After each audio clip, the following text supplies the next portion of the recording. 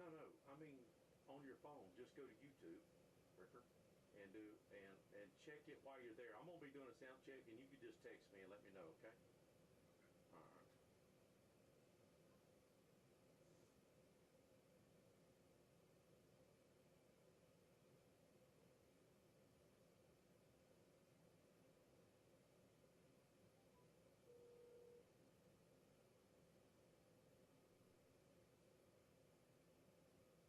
Hey, are you? Can you go to our YouTube page? Oh, okay. Can you go to our YouTube page? Or are you where you can go to the YouTube page and I'm do a sound check? Okay. All right. All right. Okay. Do what? Okay. All right. Don't get sucking wet, son. All right.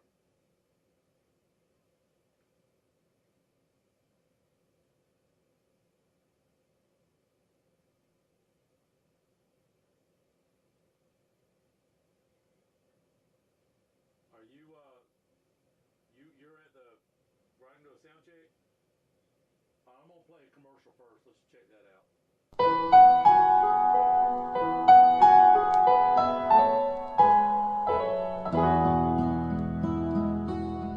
Hello, friends. This is Brandon Martin, General Manager of Blackwater Golf Club here in Crestview, Florida. From the newly renovated 18 holes to the Top Tracer driving range, Blackwater has something to offer for everybody. Open 7 days a week for the best pricing. Book your tee times in advance on our website, golfatblackwater.com. Guys, listen up. Did you spend too long out on the boat this Saturday fishing? Have you been on the links a little too much? Do you need to get out of the doghouse? Let me tell you where you need to go. Joey the Jeweler. He's on Main Street right by Desi's. He's got tons of beautiful jewels to win your girl back over. And make sure to go like and share his Facebook page. He's always doing great giveaways, so you have a chance to win something free for your girl. So head on over to facebook.com/Joey the Jeweler. Or you guys could just ask Siri what the phone number is. Hey Siri, what is the phone number to Joey the Jeweler? Joey the Jeweler's phone number is 850-682-1980. Hello, this is Dixie Dan Powell. Just like in the courtroom, you gotta be bulldog tough. It takes teamwork to get to the goal line and to win the game. Go Bulldogs. Call us, Powell Injury Law, 850-306-2667. That's 850-306-2667. Have you recently received your home or auto insurance renewal and are coming down with a case of sticker shock? This is Dusty Holloway of the Holloway Agency, and we may be able to help you out with that problem. Our office is an independent insurance agency, and we represent multiple A-rated carriers. Feel free to give us a call at 850-682-1900, or you can drop by our office at 168 West Woodruff Avenue in downtown Crestview for a free, no-obligation insurance review.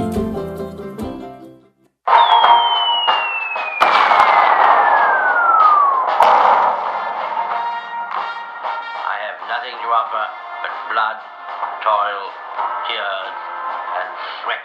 We will gain the inevitable triumph, so help us God. The drama, the heroism, the history, the excitement of World War II combined Labor Day weekend in Crestview Spanish Trail Park. The Crestview Cultural Services Division and Living History Corps present Race to the Rhine, a World War II reenactment weekend, September 1st through 3rd. Events begin daily at 9 a.m. CQ Roofing, your hometown roofer since 1999, is state licensed and insured. Chris Coyer, the owner, is born and raised in Crestview, North Okaloosa County, family owned and operated for 24 years of local service, specializing in shingles and metal roofs. Re-roof repair specialist. If you have any roofing needs, you can call them at 850-683-4169 or visit their website at CQ.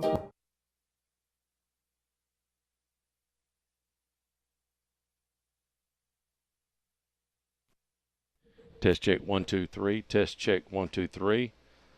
Test check 1 2 3. Test check 1 2 3. Should be coming through in just a second. I just turned my microphone on, Chris. Check 1 2 3. Test. Test 1 2 3. This is my microphone.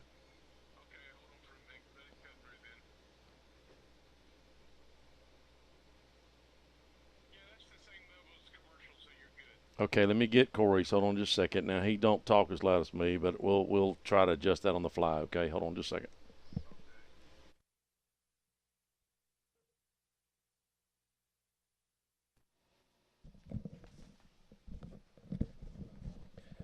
Corey's microphone 1 2 3. Corey's microphone 1 2 3. Corey's microphone 1 2 3. Check 1 2 3. Corey's microphone set at 0 right now. Check 1 2 3. Test 1 2 3. Corey's microphone. He does not talk as loud as me, so we may have to adjust it on the fly.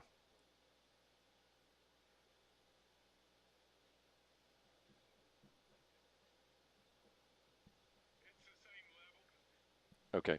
All right. Sounds good, Chris. I'm going to go then at 520, right? Okay. Sounds good. All right. For all of you yahoos, I meant to say YouTube, tubers, whatever. I got a couple. Just sound checks right now. The band show will start at 5:20. We've got Gulf Breeze tonight.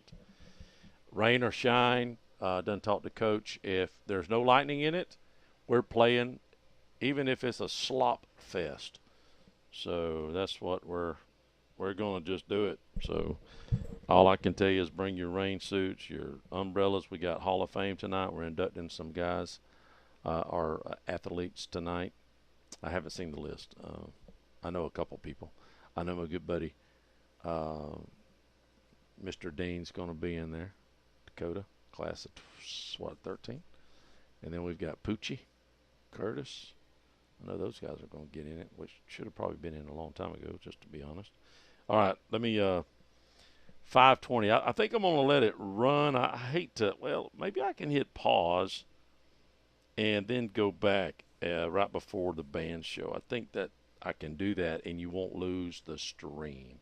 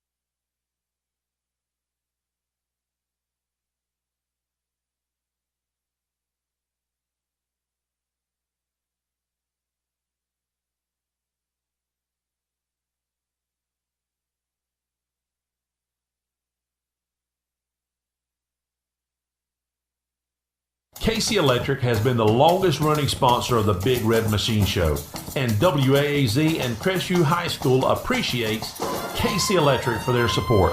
Casey Electric has served Okaloosa and Walton County since 1948.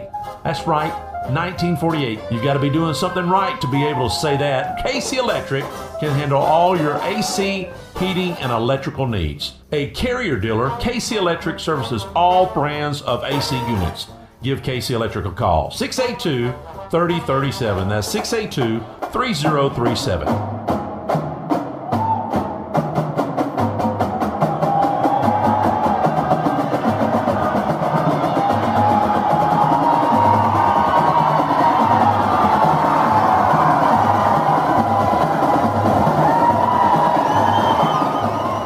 Good evening and welcome back to the Big Red Machine Show right here on the Good Country with our band directors and staff, and we're certainly glad to have you all back, Jody. Thanks, Pop. It's good to be back here. Appreciate, once again, the opportunity to share with our friends about the Big Red Machine here on WAAZ. Thanks to Mr. Whitaker and Crestview Broadcasting for having us once again, and thanks to our longtime sponsor, Casey Electric. It is great to be back here at Jack Foster Stadium once again for our second regular season game versus our friends from Gulf Breeze. Welcome to Gulf Breeze Dolphins to our game here tonight, and a special hello and shout out and welcome back to the band director at Gulf Breeze, Mr. Alex Singletary. Alex was our intern from Florida State a few years ago, and he is now in his third, I believe, full year as a band director, his second year there at Gulf Breeze. We're very proud of Alex and looking forward to seeing them perform. They're going to perform for us at post-game because we have some Hall of Fame celebrations to take place at halftime. But glad to be back here at Jack Foster Stadium, looking forward to another great evening of Bulldog football. All right, and we're looking forward to seeing and hearing that right here on the Good Country. And how about the last week's rehearsal? How's it been going? Well, it was a great week of rehearsal. Finally got some cooperative weather. The week before, we lost a day of rehearsal due to some pretty electric skies that came through suddenly. But we did manage to adjust. And last week's game, very proud of the Big Red Machine for all that they were able to accomplish despite losing that rehearsal time. We did not get to practice things that we had normally practiced before. For example, you wouldn't think about it perhaps, but getting 285 students up into the bleachers in some kind of orderly fashion is a challenge, and we normally practice that. Didn't get to do that, so we talked to our band, and especially we leaned heavily on our leaders and made sure they understood that they were going to be the ones to help us get that done. And sure enough, they did a great job. The drum majors went up and counted. We have a prescribed number of students that goes across each row and locations for each instruments, and they did a great job. And when it all finished and we got everybody in place, I looked at my staff and I said, there's really no reason that should have gone as well as it did. And it's just a tribute to how smart those students are and how professional they are and wise they are for their age, and things like lining up even for pregame. We did not get to practice that, and they came in out of the bus ramp and came onto the field and knew exactly what to do, and it's really kind of fun to see and inspirational for me because as teachers, as parents, that we think of teaching our children to a point where they don't need us anymore. Right. There comes a time when we just have to watch them go. And as I stood back and watched this band do what it needed to do Friday night or Thursday night of last week, I felt really proud of what they were doing. And so it was a great night. It was a little bit of a dress rehearsal, as it turned out. Mm-hmm. We got to practice those things, and we got to practice even playing our music that we play in the stands.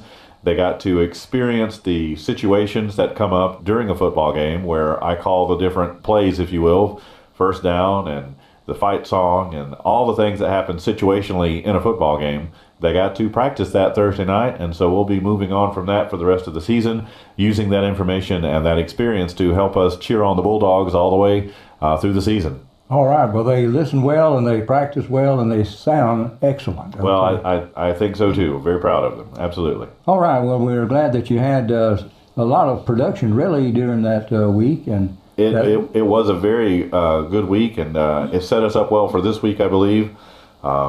The performance last week, for the first time, and we noticed it was very early in the season, August 23rd, I think it was. We were very pleased with the performance considering it was so early, and we feel like it was a great place to start and to set the bar at a very high level. And we told them after the performance that this is where we start, and from there we just keep moving forward. And we're looking forward to that. We had a great rehearsals this week, and we learned a new portion of the show. We're not going to see it tonight, but we will premiere stuff as we go through the season, and I think you're going to be very excited to see what we're doing. It's going to be a lot of fun, and as we continue to develop our show throughout the go we invite you to go along with us and watch as we build this mountain and present our show throughout the season. All right, let's take our break here for our longtime sponsor, I think about 30 years worth, and that's Casey Electric, and we'll be back with the second half of the Big Red Machine Show. Casey Electric has been the longest running sponsor of the Big Red Machine Show, and WAAZ and Crestview High School appreciates Casey Electric for their support. Casey Electric has served Okaloosa and Walton County since 1948. That's right, 1948. You've got to be doing something right to be able to say that. Casey Electric can handle all your AC, heating, and electrical needs. A Carrier dealer, Casey Electric services all brands of AC units. Give Casey Electric a call. 682-3037. That's 682-3037.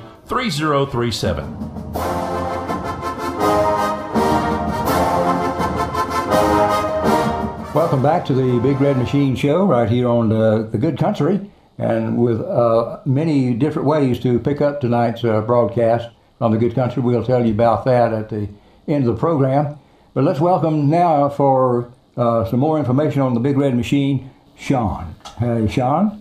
Hey, it's good to be here. So we've been busy over the summer with different facets of our band program. I'm talking about All-State this week. So back in May, the state of Florida, Florida Bandmasters Association, they release exercises for students to prepare for an audition. One exercise is a technical exercise, which will demonstrate a student's, fine motor skills with technique and tone quality. And another exercise is a lyrical exercise, which shows off the students' musicianship and expressive qualities in their playing. So these auditions, they're held in September. I think we have September 16th this year at Milton High School. And these students have been working hard over the summer on not just these exercises, but also their 12 major scales, their chromatic scale, and sight reading is also required in each audition. And what sight reading is, they get a new piece of music for the audition. Inside the actual audition, they get this music, and they'll have 30 seconds to study the music, and they get put on the spot and say, okay, play this music. And that really separates the people who are selected for the all-state ensembles and the people who don't get in. And students all around the state audition. I think we spoke to one of the judges from a few years ago, and he judged the clarinets, and I think he said there were somewhere around 200 students auditioning. Wow. And yeah, it's a whole lot of students, and one person has to listen to one section, so it's accurate. Can you go into a little detail on how that part is done? I mean, they're not going anywhere. They're just doing that here, right? Right. So these the students who have been preparing all summer, they'll show up at Milton High School on the 16th, right, and okay, we will record them. And we upload them onto a website, and whoever's judging whatever section, they'll have access to those recordings, and they'll sit down and listen to all of the auditioners once they've all finished their recordings. Okay. And what's the time frame for the results? So usually we'll get the results sometime in November, and they'll announce it before Thanksgiving, and then they'll try to get us the music as soon as they can. And if they're selected, we'll take a trip down to Tampa in January to the FMEA convention. And it's a packed week of rehearsals, and they put on a performance of students they haven't met from all around the state. Wow, that's going to be quite an experience. Definitely. Okay, well, Sean, thank you for that information on All-State for this year, and we're looking forward to getting on into the season when the results get back, and hopefully representatives going down to Tampa. All right, well, let's switch it over here to Ms. Whaley. All right, hello. Hey, how are you this week? I'm great. How are you? I'm all right. I hope you've had a good week. It's been a good week, really good week. All right, well, we're glad to have you back on the show, and I want to, let's see if we can get some information on how the skills are continued even after they leave Crestview High School. Yes, that's something we wanted to talk about. I used to be at Shoal River, so I worked with the babies, when they started in 6th grade. But I remember when Jody would come over and he would talk about the Crestview band being, and we really do see it that way, all the way from 6th grade all the way up to when they're seniors. So you get to see a huge development there. Well, now we've been around, we could see kids that go beyond this, and they go into college and they play. And some of them do major in music, and they're trying to make that their profession, right? So they obviously, we have kids now that are pursuing graduate degrees at universities doing that. But other students we have that go into the universities are they choose different majors: engineering, nursing, all kind of. We try to tell the kids as they go past our level, they can still play their instrument, and that's what's so cool. I know right now we have students in University of Southern Mississippi's band, Troy University's band, Florida State University, and University of Florida. Right off the top of my head, I know we have kids already in all those bands, and that's just such a neat thing. It seems to me that this area is a very good resource for all of the colleges in the Southeast. Oh, it definitely is. They like this Panhandle area of Florida. They like it. All right. You have a daughter, I think, that has excelled in this very thing. So how about letting us know about that? Yeah, she's she just she went to Shoal River, then Crestview High School, then Florida State University, and she graduated in the spring from Florida State.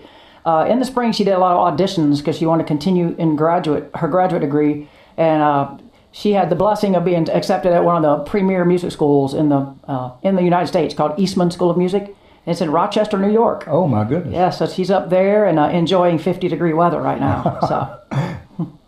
She got room for more up there?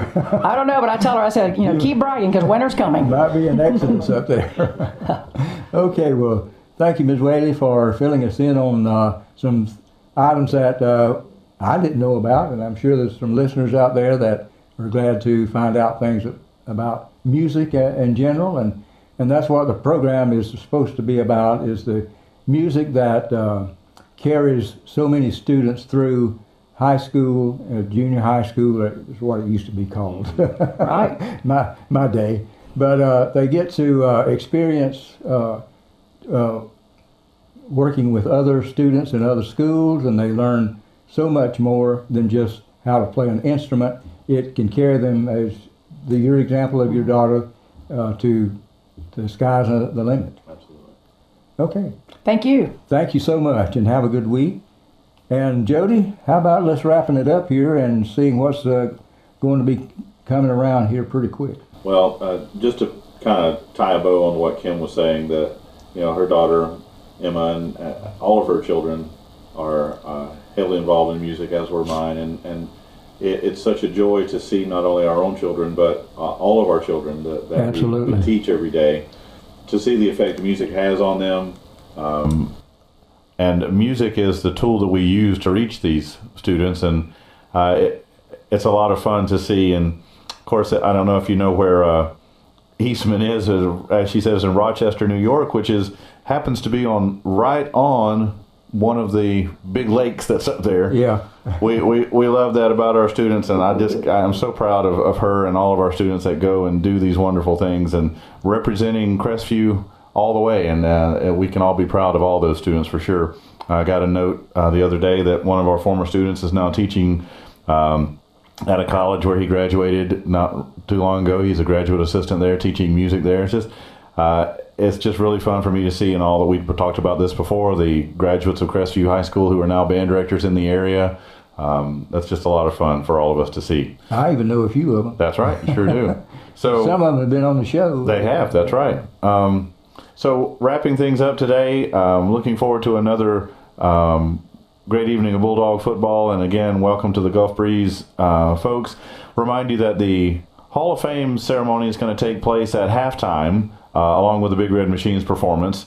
And then stick around for post-game to watch the Gulf Breeze Band perform, as well as our post-game concert.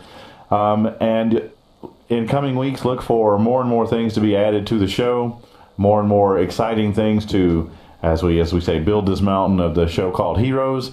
And we would like to just pay tribute to all the most important people in our lives, and whoever your heroes are, that's who our show is dedicated to. So we invite you again, come along on the ride with us and enjoy it throughout the season. All right. Well, that's a full load, I think, right there. So we'll close it out with the coming up of the coaches show with Tim English and the Bulldogs football head coach, Thomas Grant. And then it's countdown to kickoff. And that's live from the press box with Tim and Dusty. And then live play-by-play on WAAZ 104.7 FM, thegoodcountry.com, and Facebook, or on YouTube. And remember, once a Bulldog, always a Bulldog, and go Dogs!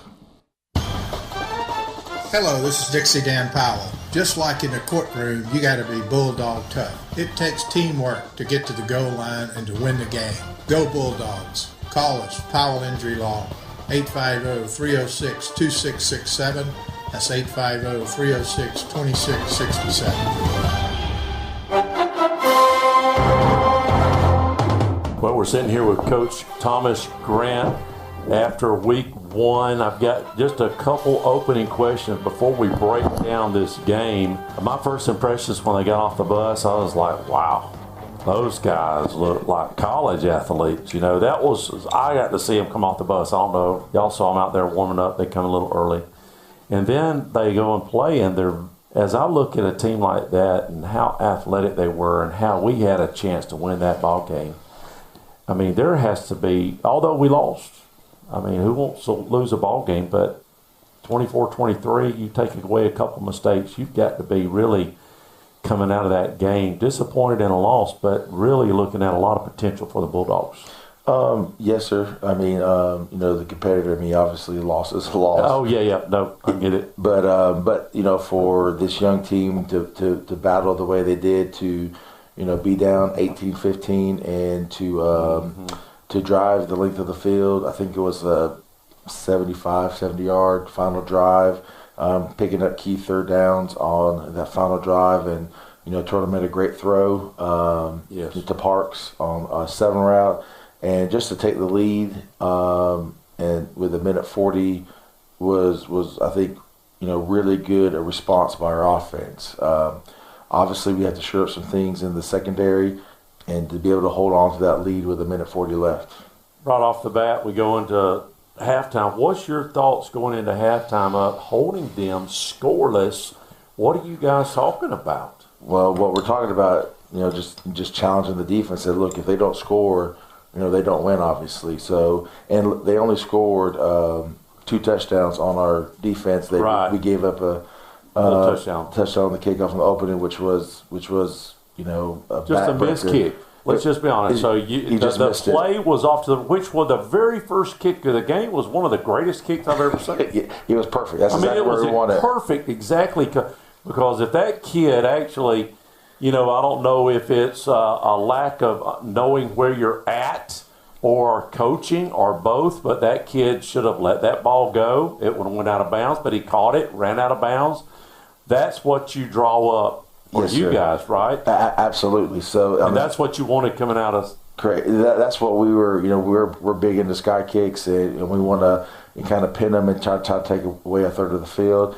Look, the young man, he just missed it. That's what we're going to make mistakes. I'm going to make mistakes, and we wasn't prepared for the ball to go in the middle of the field for our defensive scheme. No, sir. But he's worked hard this week.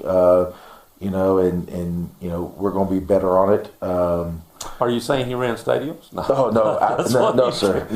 You can't do what Morgan used to do. No. Well, look, I don't want the kids to play in fear. I want them to relax and just do the best they can. We were raised, brother. Yes, sir. Me too. That's funny.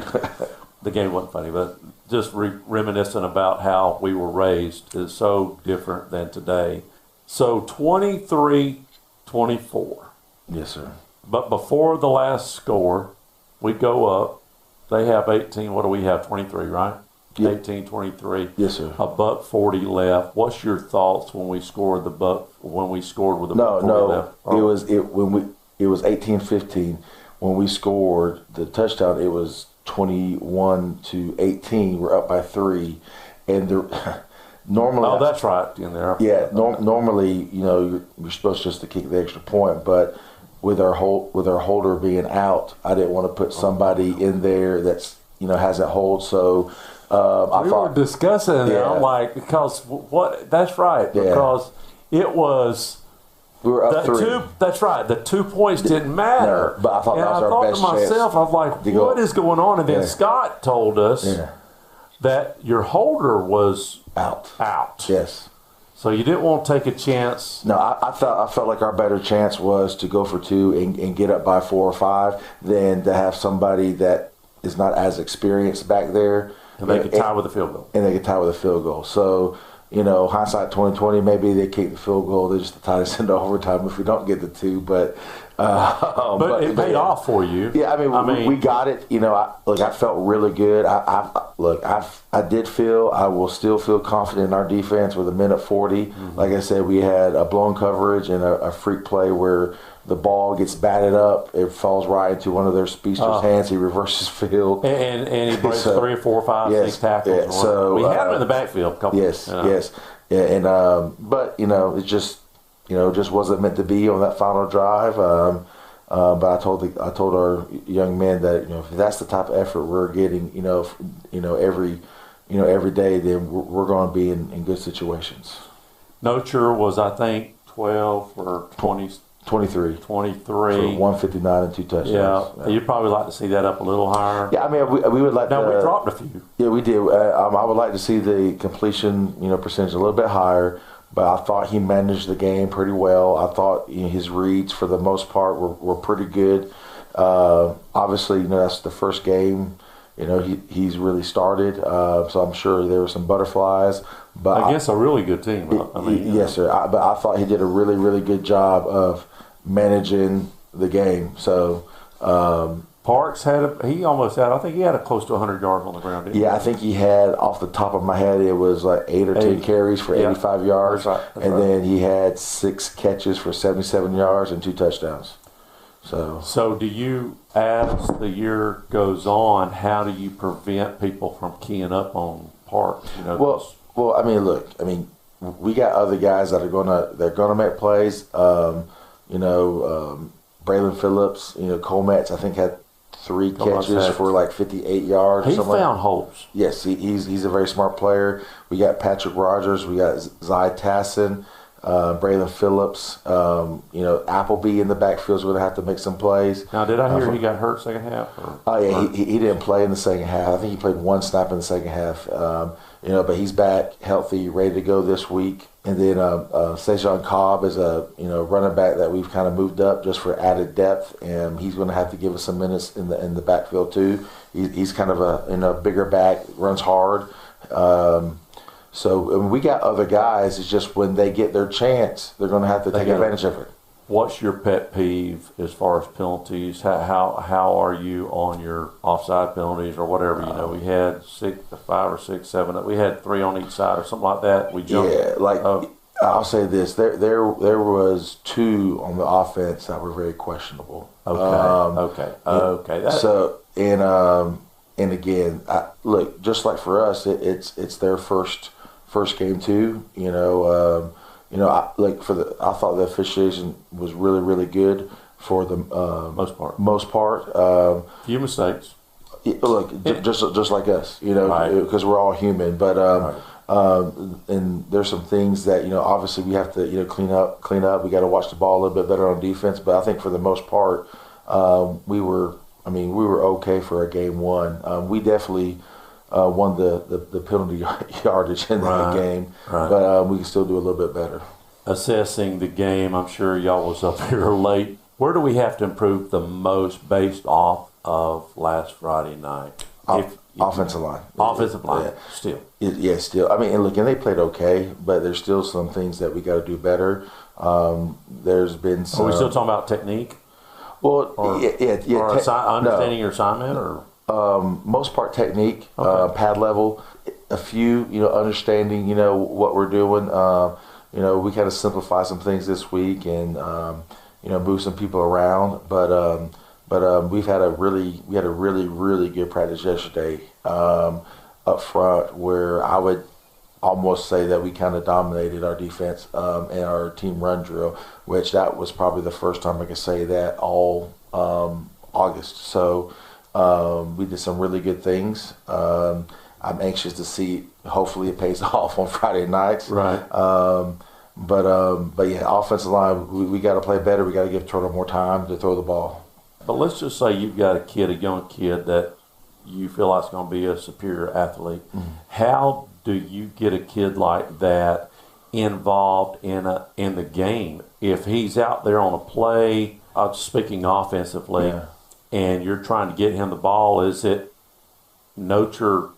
his responsibility if that kid is successful or not? Well, it depends on the play call. With what we do, I mean, I'm never going to tell the quarterback on our 3-route concepts who to throw the ball to, because it ultimately depends what the defense does. Now, there is some things where if we get one-on-one coverage on the backside of trips, or we feel like there's a mismatch, we may do some choice stuff to a particular player, and we kind of did that a few times. We were unsuccessful, and another way we can get on the balls through the screen game, which we did a very poor job of on the perimeter blocking. I say the offensive lines, they need to prove our perimeter blocking has to be better to be able to get our athletes the ball in space. So, but yeah, through our choice game, through our screen game, those are ways that we can get a player a ball. Some playmakers the ball. Yes, sir. And if you have a playmaker on the team, do you feel like that's obvious? To your guys. I mean, to all your guys. I think so. I definitely think so. I think that, the kids watch practice less like we do. Okay. I mean, they know who makes plays. They know who doesn't make plays. And who's going to be successful. They know correct. Who's going to be successful. Absolutely. For the team. Absolutely. Right. Absolutely. Wrapping this up, we saw a lot of kids, and this was the first game, and we talked about the heat. Mm-hmm. But we saw a lot of kids cramping and things like that. What is the health of the Bulldogs? Do you feel like that'll be a factor Friday night? I think we're good right now. I know that off the top of my head, we had two cramps. One was Appleby. One was Patrick, I believe. Well, then was it something else? Because we had 3 or 4, I think. There was some other There's some other issues. Oh, okay. As far as just pure cramping. Okay. What was those two? Okay. I mean, I felt like we handled it pretty well. Right. Obviously, we can get better, and and the more games you play, you're going to get better. That's right. That's right. I'll say this, and I'll go to my grave saying this. You truly don't get in game shape until you play games. I remember being in the best shape of my life in college, and it didn't matter. When that game hit, it's just different. So I needed 2 or 3 games to truly get into game shape. And not to get on your soapbox, but you've mentioned a little bit. Do you feel like that canceling practice has hurt you? Well, I mean, yes, because we're under strict guidelines where if the temperature was a certain temperature, we can't do anything outside. It's not like we can still go outside with no helmets and just run. No, there's a certain restrictions where if the temperature is X number, then we can't do anything. Not even just go run for conditioning. So, and then obviously if there's lightning within 10 miles, sure. We can't, which I don't want to be outside with lightning. I'm one of the tallest persons. So that's right. I'll be the first one struck with my luck. But yeah, so I mean, it definitely hurts. Are you 100% then? Is the team 100% for Gulf Breeze? Health-wise. We are 100%. Everybody's full go. Now, we are nursing some nagging injuries that we have to monitor very closely. And some people have been limited in practice, but they're going to be a full go for a Friday night as long as they can. All right, when we come back, we'll break down the game tonight against Gulf Breeze here on WAZ 104.7. Hello, this is Dixie Dan Powell. Just like in the courtroom, you got to be bulldog tough. It takes teamwork to get to the goal line and to win the game. Go Bulldogs. Call us, Powell Injury Law, 850-306-2667. That's 850-306-2667.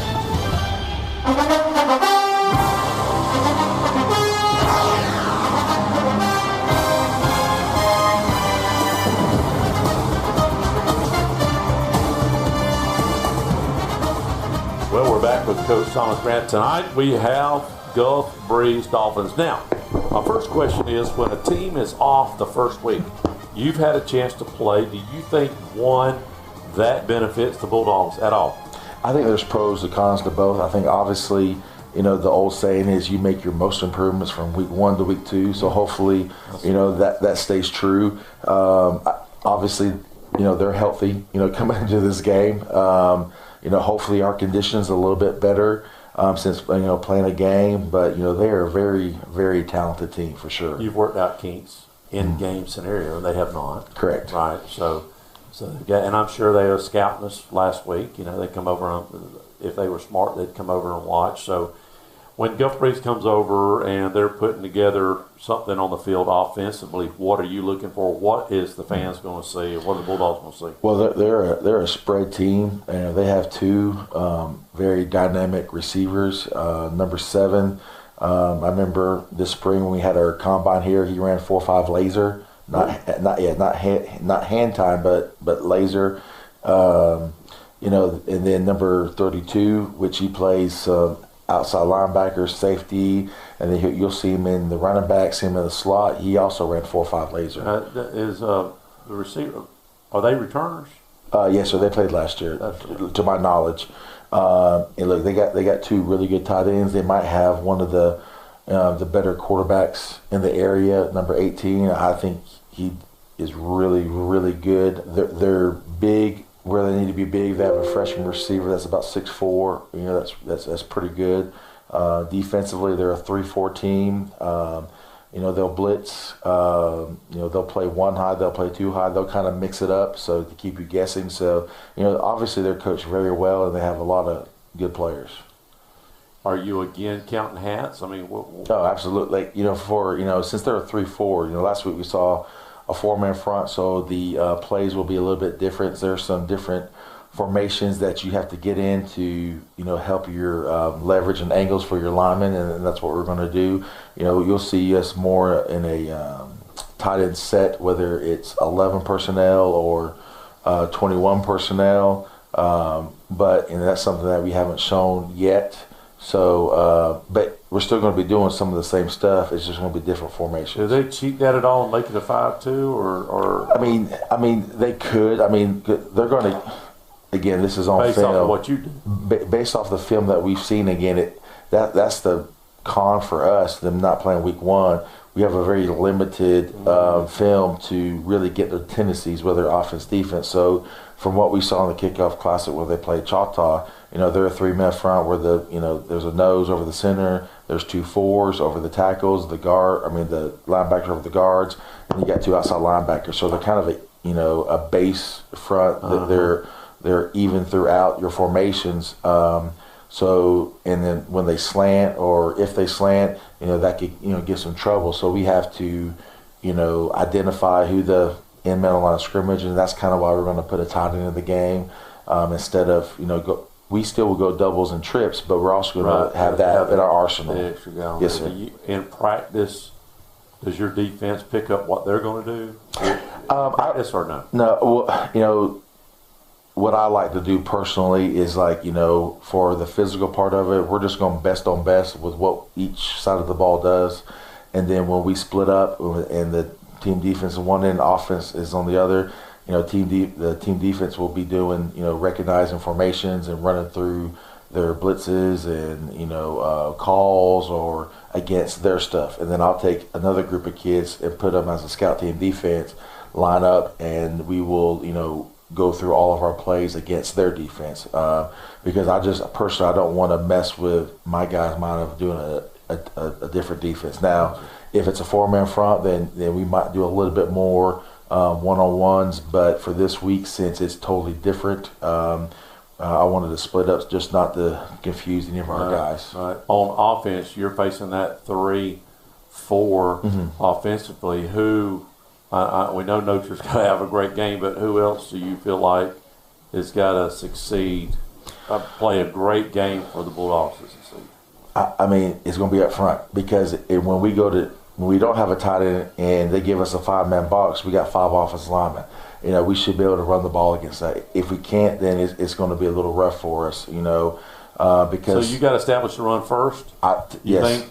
Yes. To be able to be successful past the ball. Absolutely, because again, if it's 5-on-5, then we have to be able to run against that, consistently.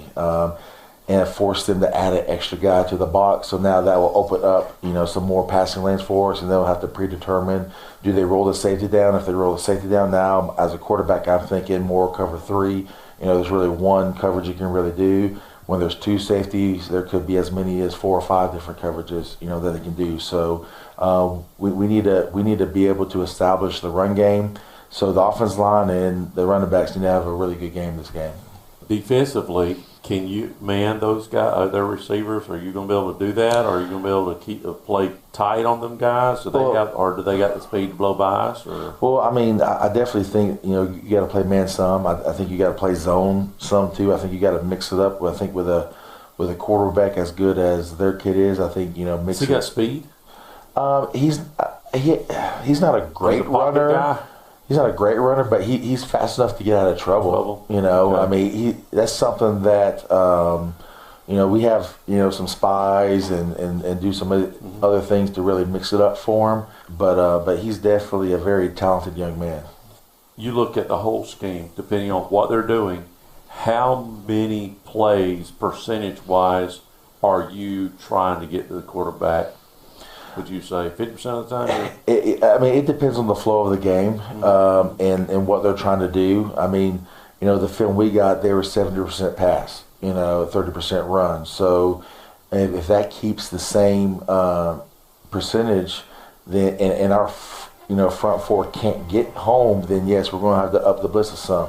But excuse me, if our front 4 can get home, then we're going to sit back in our zone. It just depends how the flow of the game is going. Over under, we was pretty close. I don't know if we said 28 was the number or 26 was the number last week. Yeah, how many points do you think Bulldogs got to score? Look, every week I'm going to say between that 28 and 35 range. I mean, our goal is to get our goal is obviously is to get at least 35. That's where what we want to be at. Obviously, we fell well short of that last week, but. We had a great week of practice, and I'm really ready to get back out there. Yes, sir. Thank you.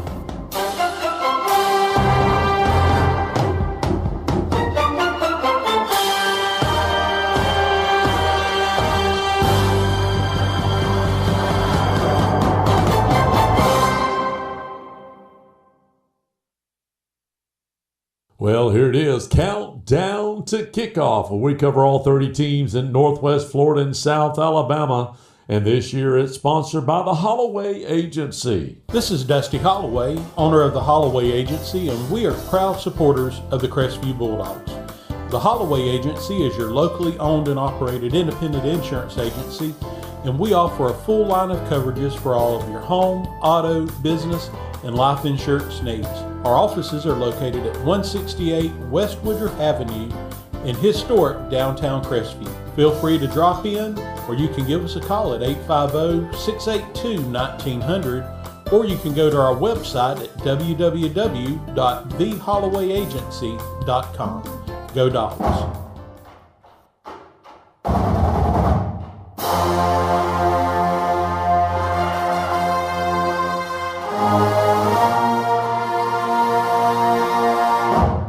Welcome to week 2, Countdown to Kickoff, presented by the Holloway Agency.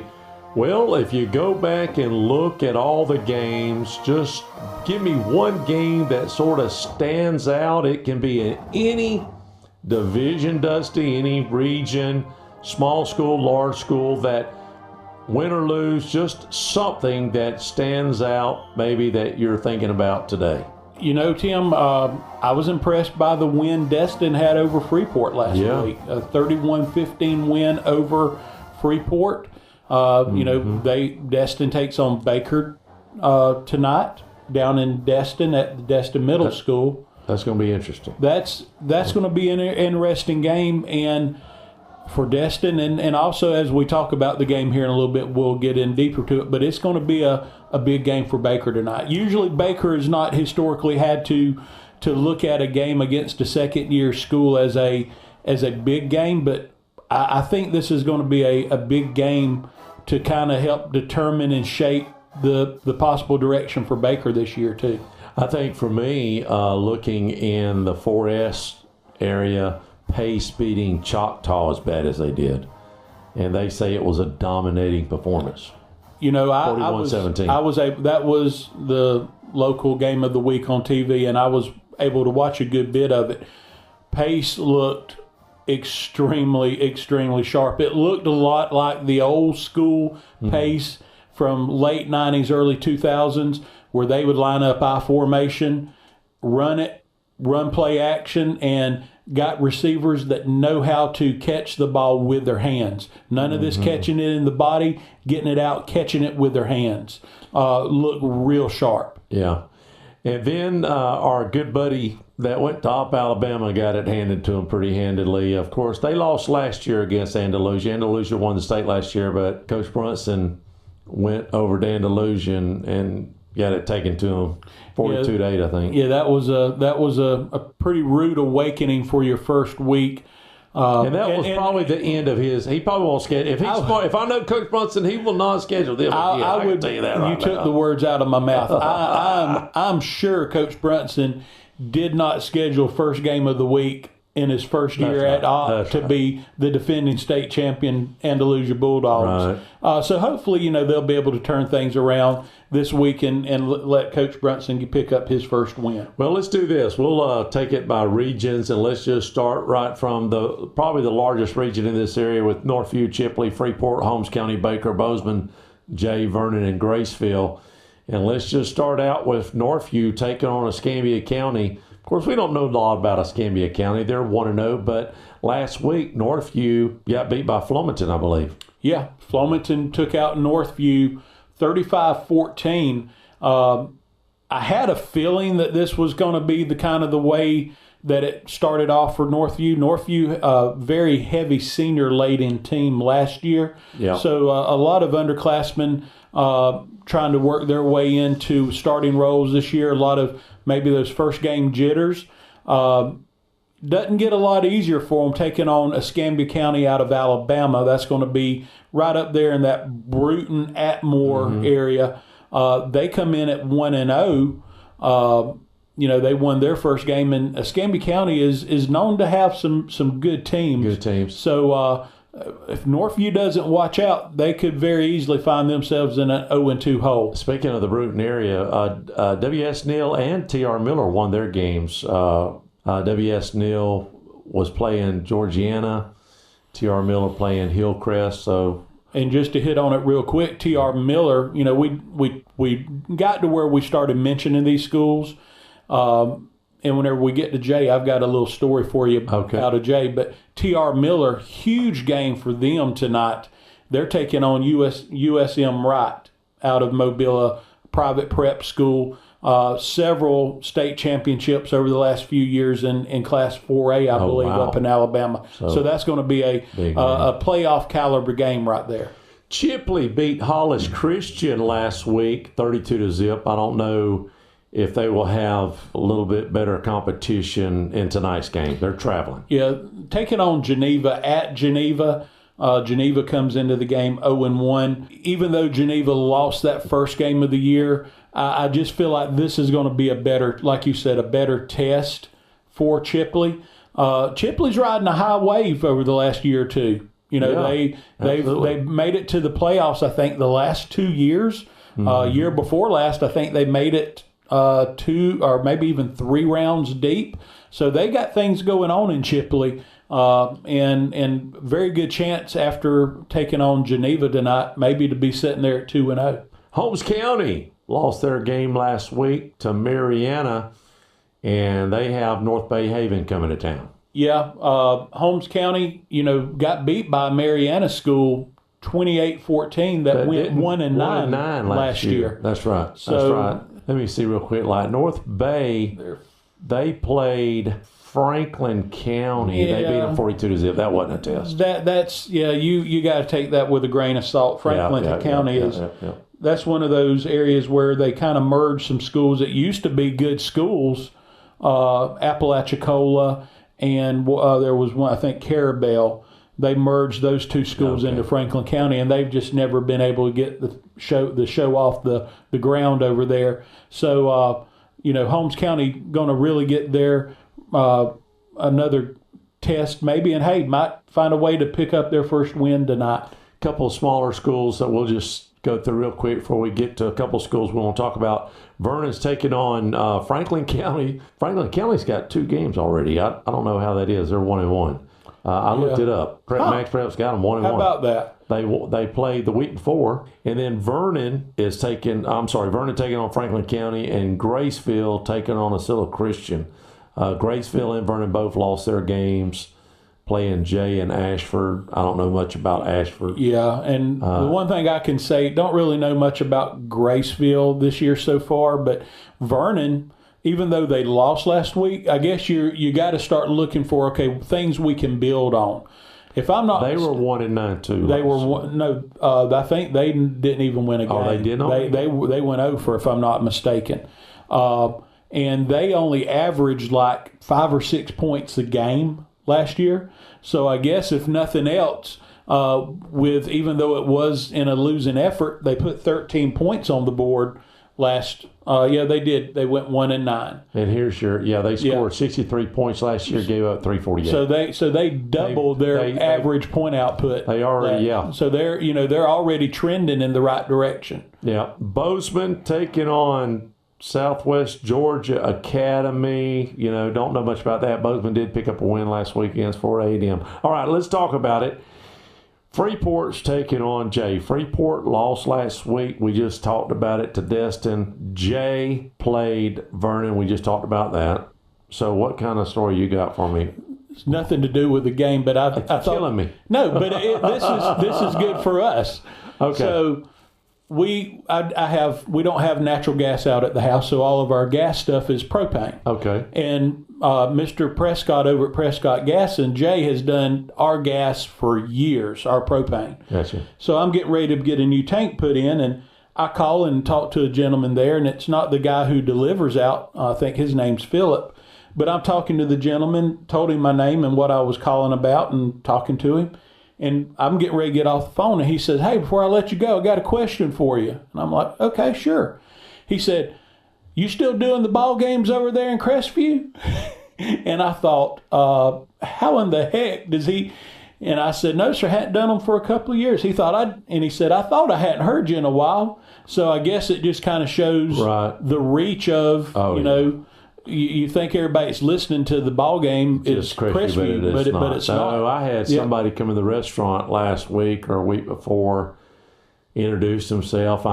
He looked familiar. He said he is from over in Pensacola. He goes, "Well, how about that first ball game? I'm waiting to hear you call that first game. Who do y'all got?" Blah, blah, blah. And so we do. We have a big reach. And I have so many people that come up to me in the restaurant, during football season, and then they rag Lois, especially in the past when I used to say some crazy things on the radio. But listen, you remember me telling you the story about Mr. Simmons?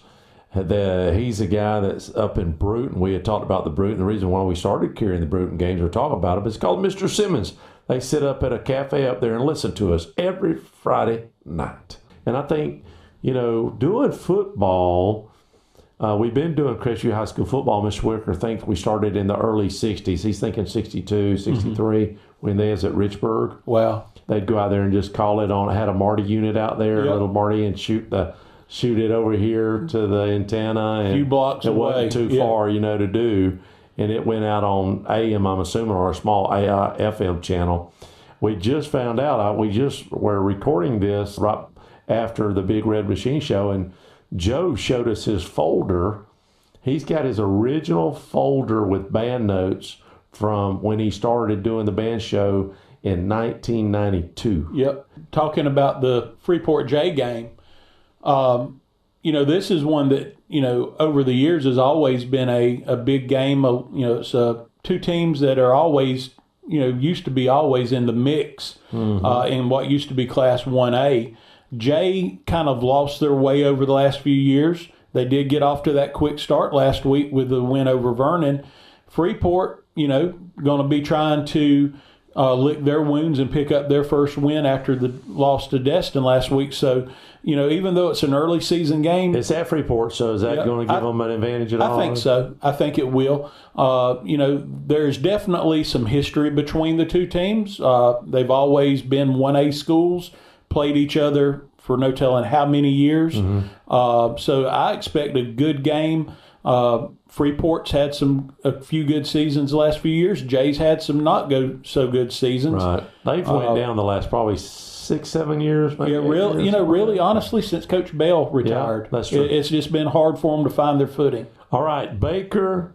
We had mentioned it earlier. Baker's taking on Destin at Destin. Your thoughts about this game? Baker didn't start out with a win. We had said they got beat by South Walton 35-7.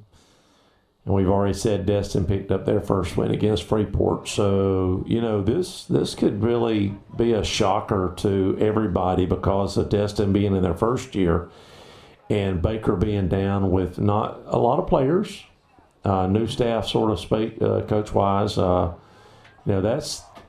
I'm just, that's almost a pick 'em. I don't know. You could not have said this any other year, really. I don't even know last year you could say it. No. This is, like I mentioned as we come on, this is the first time I've really sat here and tried to figure out,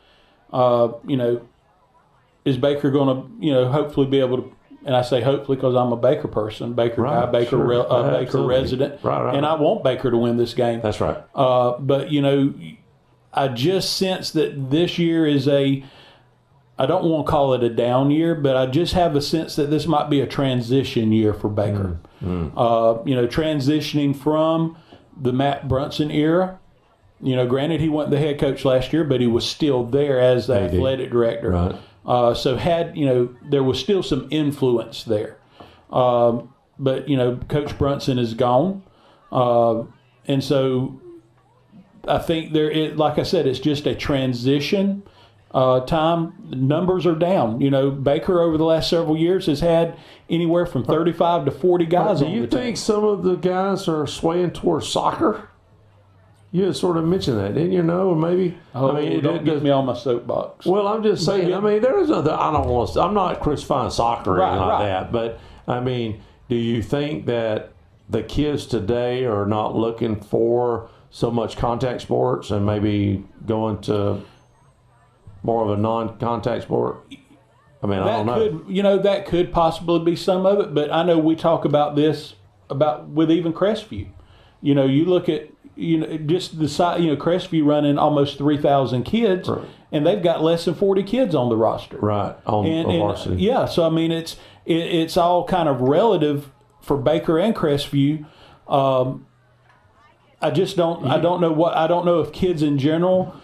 There's so much stuff that takes their time now that they don't have to have extracurricular. Here's one of my things too. When you got a school of almost 3,000, Crestview's never. Now, of course, they've grown, but you look at a team, a school that's got close to 3,000, and we don't really have a D1 guy on the team. Maybe they say that freshman kid, right? Zach could turn out to be one, but 3,000 kids, you would think for sure we would have somebody in the hallways that is a beast, or that could kick the ball a mile, punt the ball a mile, or something like that.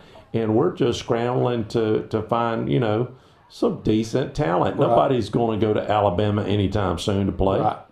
I think there's multiple things. I think a lot of it's just culture in general. Kids.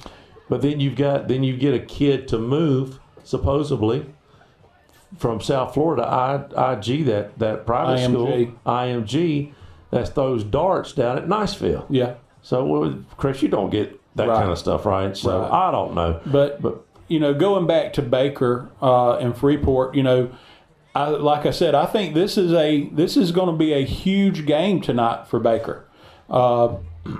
It is trying to find a way to get a win against a team that's only a second-year team, coming off a big win against Freeport last week. Baker really not able to do anything against South Walton. Yeah. This is going to determine. I think we're going to see how much fight Baker has tonight. Find a way to win this game. A lot of these 0-1 teams, even Crestview, you don't want to say this is a do-or-die game, but this next game, you go 0-2, and it almost sets a trend right off the bat, especially you've got a tough schedule ahead of you. Right. Like Crestview has Choctaw, Pace, Niceville, and, you really got to get off the win here. So Baker needs a win here for sure against Destin. And, this early time of the year, whenever you got, and we talked about this today at the restaurant, with 20 or 22 guys, there's a lot of guys going both ways. It's hard enough to do it whenever you got, you're always going to have a good handful at 1A level or the rural level going both ways. But even more so now with the numbers that they've got, I didn't count the exact number, but I would say looking at Destin's roster, they've got between 35 and 40 kids on their team. Right. So they've got the numbers where they can keep kids rotated in and out. It's going to be interesting to see how it goes. Let's look at a couple of these divisions that we'll just briefly talk about them. Some of these schools that they're in our coverage area, but we don't talk about them a lot. Sneeze picked up a win last week against Cottondale, 64-34. They're playing Arnold tonight. Arnold might not win a game. They're 0-1. They lost last week. We'll talk about that in a second. Port St. Joe's open. Cottondale's open. Bluntstown lost to Walton. And Bluntstown's taking on Rutherford, who is 0-1. Bluntstown's 0-1, so we'll see who picks that up. Rocky, let's talk about Rocky just for a second. They beat Snook 42-13. Rocky could end up having a pretty good year this year. So they got Joshua Christian tonight that hadn't played. Then they got Cottondale. Right. That could be a win. Destin, I don't know about Destin. If Destin beats that will be a good game, Baker, possibly. It will, but if Destin beats Baker, right, then that game on the 15th, that's going to be a good game for Rocky. And then if Rocky can beat Destin, they're going to beat Franklin County. Yep. Probably Monroe. No? Not really. Osceola Christian. They can beat them. I don't know about North Florida Christian. Got their eyeballs beat out of the back of their head. What's going on there? Look at this right here. North Florida Christian. Who do they play that? I believe they played a bigger. They played a bigger school. That's right. They lost to Leon. Who we got to play now. But historically here lately, Leon has not been. Leon hadn't been that good. No. And North Florida Christian has. Right. So I don't know that, But anyway, so North Florida Christian, Monroe, Rocky, McClay in that 1S District 1. So I look for Rocky to pick up a win tonight against Joshua Christian. Let's take a quick break for our sponsor, the Holloway Insurance Company. Have you recently received your home or auto insurance renewal and are coming down with a case of sticker shock? This is Dusty Holloway of the Holloway Agency, and we may be able to help you out with that problem. Our office is an independent insurance agency, and we represent multiple A-rated carriers. Feel free to give us a call at 850-682-1900, or you can drop by our office at 168 West Woodruff Avenue in downtown Crestview for a free, no-obligation insurance review.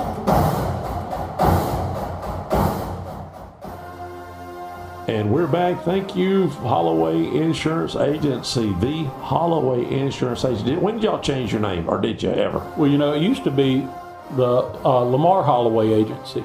Nationwide, or no? Or it was, Nationwide, Lamar Holloway Agency, and then probably 2005 or so, we changed it to the Holloway Agency. That's right. And y'all changed your sign out there and painted it brown. I'm right, now. with the emblem, that's the right. shield logo. That's right. The initials, yeah. 2S District 1, we got West Florida, Pensacola Catholic, Walton, and Pensacola in that. We already talked about Walton picking up a big win against Blountstown, 35-7. West Florida Tech lost to Escambia, 20-13, and they have Booker T, who won last week. Booker T is coming in looking good. They beat Pensacola 39-0. Now, Pensacola, what did they win? One game last year? I think they won one game last year. West Florida Tech has Booker T coming to their house. That's going to be a good game. Booker T picked up their win last Friday night. It is going to be a good game. West Florida, I think, has got a little chip on their shoulder after taking the loss last week to Escambia. I think there's going to be a lot of teams in the area, especially the Pensacola area, that's going to take a loss to Escambia after what we saw from them in the Kickoff Classic. Definitely going to have a good squad.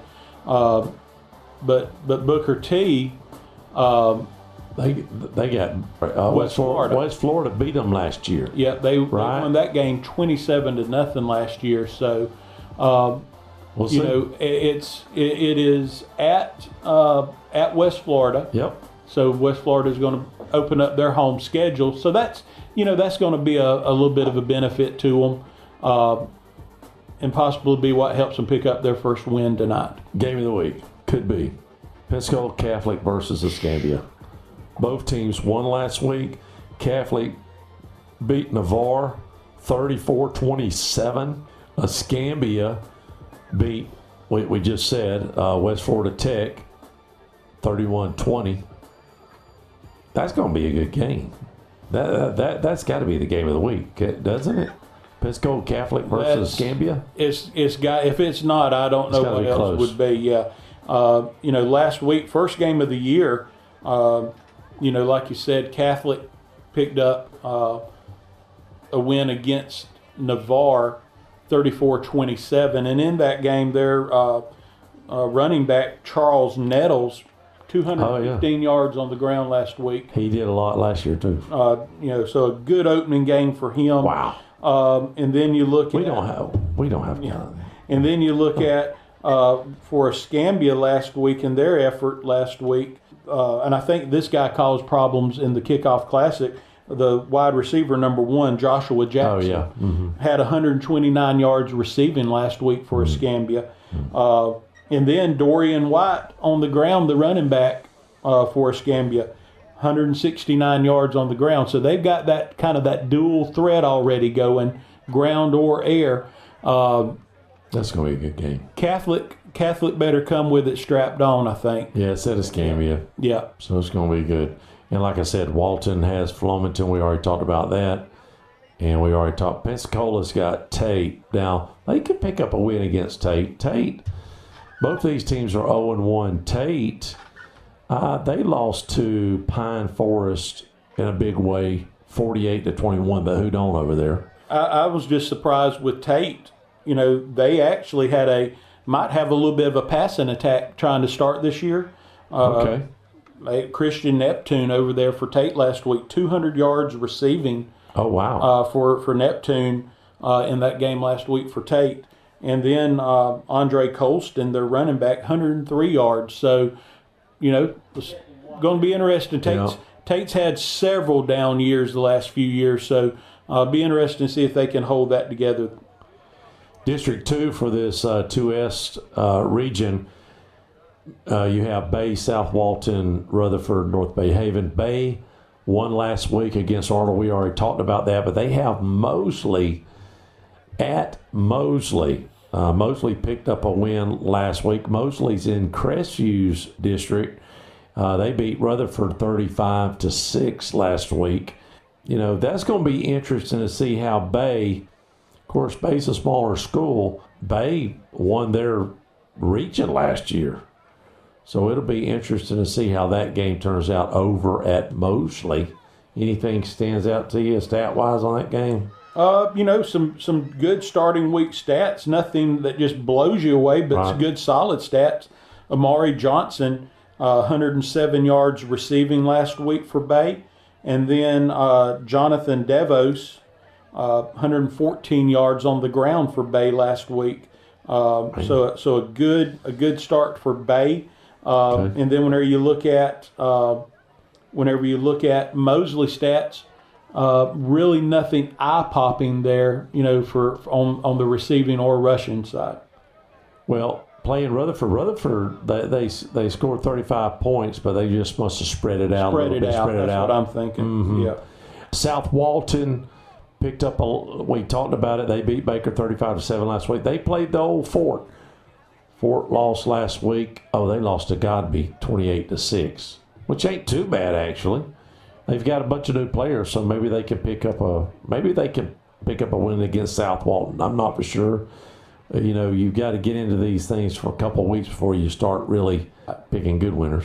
So Rutherford, we already talked about them. North Bay Haven taking on Holmes County. We said that they had beat Franklin County 42-0. In D3, the only reason we carry that is because of Mariana. We've already talked about them. They did pick up a win against Holmes County. They'll be playing Liberty County. Should pick up another win there. Yeah. On that game. Let's go to Division 3, District 1, 3S D1. You got Pine Forest, Escambia, Choctaw, Booker T, Fort Walton. We've already covered some of these teams. Like we said, Pine Forest is taking on Navarre tonight. That actually will be a pretty good game. Pine Forest picked up their win against Tate. Navarre lost theirs, and what do we say? That was against Catholic. That's right. Pine Forest taking on Navarre at Pine Forest. That'll be a good game. That'd be a real good game. That could also be that or Escambia and Catholic. Yeah, those are two great games right there. And they're right there in that Escambia Santa Rosa County area. So definitely a couple of games if you want to go watch a good football game, high school football game. Both of those would be good choices. Pine Forest last week, had their way with Tate, and I was just looking here to see if we had any stats for Pine Forest, and bless their heart, they don't put any stats out there. See, some of these teams don't do no stats. Right. They don't want you to know how good or bad they are. Right. Choctaw. Let's talk about this a little bit. Choctaw getting beat by Pace 41-17, and the coaches went over to watch this game, and like you said, I didn't know it was on television, but game of the week, they said that Pace, this might be one of the best teams they've had in a long time. Yeah, Pace looked real good. Quarterback was just very, very poised in the pocket whenever he was dropping back to throw the ball. Several good receivers.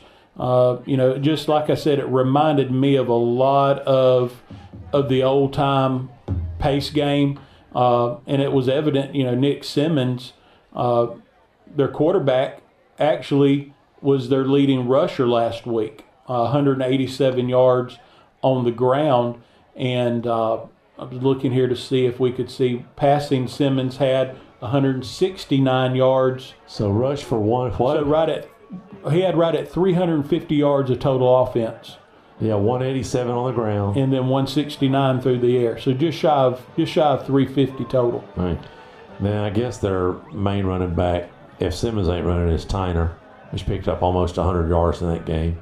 Pace, if you're going to face a Pace team that can run, that's balanced, 50-50, that's going to be a tough team to beat. And, of course, we've got Niceville also that we've got to deal with, and we're about to talk about them in just a second. So Pine Forest taking on Navarre, Escambia taking on Catholic, Choctaw taking on Fairhope. And I will say this about Choctaw. That game, for first half to 2/3 of the game, Choctaw tried to keep in the game. Okay. It was really as you got into that third and fourth quarter that Niceville started, or not Niceville, Pace started pulling away, and kind of ran away with it there at the end. Winslet, the quarterback for Choctaw, not just blow your mind away numbers, but productive with 117 yards. Tab, was their main running threat last week, had right at 85 yards on the ground. They beat us last year, by the way. Yeah, they had 135. So really their main thing is just going to be to find a way to produce some more offense. More offense. They got to produce more offense. Sort of like the Bulldogs. Yeah. At this day and age, if you're putting less than 300 yards of total offense on the board in a game, you're going to be hard pressed to win a ball game. Let's do this real quick before we get into the 4S region that Crestview's in. Let's take a quick break and hear from our sponsor, the Holloway Agency. This is Dusty Holloway, owner of the Holloway Agency, and we are proud supporters of the Crestview Bulldogs. The Holloway Agency is your locally owned and operated independent insurance agency, and we offer a full line of coverages for all of your home, auto, business, and life insurance needs. Our offices are located at 168 West Woodruff Avenue in historic downtown Crestview. Feel free to drop in, or you can give us a call at 850-682-1900, or you can go to our website at www.thehollowayagency.com. Go Dogs. Welcome back. All right, let's get into 4S Region 1 and 2. That's Navarre, Gulf Breeze, Pace, Milton, and Tate. We talked about almost all of these teams already except one, Milton, and bless their heart, they have Niceville. Milton won last week against Orange Beach, and I don't know the history of Orange Beach, how old they are, but they beat them 7-0. Okay?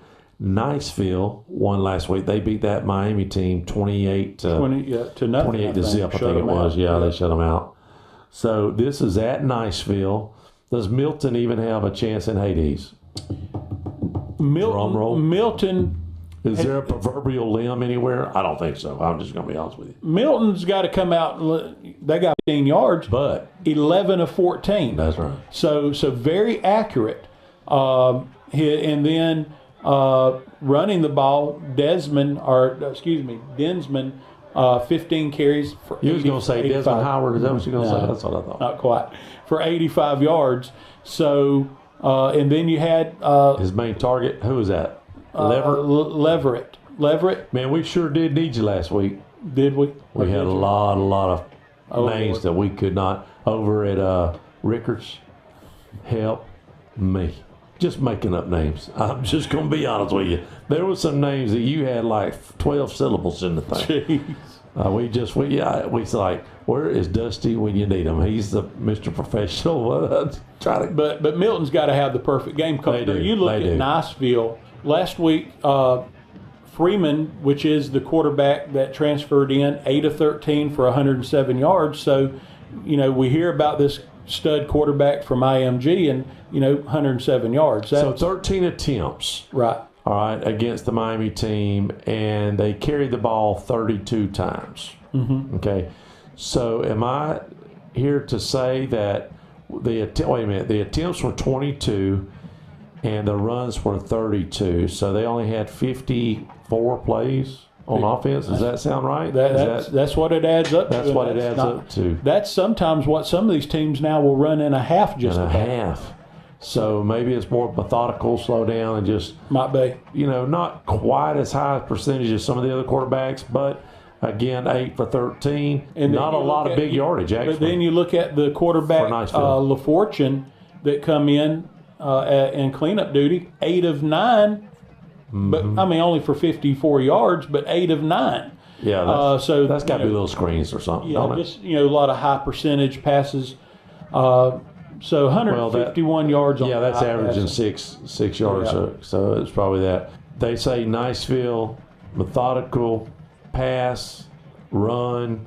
They got the Fayard kid back. They got the Freeman kid from IMG.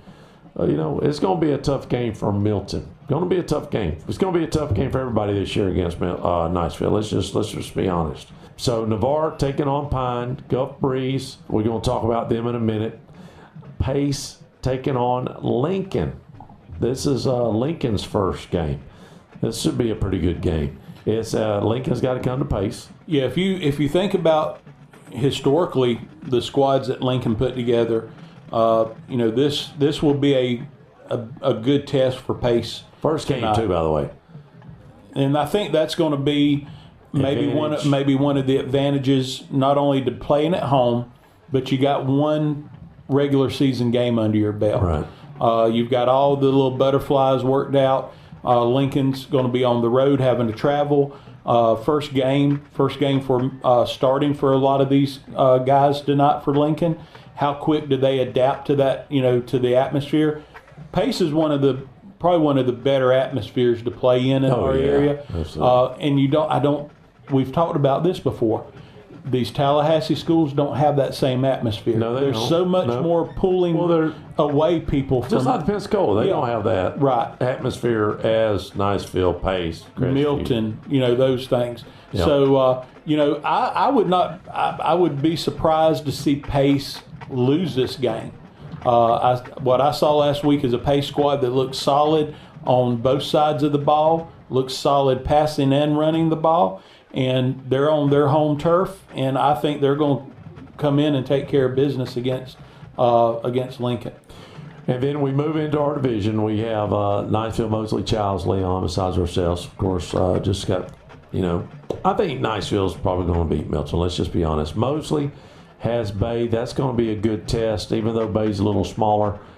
Childs has Fletcher, which we don't really care too much. One of the reasons we mention Childs is because when they do play us or somebody else close, Leon's got to travel to Gainesville, and we'll keep our eye on that just to see how good Leon's going to be down the road. By the way, we got to play Leon on a Thursday night, the second to the last game. At Leon. So Leon. You got to go. You got to go back. If I could just figure out a way to plan a golfing retreat or Disney or something on that, make it a long weekend, but I don't think I can pull it off. It's going to be tough. All right. Bulldogs, let's break it down. Bulldogs has Gulf Breeze. Gulf Breeze first game. So, 1, it's at home. 2, Gulf Breeze first game. We lost that last year close, remember? By 3 points. I think it was 24-21, something like that. Yep. You got to give a couple points for home and a point or two because Gulf Breeze haven't played yet. Don't you? Oh, yeah. That's the theory, right? Yep. We've got some kinks out of the way. We lost a great. Listen, if Rickards is one of the most athletic teams we're going to face. Right. And everybody know in Radio Land what I mean by that. Right. If we almost beat them or could have beat them, that's a pretty good leveling test to say, hey, there's a good chance we could win 7 or 8 games this year. Oh yeah, the Crestview Bulldogs that I saw on YouTube last week looked fine. Did they have their first game? Not moments? A lot of explosive stuff, right? It's not a lot of stretching the field and big plays like that. And I think that's one thing that Coach Grant, as the season progresses, he'll realize, okay, maybe we're not going to be that big play team. Not that we're going to be a just pound and ground, Coach Brunson team, but you might not be a Coach Hatton team. Guess what this team might be? This team might be a Coach Thomas team. Right. That might be somewhere in between. I looked at last week, Colmetz had a nice game. Yeah. Only had 2 receptions, but averaged 29 yards a reception. He knew where to find the hole, I think. He did. He's got an eye for the field. Yeah. And I can tell you, he gets that from his dad and his uncle Mikey.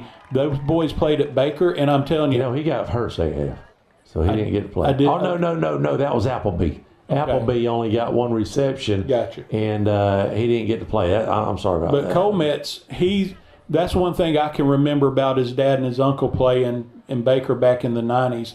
They had an eye for the field and they had an eye for the ball. And that apparently just carries over because, like you said, finding that, using his vision to find where to maybe extend a play somewhere. Yeah. And then out of those 2 receptions, 29 yards, the long was 37. Yeah. So, but I saw a Crestview team last week on YouTube that definitely has got the potential, like you said, to be a 7 or 8 team I think win. So. I really do. So you look at on the rushing side, Parks did most of the rushing, 10 carries, 85 yards. So that's 8.5 yards a carry. Nothing wrong with that. Appleby had 62. He had that one. They did have the long run, 64-yard run. But Nocher was 12 for 23, 160 yards. Yep. I would love to see Nocher get that up to between 60 and 65%. Right. If he can get his completion percentage around 60-65%, and keep his touchdown to interception ratio just like it is right now, 2-1. Mm-hmm. You would love to see it better than that, but 2-1, you can live with a 2-1 ratio there. And another thing that I was going to mention, Gulf Breeze, not only is this their opening game, they're on the road, but first-year coach, going to be coaching his first game, right. For Gulf Breeze. Don't know his name, but the head coach at Gulf Breeze is, moved to Fort Walton. So there's definitely some things trending Crestview's way that should lead to them having an extremely good chance, along with putting the proper product on the field of pulling out, coming out with a win. Since this is Gulf Breeze's first game, I sort of like to look back this year. I like to look back at last year's stats. If they have some of the same players, which I think they do, they threw for about 160 yards. I think it shows 12 for 21, so about what Notre did, right? Yeah, real close. And that was the passing, and in rushing, they rushed for 144 yards, 34 carries, by the way. Now, we didn't have 34 carries. We had, what did I say, about 13 or 14 carries. Right. So they was a little bit more methodical on the ground, averaging about 4 yards a carry last year. Their long was only 23 yards, so they don't have explosive speed, but they just find a way to keep the ball moving. And was that the game that we went for, or was that Choctaw? That was Choctaw. That was Choctaw. I was thinking about when we lost in overtime or could have tied it or something. We went for the win. A big game tonight. Your thoughts about one or two people on Crestview's side that really has to have a great game for the Bulldogs to win. And then let me ask you what you think over-under is on, let's go 28 points for the Bulldogs. They got to score 28 to win, or can they keep it under 28 to win? I think if they can put 24 on the board, I think the defense, you gave up 24 last week to a very athletic Rickards team. Very fast team. I just don't see Gulf Breeze being that same type of team. I don't either. Could be surprised, but I just don't see them being that. If you hold a Rickards team, to 24 points, that was moving all over the place. And I think if Crestview can come out, do the same thing they did last week, maybe put an extra field goal on top of that, and get to that 24 to 26 points, I really like the Bulldogs' chances. I think, Nocher, we know Nocher is going to be solid. Yeah. You think so? You think he needs to complete? He needs to get his completion rate up a little bit more tonight? Get that completion rate, and if you're throwing the ball. Now, I will say this. There was probably, out of those that were incomplete, I believe 4 or 5 were actually dropped. Oh, and that completion percentage is Nocher and it's his receivers.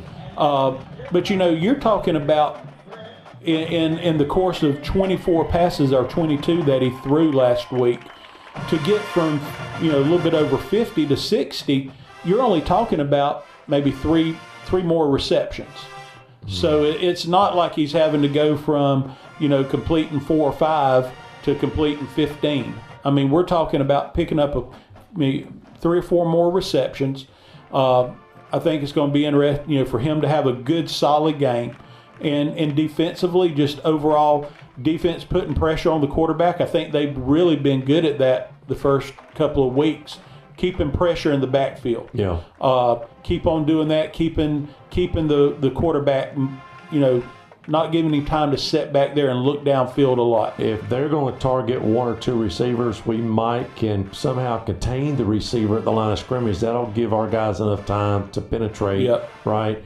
But me personally, I like to see this Cy kid, the freshman, get in on some catches, get the ball in his hands if we can, and see what he can do once he gets in the secondary. Because Coach said he's the fastest kid on the team. Hey, it would be nice to see. If he's a playmaker, that's right. See, let him get out there and see, can you make plays at this level? Are you ready yet? I hope Applebee's healthy enough. He got a sack last week, so we'll just see. Looking for a great game tonight here at the Doghouse, taking on the Gulf Breeze Dolphins in just a minute. Appreciate the Holloway Agency for sponsoring Countdown to Kickoff Week 2 here on WAZ 104.7 and the YouTube page of WAZ WJSB. Go Dogs!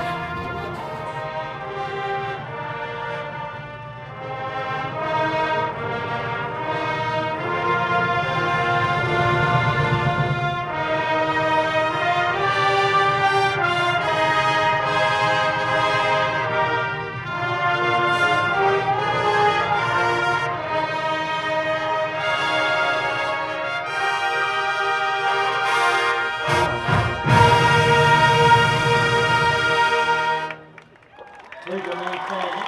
And Assistant Band Director Tim Blakely leads the Big Red Machine in the playing of our national anthem. The colors are being presented by members of the Crestview High School ROTC. Bulldogs taking on the Gulf Breeze Dolphins. Big Red Machine's about to perform the national anthem. Get me your spread in, 850-682-1177. Who you think is going to win tonight. All I need to know is who you think they're going to win. And nobody won last week. Everybody picked Crestview. You got to hit it right on the nose. And here's the national anthem.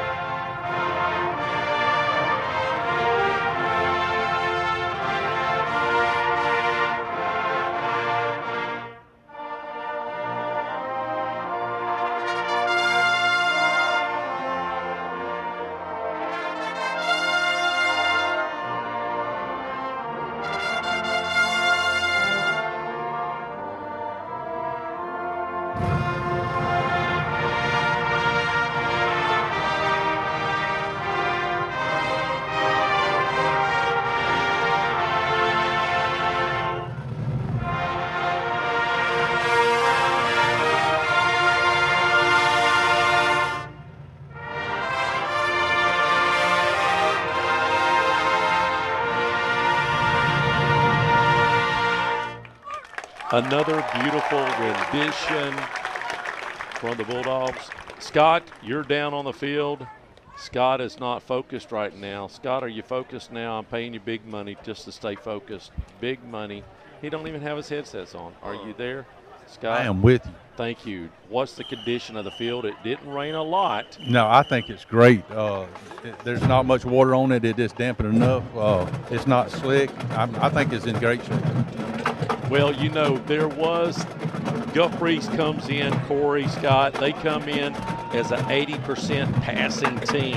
It would have been nice to get this field sloppy wet, sort of did a Coach Brunson and go out there and just spray the field for about 4 or 5 hours and do what he did. But how do we stop the passing game of Gulf Breeze if they're going to throw 80% of the time, Corey? I think it really depends on what kind of passes. Are they high? Are they using the screen game and tunnel screens and short, quick passes? If they're doing that, then I would come up and jam the receivers and try to get pressure on the quarterback and kind of disrupt that timing. If it's long stuff, then you want to kind of play off and still pressure on the quarterback. Well, here's some news. Let me give you this news. The freshman, Zy Tassin is going to be starting quarterback tonight out the gate. Nocher had to leave on emergency this week, so he did not get to practice. So it's going to be interesting to see how the freshman handles his first game against a really good Gulf Breeze team. Yeah, I mean, I think I've never really seen him play a lot, to be honest with you. But I would think quarterback run game, get him involved early in that and some high percentage throws out the gate. And you know, my understanding, just talking to the coaches, he throws bullets. And, you know, he's got the touch. He can throw 40, 50 yards down the field. Right. And he can run. So he's dual threat. And I don't know, the last time we had dual threat, maybe Rusty Moore was probably our last true dual threat. Bouchard. Bouchard a little bit, yeah. He could run. John Michael could run. John Michael could run some. So, you know, they're rare, but when you have them, it does open up, and it opens up a little bit for you to maybe even run the ball some, or maybe just get a man coverage and not have that zone where you've got to pick your spots. I would love to see Colmetz and Appleby have a great game. I think they're going to can't drop the ball. I believe there's 4 or 5 drops last Friday night. Going back to last Friday night as we was wrapping up the countdown to kickoff, your thoughts on that game? And Coach in the coaches show said the biggest improvement needs to be the offensive line. Let's take that off the table. What else do you see?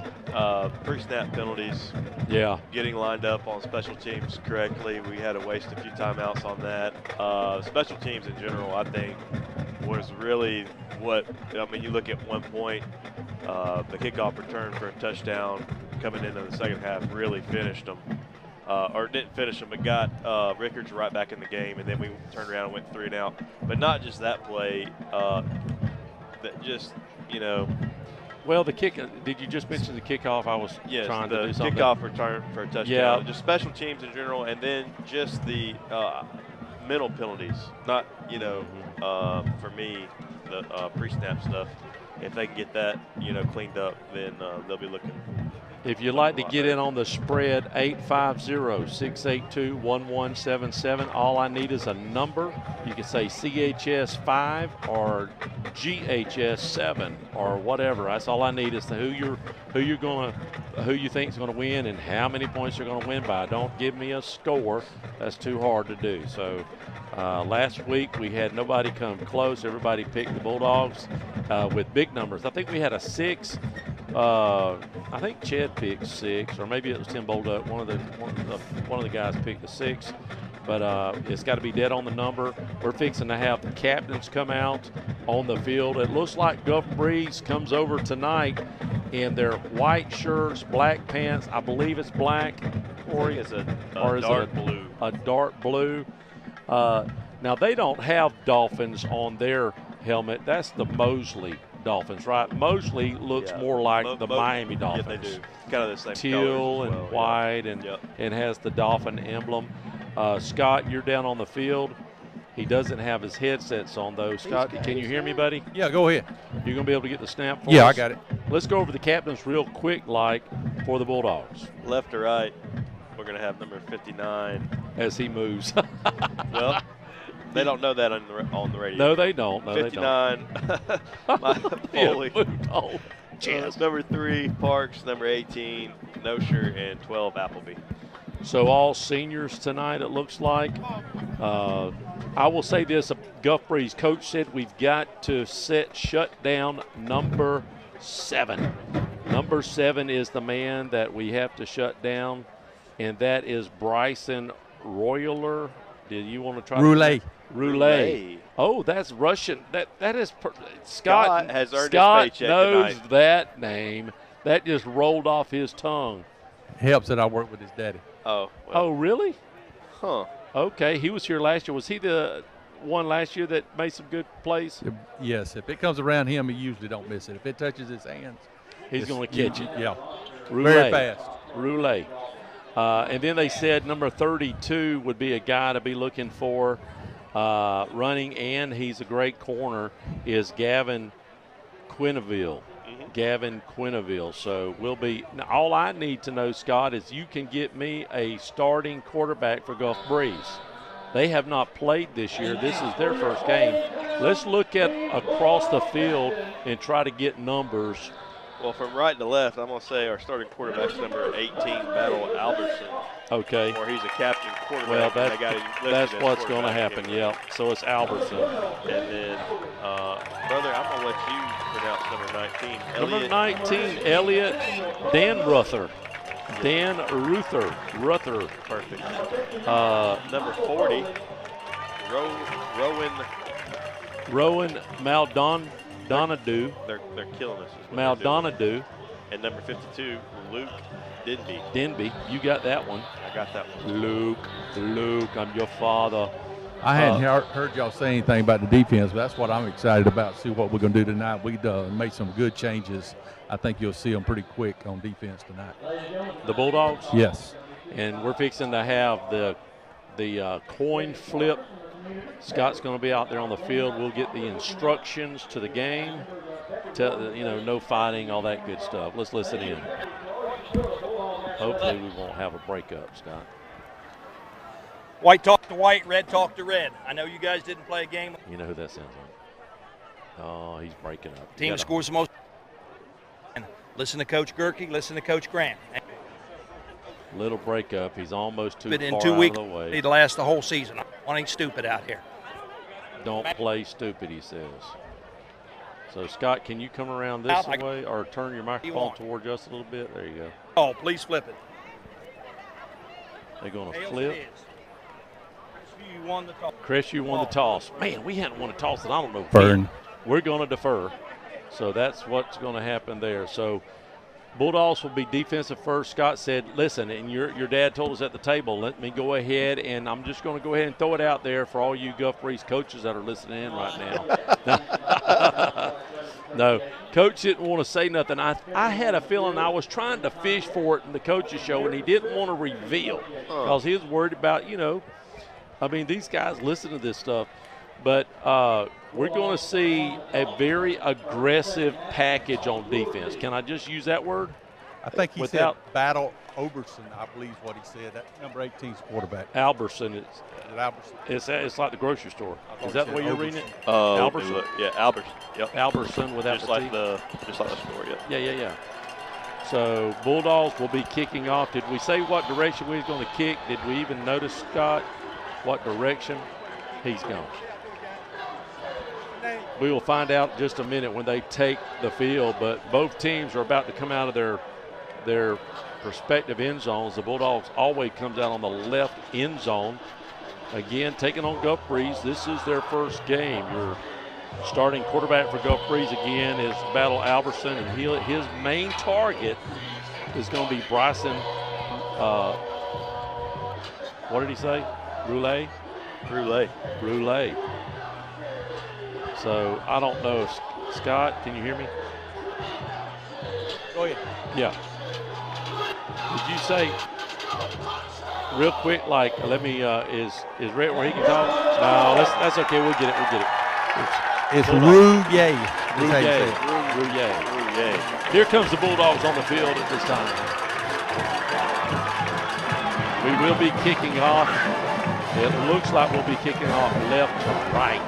The wind has settled down. What is is it superhero night or something? There's Batman everywhere. Brother, they're dressing up I saw that last week. I saw some kind of people dressing up last week. Huh. Is it identification? They're identifying as superheroes? No, that's Batman, Spider-Man. I see Spider-Man down there, the Hulk. Oh, that's the dog week, I think pound. what they called it. No, yeah. It's a spirit thing. It's a spirit thing. They do it every week. It's the dog pound. Coach O's up here tonight running the camera. We'll see if he can do better than my professional 12-year-old last week. I'm liking the color of the numbers already. It couldn't have got much worse than last week.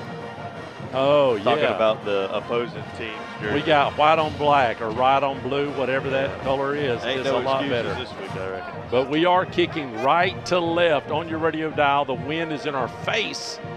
The wind's blowing directly out of the east right now at about 4 to 5 knots. But it's not down on the field. It's not on the field, Scott says. So just about underway here. And Gulf Breeze will be taking it from there. Probably going to see a pooch kick to the left or right. We will not kick it in the middle again if we can help it, unless they've got a slow runner in the middle. I don't know. And to be honest with you, I've already forgot how to pronounce Roulet's name. I'm just going to call him Roulet. He's back deep. Scott, is it Roulet? Scott is gone. Roulet. Do we got to be French? I mean, let's just Roulet. Roulet. Roulet. We're the only broadcast that's going to pronounce that kid's name right all year. Yeah. And there is a pooch kick over here to the near side, and he is busted right away. That's number 4 for the Dogs on the tackle. That's the freshman quarterback that's going to start on the quarterback on the kickoff team. Wow. Zai Tassin on the nice tackle there on the pooch kick, and a lot better job there. You remember the mistake we made? Absolutely. Last week was kicking it in the middle of the field. So yeah. much improvement. I said special teams was a great thing that we wanted to see improvement in. And, Let's watch that's definitely an improvement. Let's watch for. You want the first quarter? I'm gonna let you do the first quarter. Let's rotate it. Yeah, you do the first quarter, but I'm gonna watch number 2 on defensive Patrick Rogers. So as Tim said, we're moving left to right. Gulf Breeze first possession of the ball game. They're coming out 3 wide receiver set, 2 to the near side, ball on the near hash. 1 man in the backfield beside his quarterback. And he receives a snap, drops back to throw, and he's hit. And the ball is intercepted by the Dogs. And he's going to get tackled right around the 27-yard line. That's number 10 on the interception. John Jones, the quarterback, was hit in the backfield. The ball ricocheted up in the air, and pressure right off the bat, as Scott alluded to. And turnover for the Dogs, and we're threatening inside Dolphin territory. That was a good call. What a great play. And again, now that we've started, let me just say, Coach told me off record that every single play we're coming after the quarterback. Every single play. We're going to be aggressive. You're going to see a lot of blitz packaging coming in, doing some different blitzes from the left, right, crisscross, whatever. And your dad really is high on Rogers tonight. So right off the bat, first play, Bulldogs take over after interception, and here's the new quarterback. It's the speed at linebackers also. 28-yard line of the Dolphins after the turnover. Appleby beside his quarterback in the backfield. Quarterback draw, or really quarterback power to start off the night, and he dances his way through the middle, gain him about 5. Actually, they're going to give him about 6. Second down and 4 coming up for the Dogs. Nice tap dancing going on there for Zai. He's just getting a feel for it, but he waited to watch the holes develop and was able to pick up 6, maybe. Yeah, we'll say it'll be a short 4 for the Bulldogs. He's got very good vision. Ball is on the Dolphin 21-yard line. Tassin and Appleby in the backfield. 3 receivers set, ball favoring the far hash. 2 receivers to the top. Tassin set to receive the snap. And he got it again. They're going to run a little smoke route over the middle. That ball's going to fall incomplete. Marks the intended receiver. 3rd down and 3. A long 3 coming up for the Dogs. Sort of threw it behind him. There was a blitz coming in, and he had to get rid of it quick, and he didn't quite hit him where he needed to. I think it could have been called, but it happened so fast, maybe the receiver wasn't prepared. That does bring up 3rd down for the Dogs. Just underway. If you're just tuning in, the Bulldogs taking on the Gulf Breeze Dolphins. It's their first game tonight. 3rd down and a long 3. I do think it's 2-down territory. Appleby and Tassin in the backfield. 2 receivers set, 2 to the far side. Direct snap to Tassin. He's going to be met at the line of scrimmage. Gain of no yards on the play. 4th down and 3 coming up for the Dogs. So they're right away, Gulf Breeze adjust. They didn't see this on film, but they've adjusted, or they're just, prepared to having somebody else in the backfield, I believe. Is that Appleby's behind him? Yeah. 4 receivers set, 4th down and 3 at the Dolphin 21-yard line. Appleby's behind Tayson in the backfield. 2 receivers to either side. They try to hard count him. Gulf Breeze doesn't jump. Now looking back to the sideline for an adjustment. 8 seconds left on the play clock. Tassin waiting for the snap, and it looks like we're going to call timeout here with 10:02 left to go in the first quarter. 0-0 is our score, and the Dogs have 4th down coming up.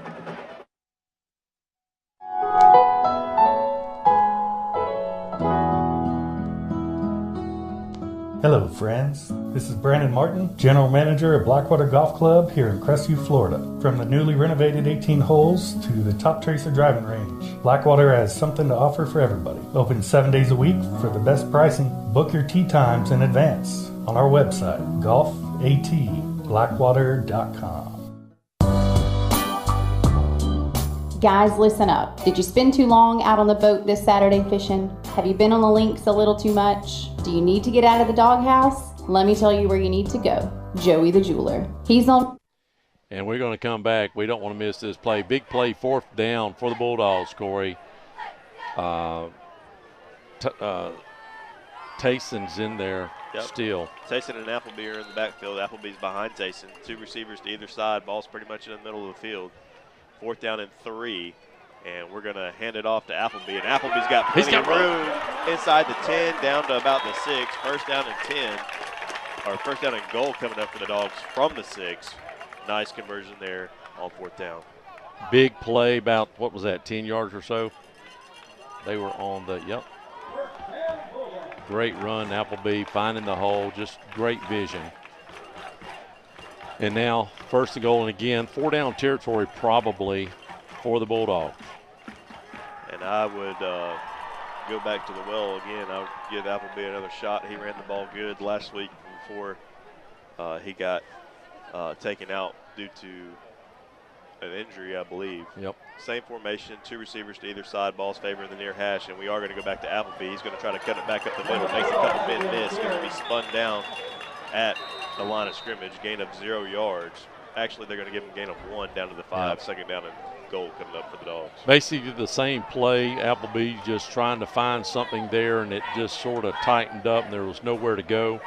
And when you're the size of Appleby, you're not able really to push anybody over. So you need some kind of small hole to open up for a fast little runner like Appleby. 8:40 and counting left to go in the first quarter. 0-0 is our score. Dogs on their first possession of the game have it second down and goal deep inside Dolphin territory at the Dolphin 5-yard line. 2 receivers to the near side, 3 receivers set. Appleby behind his quarterback in the backfield. And it looks like we're going to have a stoppage of play, a delay of game penalty against the Dogs. So that's going to back us up to the 10. It's going to bring up second down and goal from the 10. And we talked about that earlier. You said pre-snap penalties. There was a few of them last week, and that, wow, they've got how many? Oh, that's a flag right there. They catch them. They called a timeout. They tried to catch Caprice running some guys on and off the field on defense, but before they do, Caprice takes a timeout. So with 8:25 left, score still 0-0. Guys, listen up. Did you spend too long out on the boat this Saturday fishing? Have you been on the links a little too much? Do you need to get out of the doghouse? Let me tell you where you need to go. Joey the Jeweler. He's on Main Street right by Desi's. He's got tons of beautiful jewels to win your girl back over. And make sure to go like and share his Facebook page. He's always doing great giveaways, so you have a chance to win something free for your girl. So head on over to facebook.com/Joey the Jeweler. Or you guys could just ask Siri what the phone number is. Hey Siri, what is the phone number to Joey the Jeweler? Joey the Jeweler's phone number is 850-682-1980. We're back. Bulldogs get a 5-yard penalty for not snapping the ball in time, and then Breeze has to call a timeout. So a second and goal on the 10-yard line for the Bulldogs. And the ball is in the middle of the field. We've got 2 receivers stacked to the near side, 1 up top, Appleby behind Taysom. Tassin in the backfield, and they're going to hit it after he bounces it far side. That's the man to beat, and he's going to get drugged down inside the 5, and maybe get laid out of bounds. No flag. Going to bring up third down and goal from around the 2-yard line, the Dolphin 2-yard line. It did look like he got hit a little late there. It did. It looked like it was a little late, but we couldn't tell how far out of bounds he was. 8-yard pickup puts it second and goal at about the 2. No, actually, I apologize. That's on the 4-yard line they're marking that. Is that right? Got it on the 3-yard line. 3-yard. So 7-yard pickup. Ball's on the far hash. 3 receivers set, 2 to the far side. Coleman's all alone on the near side of the field. Handoff, or excuse me, Tassin keeps the ball. Makes about 3 Dolphins miss. Dances up the middle and gets the ball into the end zone. So there's some of that athleticism that we've been hearing about.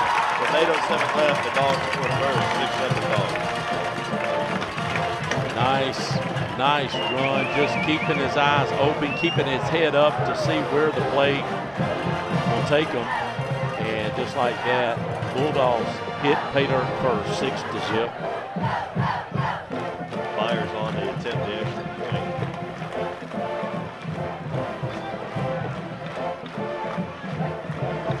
Hold was down. Wow. Nice job by the holder getting that snap down. 7-0 Dogs with 8:07 left to go here in the first quarter. be right back. Hey, football fans, this is Greg Watson with Till & Waters Real Estate, here with a thought for potential homebuyers about recent interest changes and their effect on the local market. Fact is, builders and sellers have pretty much adjusted prices to offset interest rate increases, so a monthly payment today is not much different than it was at the beginning of the year. So don't think you might have waited too long to buy a home. Let's get together and find what's out there for you. Drop me a line or give me a call at 256-682-6605, or you can visit my website at gregwatsonrealestate.com. And the Bulldogs scoring on a short field, getting an interception early after the first play for Gulf Breeze. So we'll see how Gulf Breeze responds after the Bulldogs get the interception, march down the field, 25 yards or so, punches it in with the quarterback run. Appleby, it looked like the Appleby Tayson show on that little short drive. So let's see what the Bulldogs have in store this series for Gulf Breeze. Myers setting the kickoff for the Dogs. We'll see which way he angles this kick this time. Did a great job the first time, and this time another good pooch kick out to about the 15-yard line on the near side of the field, and here comes the kickoff coverage team, and nice coverage. Gets it back up to around the 27-yard line. So 2 for 2 on good kickoff coverages tonight. Absolutely. The coaches will take that anything behind the 30 is fantastic for the Bulldogs, saying if you don't have anybody that can kick it in the end zone, you'll take the second best thing, and that's a high sky kick to the left or right, depending on how you're set up. And that's 2 for 2, like you said, Corey. Here comes the Dolphins. And they'll start their second possession.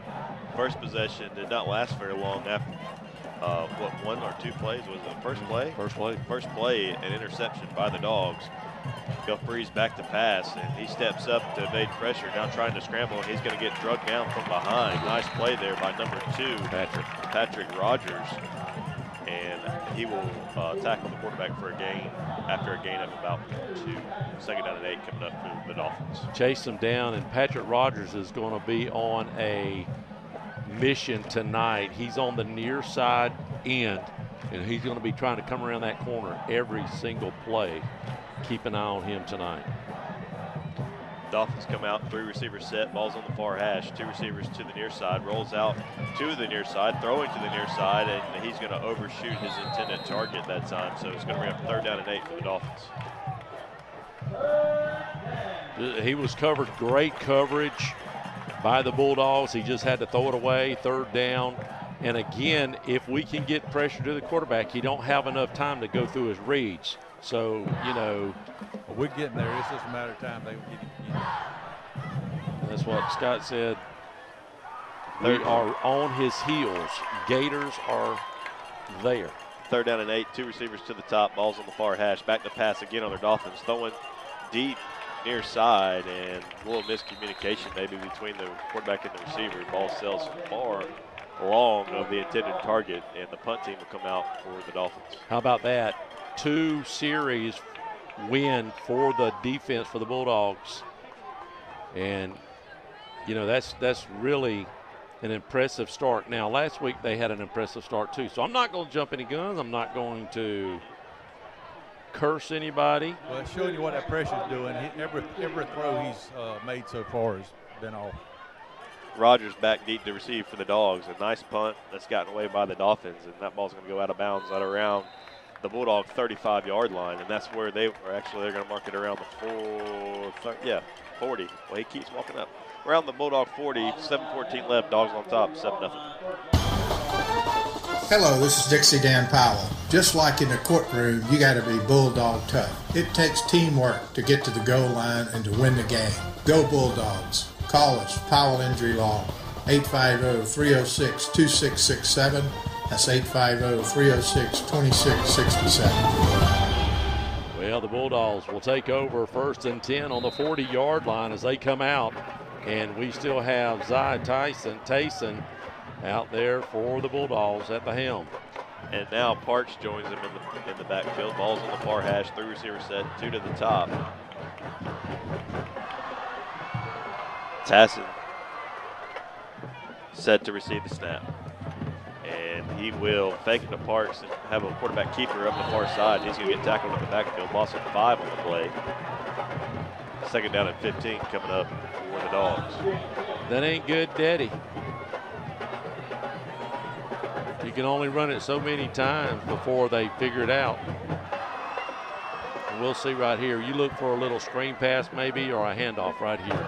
Get it out of the quarterback's hands. Ball's on the far hash. 3 receiver set. 2 receivers to the near side. Parks remains in the backfield behind his quarterback. And now they're going to fake a snap. 13 seconds left on the play clock. Getting another play in from the sideline. 6 seconds now on the play clock. Tassin receives a snap, and he thought about throwing a wide receiver screen, and he almost threw an interception.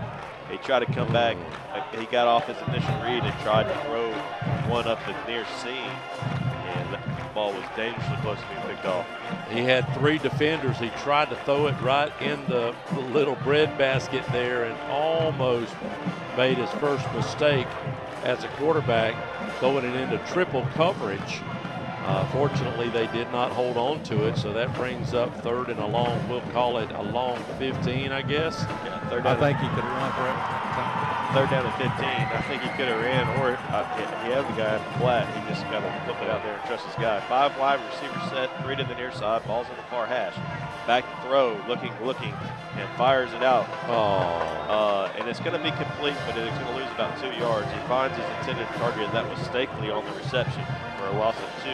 Ball was just short, and he kind of fell down when he caught it. I'll be honest with you, that looked like a wounded duck. I don't know when's the last time we threw a good screen pass out here to the near or far side. It's almost like it's an impossible pass. I mean, it's only 25 yards. It barely got to him. Our punting unit comes out, and I was watching him as he punted, and it's sort of a 50-50 if it goes forward or not. So I'm hoping for the best here. Phillips is punting. He's standing at his own 20, and the Dolphins have 2 guys back there. That's Roulier. I believe I said that right. And number 32, I don't have time to get you a name on that. But Phillips gets it away, low line drive, bounces at the Dolphin 40, takes a Bulldog bounce all the way down inside the Dolphin 30, down to the Dolphin 27-yard line. So an excellent punt there by Phillips. And with 5:26 left to go in the first, Bulldogs on top, 7-0. When my wife and I were looking for a new home, we prioritized 2 things: the neighborhood and an amazing kitchen. We both love to cook, so the kitchen was an important factor, and we really wanted energy efficiency. Those considerations led us to a natural gas home. We've heard about clean, affordable, reliable energy. It's true. We grill, heat water, cook, and heat our home with natural gas, and I'm shocked at how little our gas bill is each month. Find out for yourself at oklasagas.com.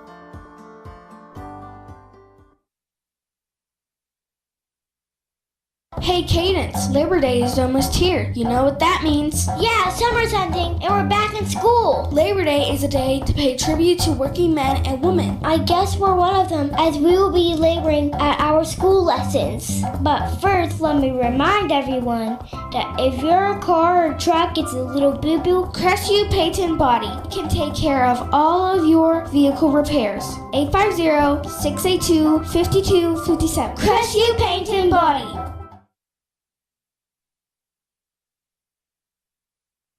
And we are back, coming out of a water break and exchange to the Bulldogs, punting a great punt, about a 40-yard punt after the roll. Gulf Breeze will take over on the 26-yard line. And here we go, 3rd receiver set, ball's on the near hash, man in motion to the top, and they're going to run a sweep. And that almost was taking the handoff by a Bulldog defender, but he's going to be tackled for a loss of around 2. But number 2, Patrick Rogers, almost took the toss in between the quarterback and the running back, and he would have walked that into the end zone if he'd have been able to. We'll call that a 2-yard loss. And if Gulf Breeze cannot throw the ball, the Bulldogs may be licking their chops tonight. 2nd down and 12 from the Dolphin 24-yard line. 3 receiver set, 2 to the top, balls on the far hash, back to throw are the Dolphins. Stepping up to evade pressure, now going deep, and kind of turns around as a receiver, incompletion. 3rd down and 12 coming up for the Dolphins. Well, that was a great coverage by the Bulldogs. keeping pressure on. We know where he wants to go. He wants to go to Rouillet. So, and he's targeting him twice now. I think 3 times. The first time was the interception. So let's see where Mr. Alberson goes now. 3rd down and 12. Men in motion to the top. Rolls out near side, has a completion, but short of 1st down yardage. The completion gets him out to around the Dolphin 35-yard line. Going to bring up 4th down and about 3, and the punt team's coming out actually a little closer than that. 4th down and 1. I'm surprised the punt team's coming out so quickly. I would be watching the fake. I would watch the fake right here. Scott, go ahead and tell Coach that we believe a fake's coming, okay? Just, no. It's like Coleman's back deep to receive for the Dogs. It's 4th down, and we'll call it a short 2 from the Dolphin 36-yard line. Coleman's is standing around his own 25-yard line. 4 minutes left to go in the first. Dogs on top, 7-0. And hopefully get the ball back here. And they are going to punt this away. A high spiraling punt that's going to back up Coleman to a fair catch. Why did he call a fair catch? At about his own 14-yard line, where the Dogs will take over 1st down and 10. He had enough running. He had 20 yards in front of him. He could have at least got to the 25-yard line before he was touched. I guess he just sort of lost his way there. We'll take the catch. We'll take the catch, absolutely. I'm not going to complain about that. But they'll start it. What a great punt again from Guff Breeze punter. And they're right now trying to play field position for the Bulldogs. And look where the Bulldogs are going to start on their own 13-yard line. So a long way to go for the Bulldogs. And it looks like Nosher may be in this series. 3:48 left to go in the first. 3 receiver set, ball's on the near hash, and that is Turtle in the backfield. He's going to hand it off to Parks, and Parks has got room around the outside across the 20 up to around the 22. And that's going to be a yard short of 1st down, so 2nd down and 1 coming up for the Dogs. 9 yards for Parks over here to the near side. Great blocking again. Doing a good job, and Coach was worried about the line, and so far they're doing a pretty good job with their assignments. 3 receiver set once again. Parks remains behind Turtle in the backfield. 2 receivers to the near side. Ball is on the near hash. Turtle receives the snap, and he's going to give it again to Parks. Parks cuts it back up the middle and has a 1st down up to around the 29-yard line. 1st down and 10 for the Dogs. What's that on the field, Scott? Something on the field at the 20. Yeah, it looks like one of them belts they put around their hand, wipe their hand. Oh, okay. There it is. Guff Breeze guy's going to pick it up and run off the field. 2 good back-to-back plays by Parks. 3 receiver set again. 2 to the near side. Parks remains behind Turtle in the backfield. And they're going to hand it to him again, right up the middle, up to the 36-yard line. Nice 8-yard carry for Parks there. 2nd down and 2 coming up to the Dogs. Moving fast for the Bulldogs. And they're going back to the well with Parks, and they found something out across the 40 up to the 43. 1st down and 10 for the Dogs. Another good run, and that hole was there. I mean, now we're getting up slow. Uh-oh, we've got a guy down. They're going to call. We don't know who it is. Who is that? He can't get up. He's tried several times to get up, and he just cannot do it. Well, that's our Michael Foley. That's our lone returner on the offensive line. We're going to take a quick timeout here and hope that everybody's okay. And, before we do, let me just say this. Race to the Rhine. If you haven't been listening to the commercial or hear the commercials or the advertisement, you want to see something really awesome Saturday from 9 to 5. There's going to be a couple reenactments, but over at the Spanish Trail Park, if you're within the sound of my voice and you're not doing nothing tomorrow and you want to see something really awesome, we've got a reenactment of World War II Race to the Rhine, the battle that took place there at the river. And they have got some great things that's going to be happening all day Saturday at Spanish Trail Park, 9 to 5.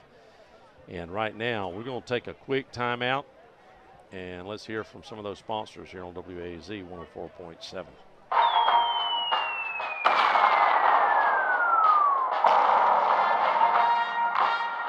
have nothing to offer but blood, toil, Cheers and stretch. We will gain the inevitable triumph, so help us God. The drama, the heroism, the history, the excitement of World War II combined Labor Day weekend in Crestview Spanish Trail Park. The Crestview Cultural Services Division and Living History Corps present Race to the Rhine, a World War II reenactment weekend, September 1st through 3rd. Events begin daily at 9 a.m. Free admission, free parking. For information, call 850-398-5459. That's 850-398-5459. Turtle, 3 seconds on the play clock, gets the snap, gives it to Parks. Parks fights his way for about 2, second down and 8 up to the Bulldog 45-yard line. The Bulldogs was still sort of in timeout mode, and the play clock started running. They had to get out there in a hurry. Bulldogs trying to keep the ball moving. 1:34 and counting left to go in the first quarter. Dogs on top, 7-0. 3 receiver set, 2 to the near. Side, ball's on the near hash. Parks remains behind Turtle in the backfield. Tassin has remained in the game. He's got bumped out to wide receiver. Goldmintz is in there too. Both of them are split out to the near side. Turtle receives it, looking to throw, now scrambling out to the far side. Finds the end, dances around him, keeps his eyes down the field, and has a completion across the 50 down to the Dolphin 42-yard line. Nice throw and catch there by the quarterback. That was Turtle to Phillips. Phillips, I believe. Who is that? What's the number on that? Yep, 5. Number 5? Phillips. You want to call it 12 yards?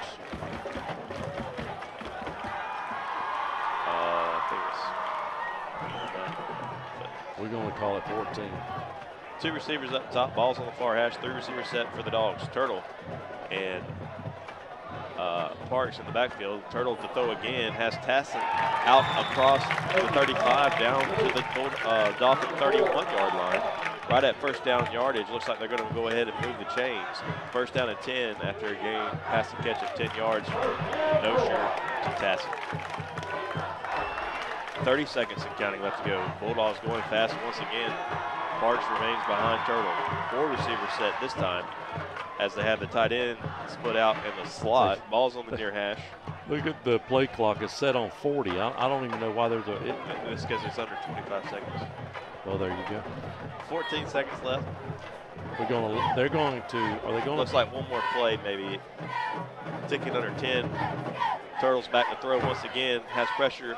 Had Parks, and Parks has a reception. He's going to break a tackle and walk it into the end zone. Touchdown, Dogs, 13-0 as time expires at the end of the first quarter.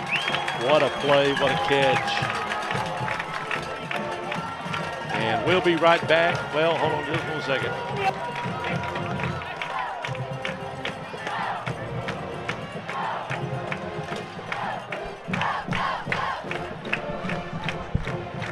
We do appreciate the Big Red Machines band boosters. There's the kick, and it is good. We'll be right back.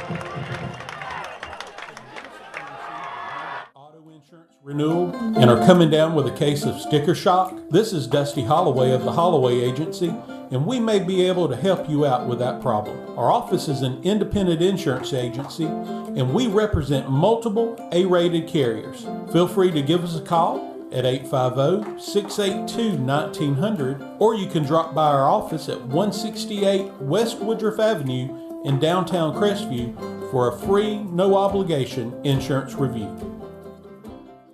CQ Roofing, your hometown roofer since 1999, is state licensed and insured. Chris Coyer, the owner, is born and raised in Crestview, North Okaloosa County, family owned and operated for 24 years of local service, specializing in shingles and metal roofs. Re-roof repair specialist. If you have any roofing needs, you can call them at 850-683-4169 or visit their website at cqroofing.com. And we are back. Bulldogs going up 14-0. Beautiful play there.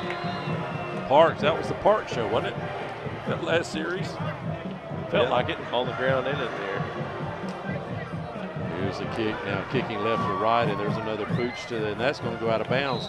Corey, what do you think? They're going to take it? I think they'll take it at 40. That's been the best. That'll be the best field position they've had all night. I would think so. I believe you're correct.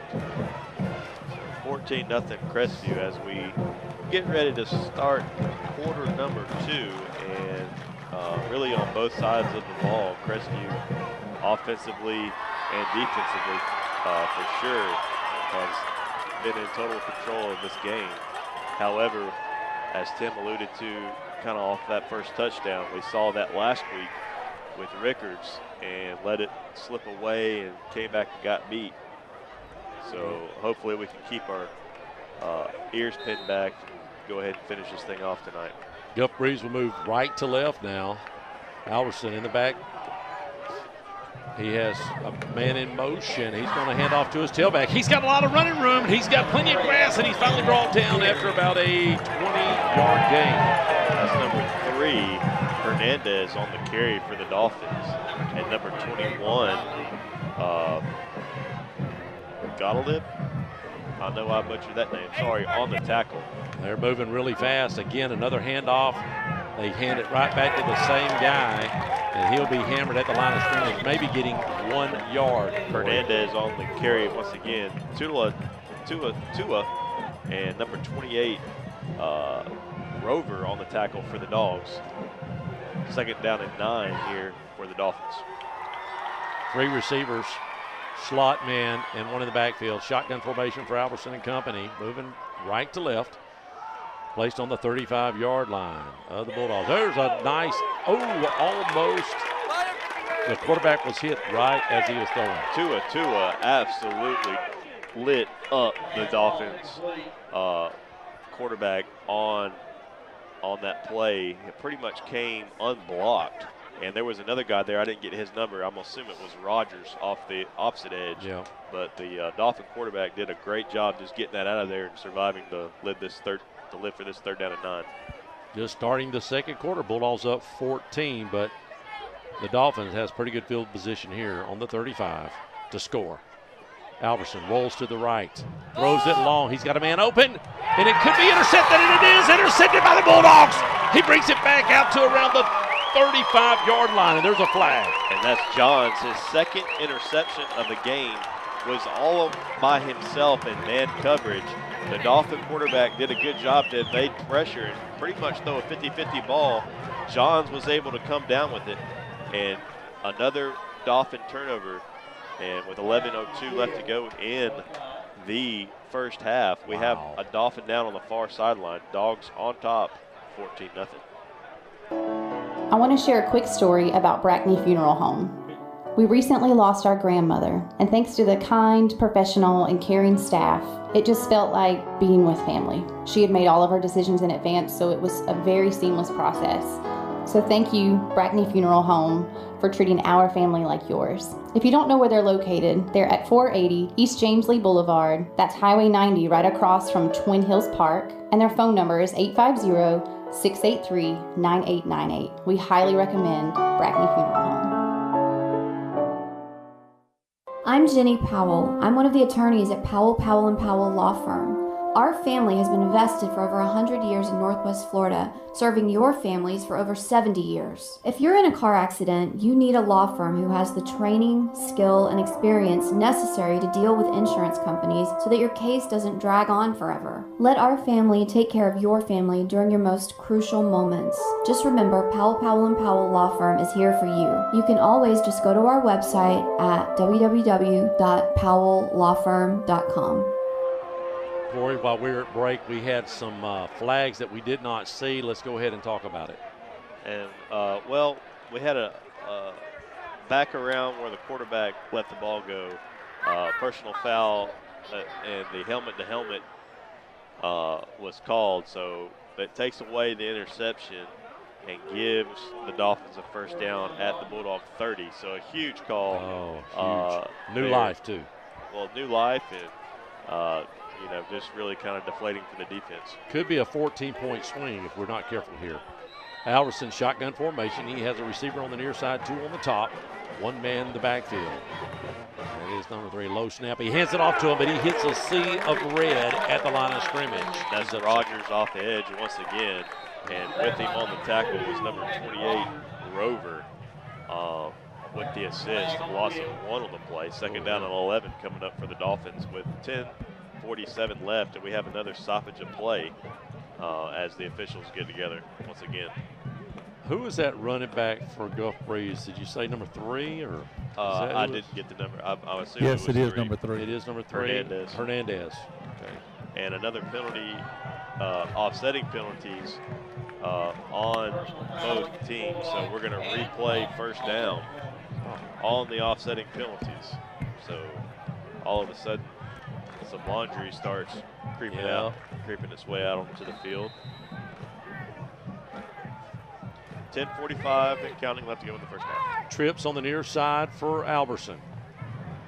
1 man in the backfield, 1 on the top. He draws back. He looks over to the near side. He's got a man coming across, and he catches the ball. He's going to have some running room. He could have a touchdown, and Gulf Breeze will score on the play. And that's number 4, Hooten, on the touchdown reception for Gulf Breeze.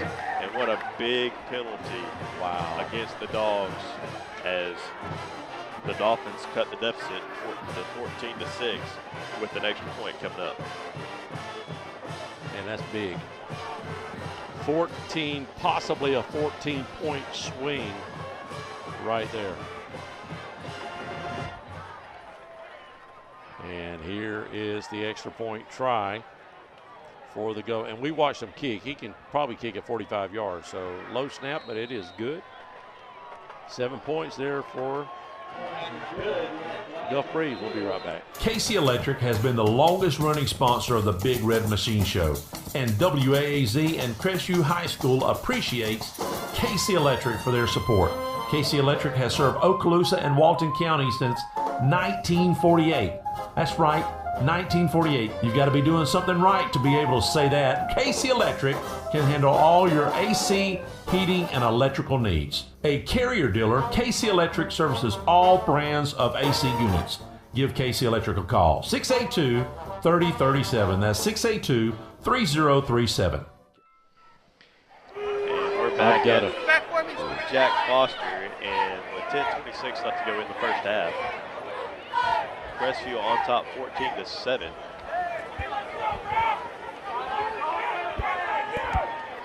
We're still waiting for the Bulldog return team to jog out on the field. And we have another penalty that's going to mark the kickoff at the Bulldog 45-yard line. So we must have had an unsportsmanlike. It was on us. Was it on the kick? On the kick, yeah.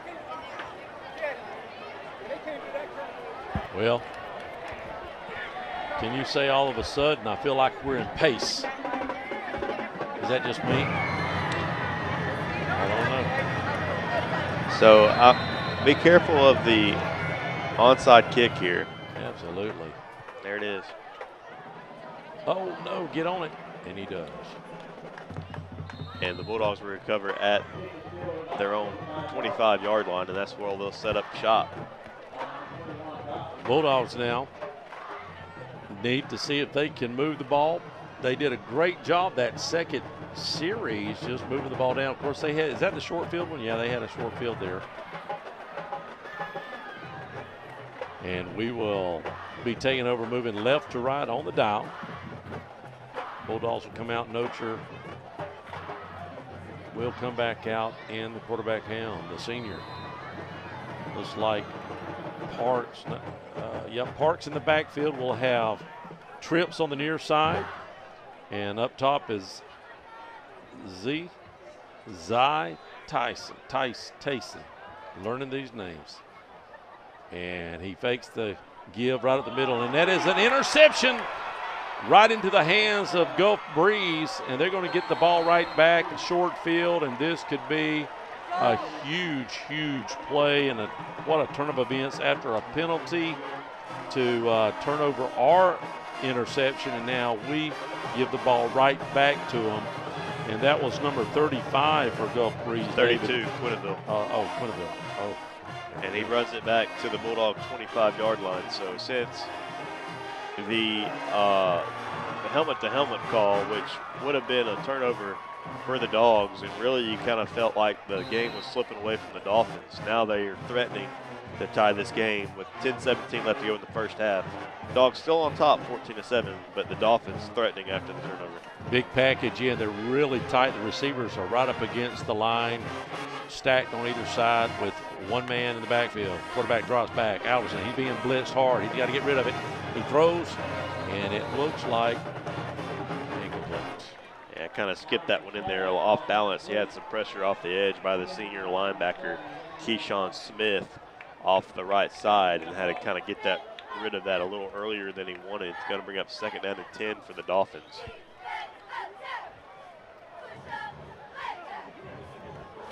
All right, so I've got somebody just texted and said, it's like bass fishing. Tassin, like bass. Quarterback sweep to the far side, and he's got room up the far seam, and he is going to get tripped up inside the Bulldog 5-yard line down to the Bulldog 1. 1st down and goal for the Dolphins. So the quarterback, was that the quarterback just that took was off? The quarterback, yep. Quarterback. 24 yards for Mr. Alberson. He just saw a hole and he just took off, and all of a sudden it's a big turn of events here.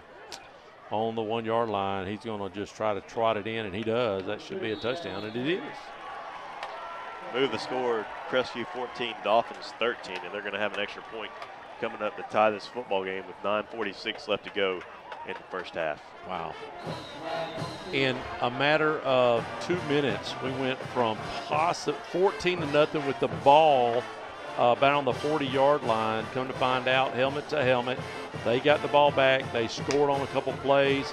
They intercepted the ball, and now they're fixing to try to tie it up. And another personal foul on Bulldog. On that last play, Scott? No, after the play, running them out. Oh, yeah, yep. Nothing like a little mouth running. And that'll be on the kickoff once again, so look for another onside kick, and we were kind of late recovering the last one, to be honest with you. A little later than I would like it, Tim. Yes. Extra points up and good. Score is tied at 14, 9:46 left to go in the first half. Hey football fans, this is Greg Watson with Till & Waters Real Estate, here with a thought for potential homebuyers about recent interest changes and their effect on the local market. Fact is, builders and sellers have pretty much adjusted prices to offset interest rate increases, so a monthly payment today is not much different than it was at the beginning of the year. So don't think you might have waited too long to buy a home. Let's get together and find what's out there for you. Drop me a line or give me a call at 256-682-6605, or you can visit my website at gregwatsonrealestate.com. Bulldogs fixing to get the ball back. I believe that with 9:46 left here in the first half, 14-14. What a turn of events that happened so fast. It's sort of like a whammy. Yeah, don't you think the Bulldogs need to hold on the ball and drive down the field and score right here for them to even try to get the momentum back? Well, they forgot, yes, is the answer to your question. And they've forgotten to mark off the unsportsmanlike conduct penalty. So they're going to do that now. So now they're jogging the ball up to the Bulldog 45-yard line. So do you look for an yeah, they're going to do the same thing. They're going to onside it. Onside it. Yep. When you're right there, you try to find a hole, and hopefully the Bulldogs will be ready for it. And that's what they're going to do. Let's see what happens right here. Gulf Breeze lines up in an onside kick formation. They got numbers over there. They do. There's the ball's up. They got to catch it. Oh my goodness, that was close. I'm just telling you, Gulf Breeze had numbers over there. We're very fortunate to get that ball back. I think we had 3 guys on that side of the field, and they had about 6. Or 5 at least. We should have called it a little earlier than that. I noticed that one of our guys just ran right by the ball. Yeah, it's kind of hard to tell from this angle. It is. A really nice recovery. I believe that was number 21, the sophomore linebacker, Godoliv, and I know I'm butchering that name, I apologize, but I think he was the one that kind of came in and recovered that ball and took that big hit to get the Bulldog the ball back at their own 30-yard line. Nosher with Parks in the backfield, 3 receivers. Big tight end in there. And they're going to hand it to Parks. Parks, little nice move, still on his feet, spinning around, breaks a couple tackles, and he's going to pick up at least 20 yards on the play. It gets it down to the Dolphin 47-yard line. First down and 10 coming up for the Dogs. 9:34 left to go in the first half. Scores tied at 14. Turtle got hit at the mesh point that time. He gets back up. He's okay. Waiting for the chains to move. Dogs have it on the far hash.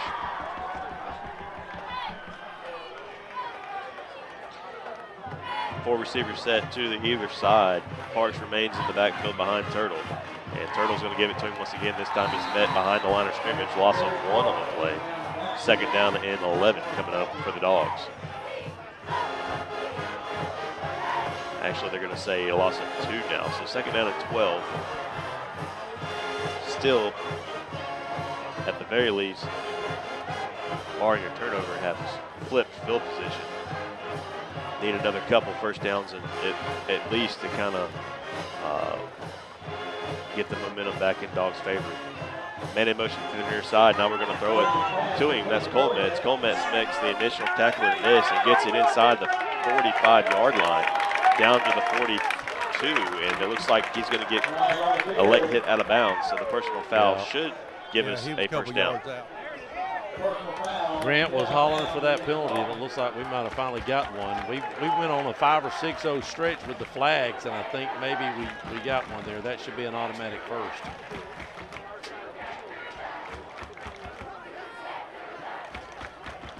And they're going to march that ball inside the 30 down to the Dolphin 27. First down and 10 for the Dogs. 8:41 left to go in the first half. Score is tied at 14. Shotgun formation, left to right. 3 receivers, 2 on the near side. He has Parks. He's going to fake the Parks, throw it down there. He's got a man open. That's going to be another first down for us. And that's Phillips on the reception down to the 10-yard line. It's going to bring up first down and goal for the Dogs with 8:30 and counting left to go in the first half.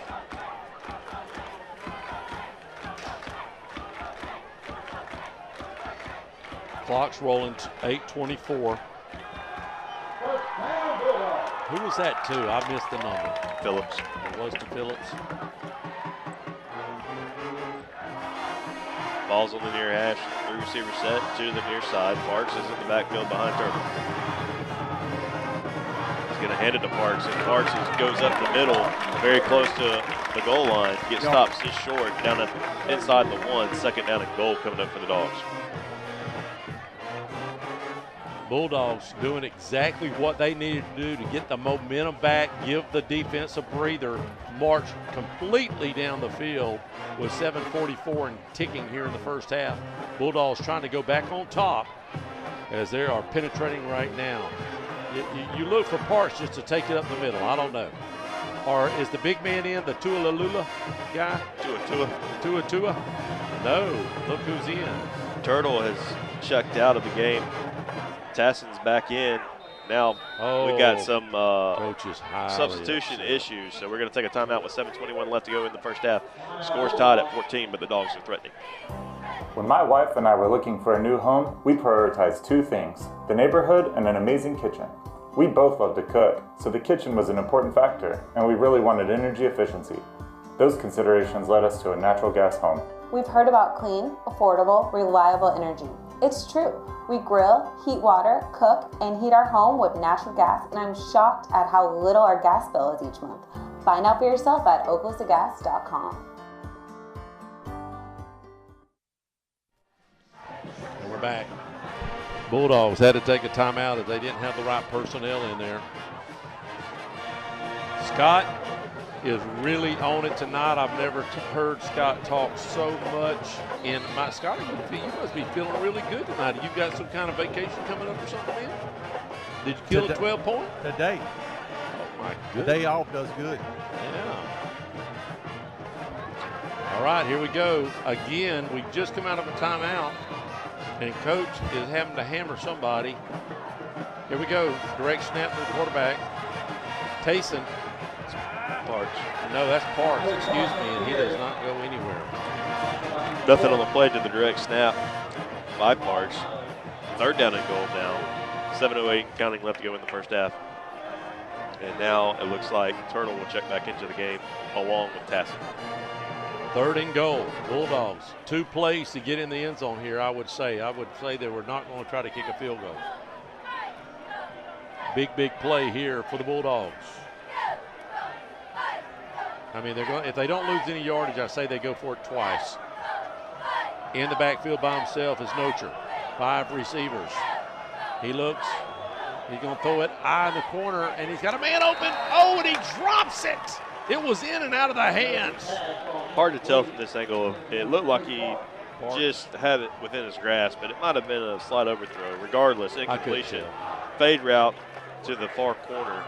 Intended receiver was Parks. Now 4th down and goal from the 1-yard line, and the offense staying out on the field. Absolutely. If anything, you pin them back to the 1-yard line and try to get the ball back, you know, and with 6:30 left, you've got a chance to get the ball back if you don't score here.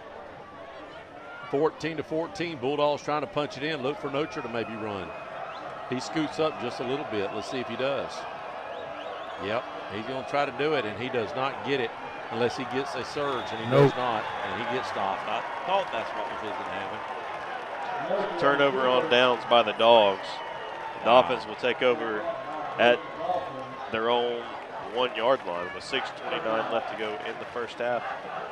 But with the pressure that we've been able to get on them, Tim, I look for maybe something special coming from the defense. You would think so. Now, with 6:29 left in the first half, tie ball game, they're backed up to the 1-inch line. I mean, they've got it. They got it deep. Water break. Water break. We're going to take a water break. We'll be right back. If you're in the market for a brand new custom home, maybe you have some commercial work that needs to be done or remodeling, there's one place to call, and that's VLM Construction Services at 850-305-2959. Lonnie Miller and his crew has been working in Florida and in Alabama for over 30 years. If you're within the sound of my voice, they have plenty of home sites available in Crestview and Baker. Don't hesitate to call for any of your construction needs. 850-305-2959. Hello, this is Dixie Dan Powell. Just like in the courtroom, you got to be bulldog tough. It takes teamwork to get to the goal line and to win the game. Go Bulldogs. Call us, Powell Injury Law, 850-306-2667. That's 850-306-2667. And we're back here at Jack Foster Stadium. The Bulldogs was not able to score there on the 1-yard line. That means they'll come out and try to get the ball back. They have plenty of time. If they can hold Gulf Breeze deep in their own territory, maybe pick up a safety here and then get the ball back. Plenty of time to try to drive the field one more time if they can get the ball back here before the end of the first half. Now, Albertson and company, the Dolphins are standing in their end zone. Quarterback is probably, Corey, would you say 3 or 4 yards deep in his end zone? Yes. Hernandez in the backfield with Albertson. A bad snap. Almost. Oh, and he's tackled. Is it behind the line? No, he just got out. He just barely got out of the end zone on that. Just barely got out. They had some difficulty on the exchange in the backfield, and the quarterback heads-up play just decided to pull it and just dive out of the end zone to avoid the safety. Albertson directing traffic. You still have the same setup, but trips on the near side. We'll look for a little screen pass maybe.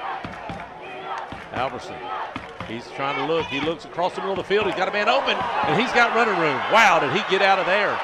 And he's still on his feet. And finally brought down around midfield. Is that Royer? That's him. That's him.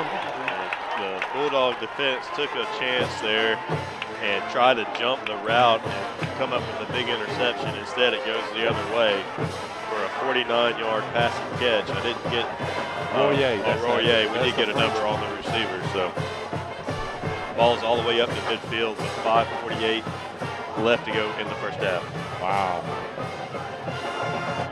Well, Gulf Breeze gets themselves out of trouble, and they're at midfield now, moving right to left. They put a little man in motion. Quarterback drops back. He's looking over here to the near side. He's got a man down the field. He's covered. He's got a man beat, and he does beat him. No, he drops it. He was wide open, in and out of the hands. He had his man beat by 2 steps. And that was Winneville. Got behind the Bulldog defender and a really nice ball by the quarterback, but unable to complete the catch. Going to bring up 2nd down and 10 for the Dolphins. What a play.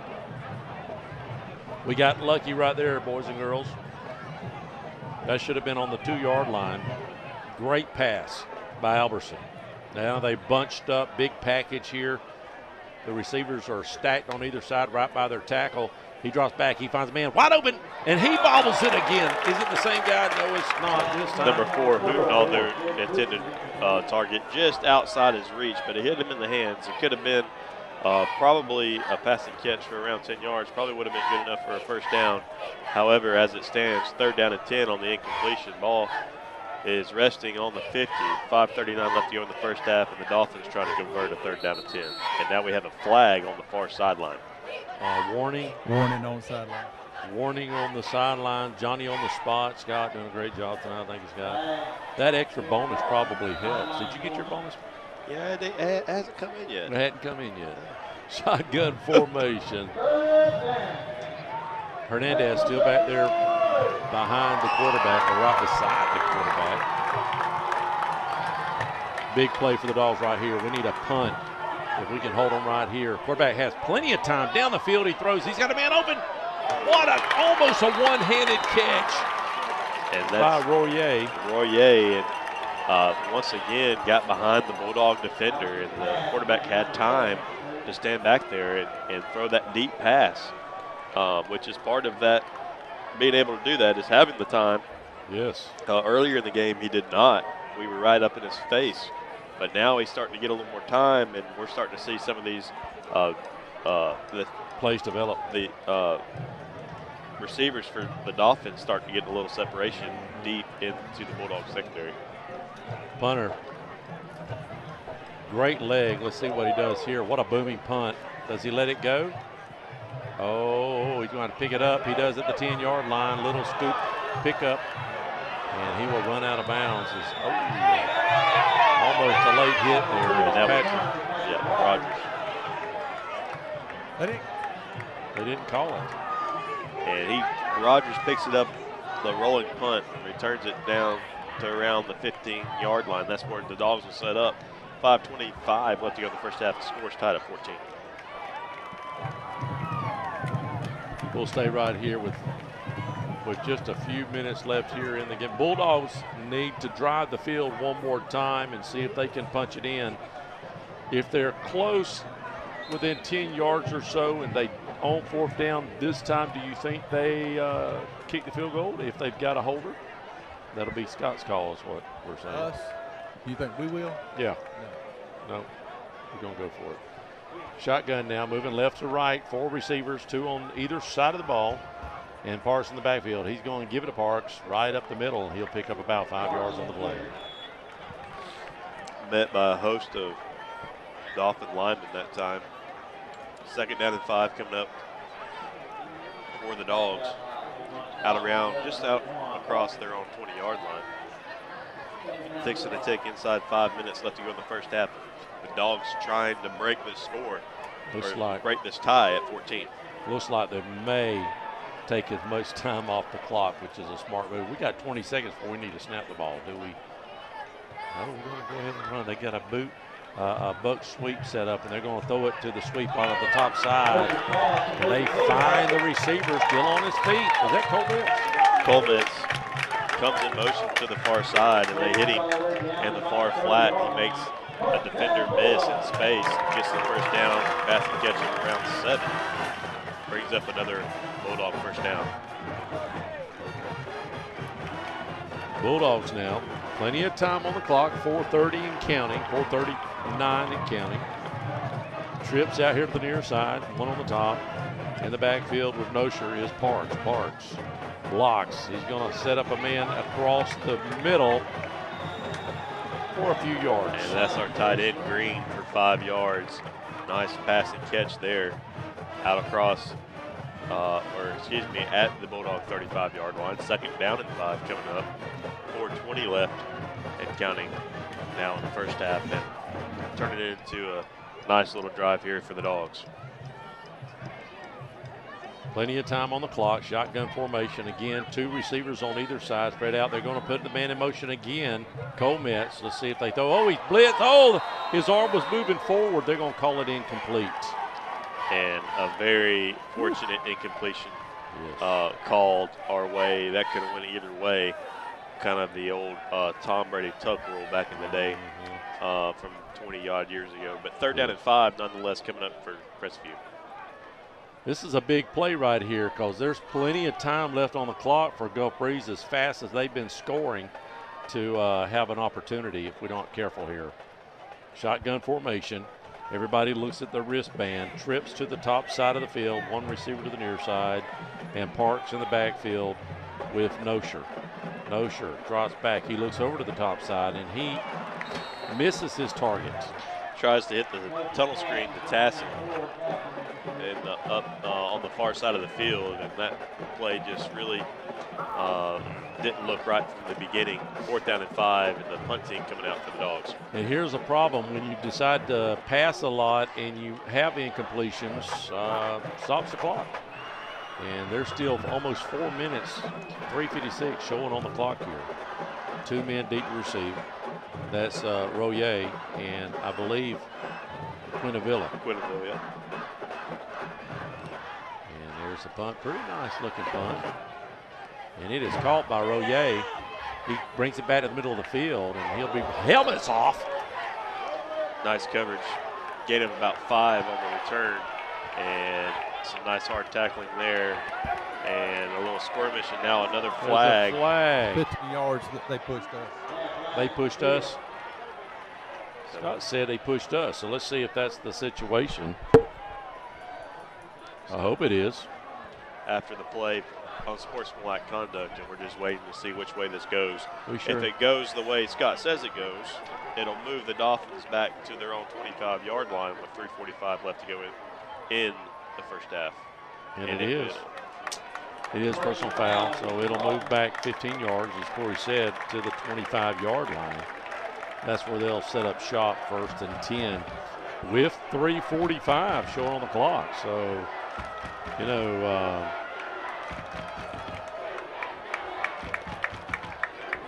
Bulldogs have got to stiffen up right here. Look, you've got to shut down Royer. He's the big player. He's the playmaker.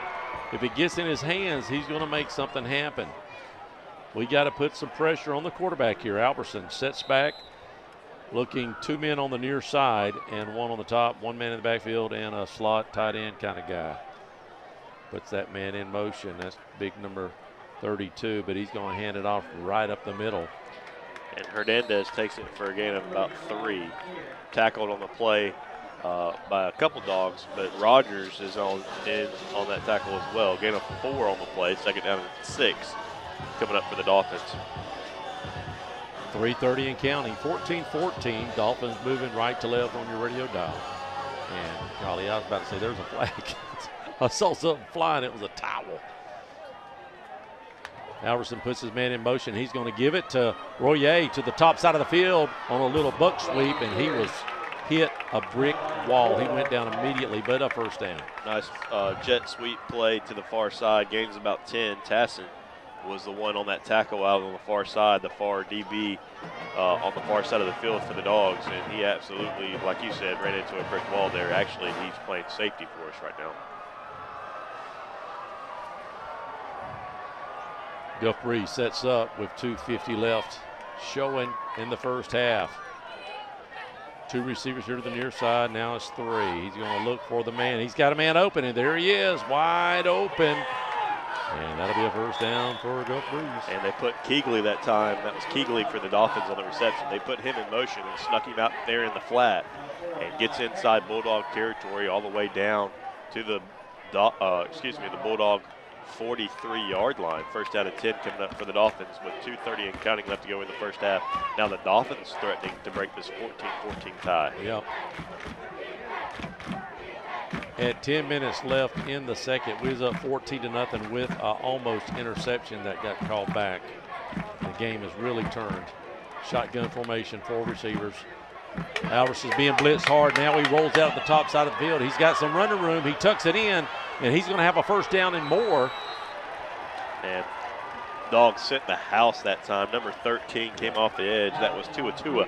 Almost had him by the ankles in the backfield, but able to scramble was the Dolphin quarterback all the way down inside the Bulldog 30 down to the Bulldog 28-yard line. First down to 10 Dolphins now as the clock sits exactly at the 2-minute mark.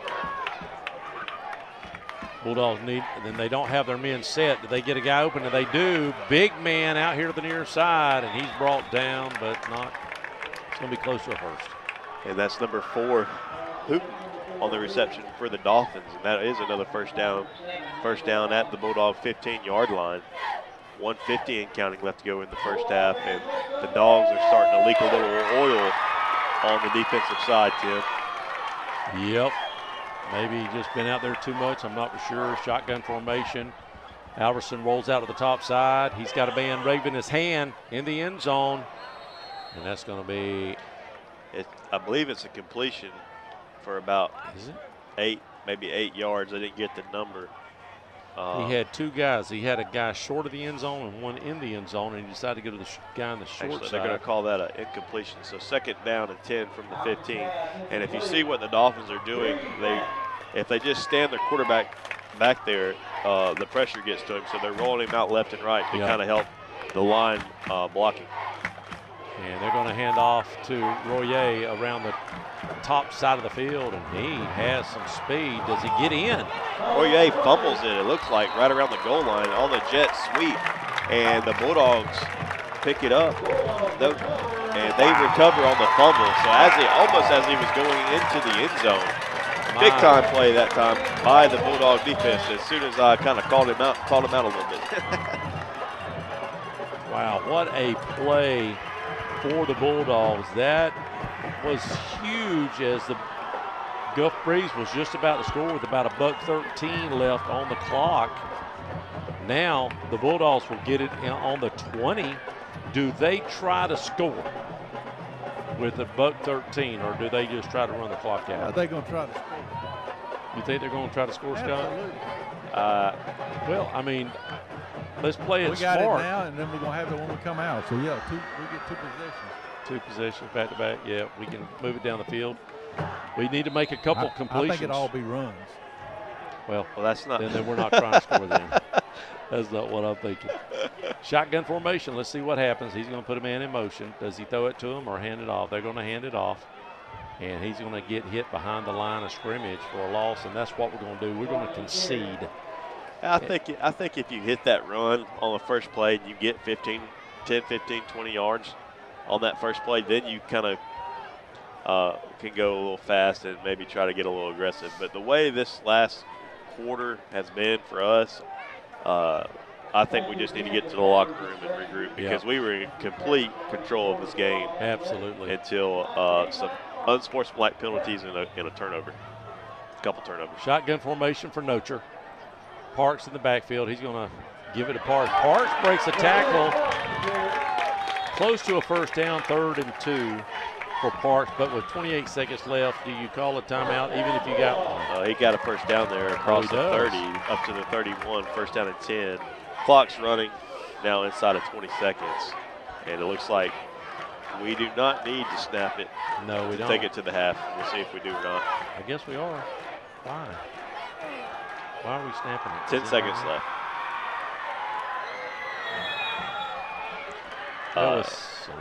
Turtle incompletion, 7 seconds left, and there should be one more handoff and go to the locker room, or just a desperation. Yeah, see if you can get somebody to they're fall going to down. play the defense. They've got 3 high, so there ain't no way that's our 2 high. And the receivers are playing 10 yards off their the defenders. They're going to hand it off, and that's going to be the end of the first half. We'll come back with your scores. This is the Okaloosa Gas halftime show coming up here on WAZ 104.7. We'll be right back. Kai score 14-14. Hey, this is Amber with the Cottage Boutique and Formal Wear.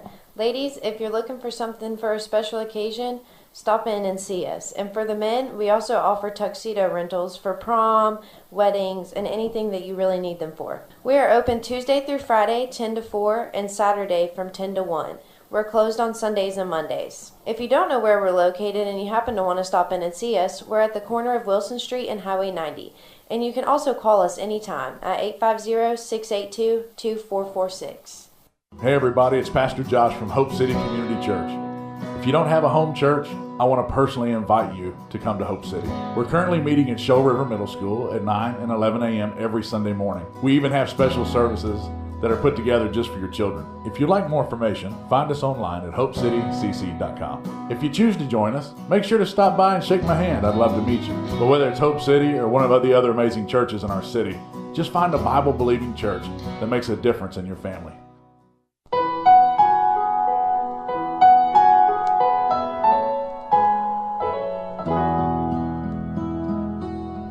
Hello, friends. This is Brandon Martin, General Manager at Blackwater Golf Club here in Crestview, Florida. From the newly renovated 18 holes to the Top Tracer driving range, Blackwater has something to offer for everybody. Open 7 days a week for the best pricing. Book your tee times in advance on our website, golfatblackwater.com.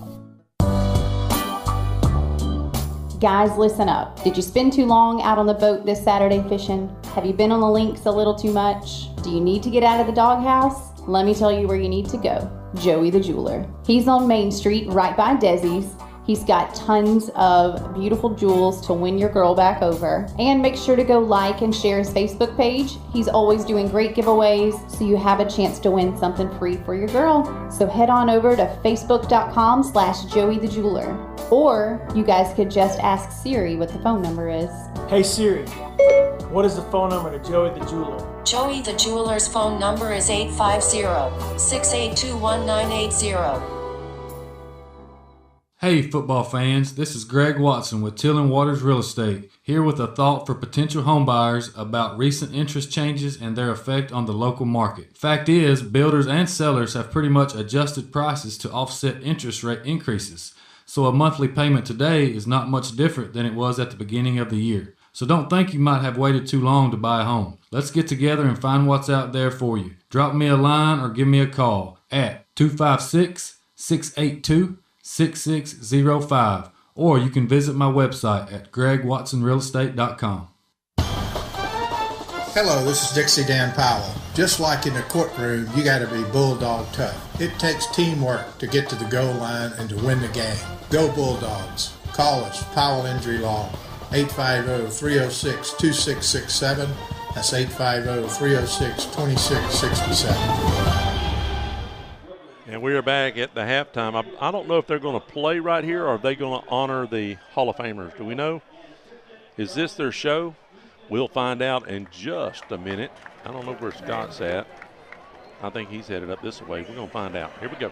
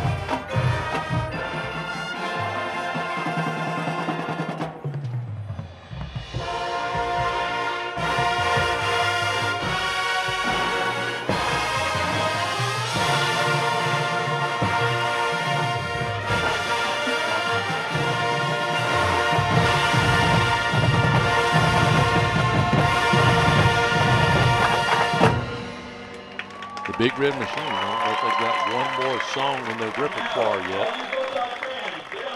Yep, they're going to go over the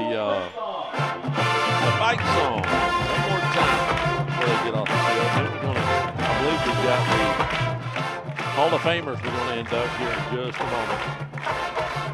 While we do, we have some scores. People have been texting scores. If you've got a score, 850-682-1177.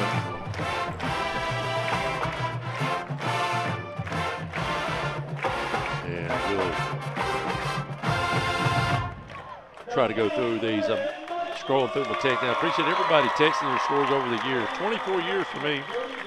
Or 25, 24, 99. What is 99? I did it in 99, 24. And the band's going to get off, and I believe we're fixing to announce our Hall of Famers. Niceville is up at halftime, 35-0 with the backup quarterback. Backup, the IMG guy's gone for the year. Suspended. He did something wrong or something, I don't know what it, but anyways, he's done. But that didn't stop Niceville.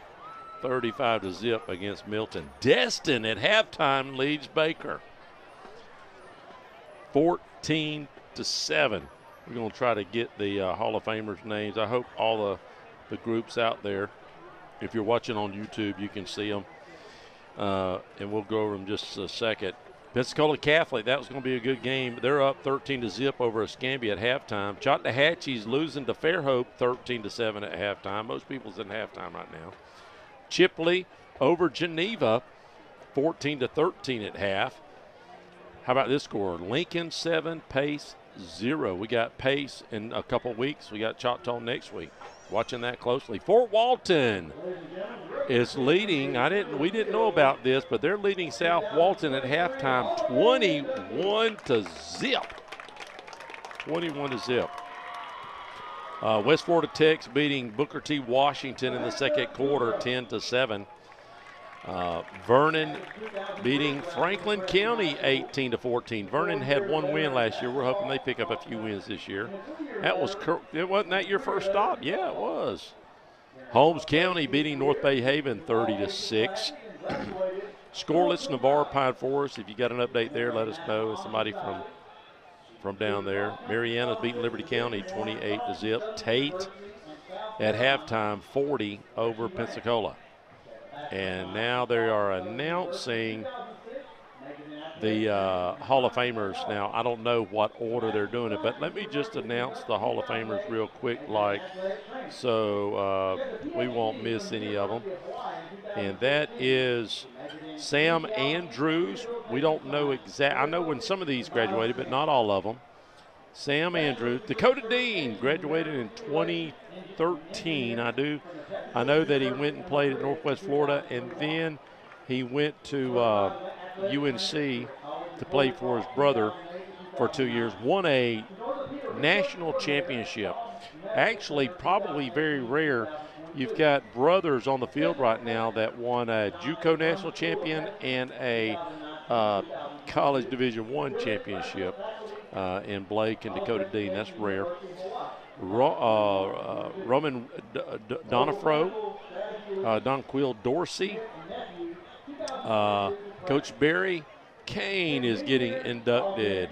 He's out there in the middle right now if you're looking.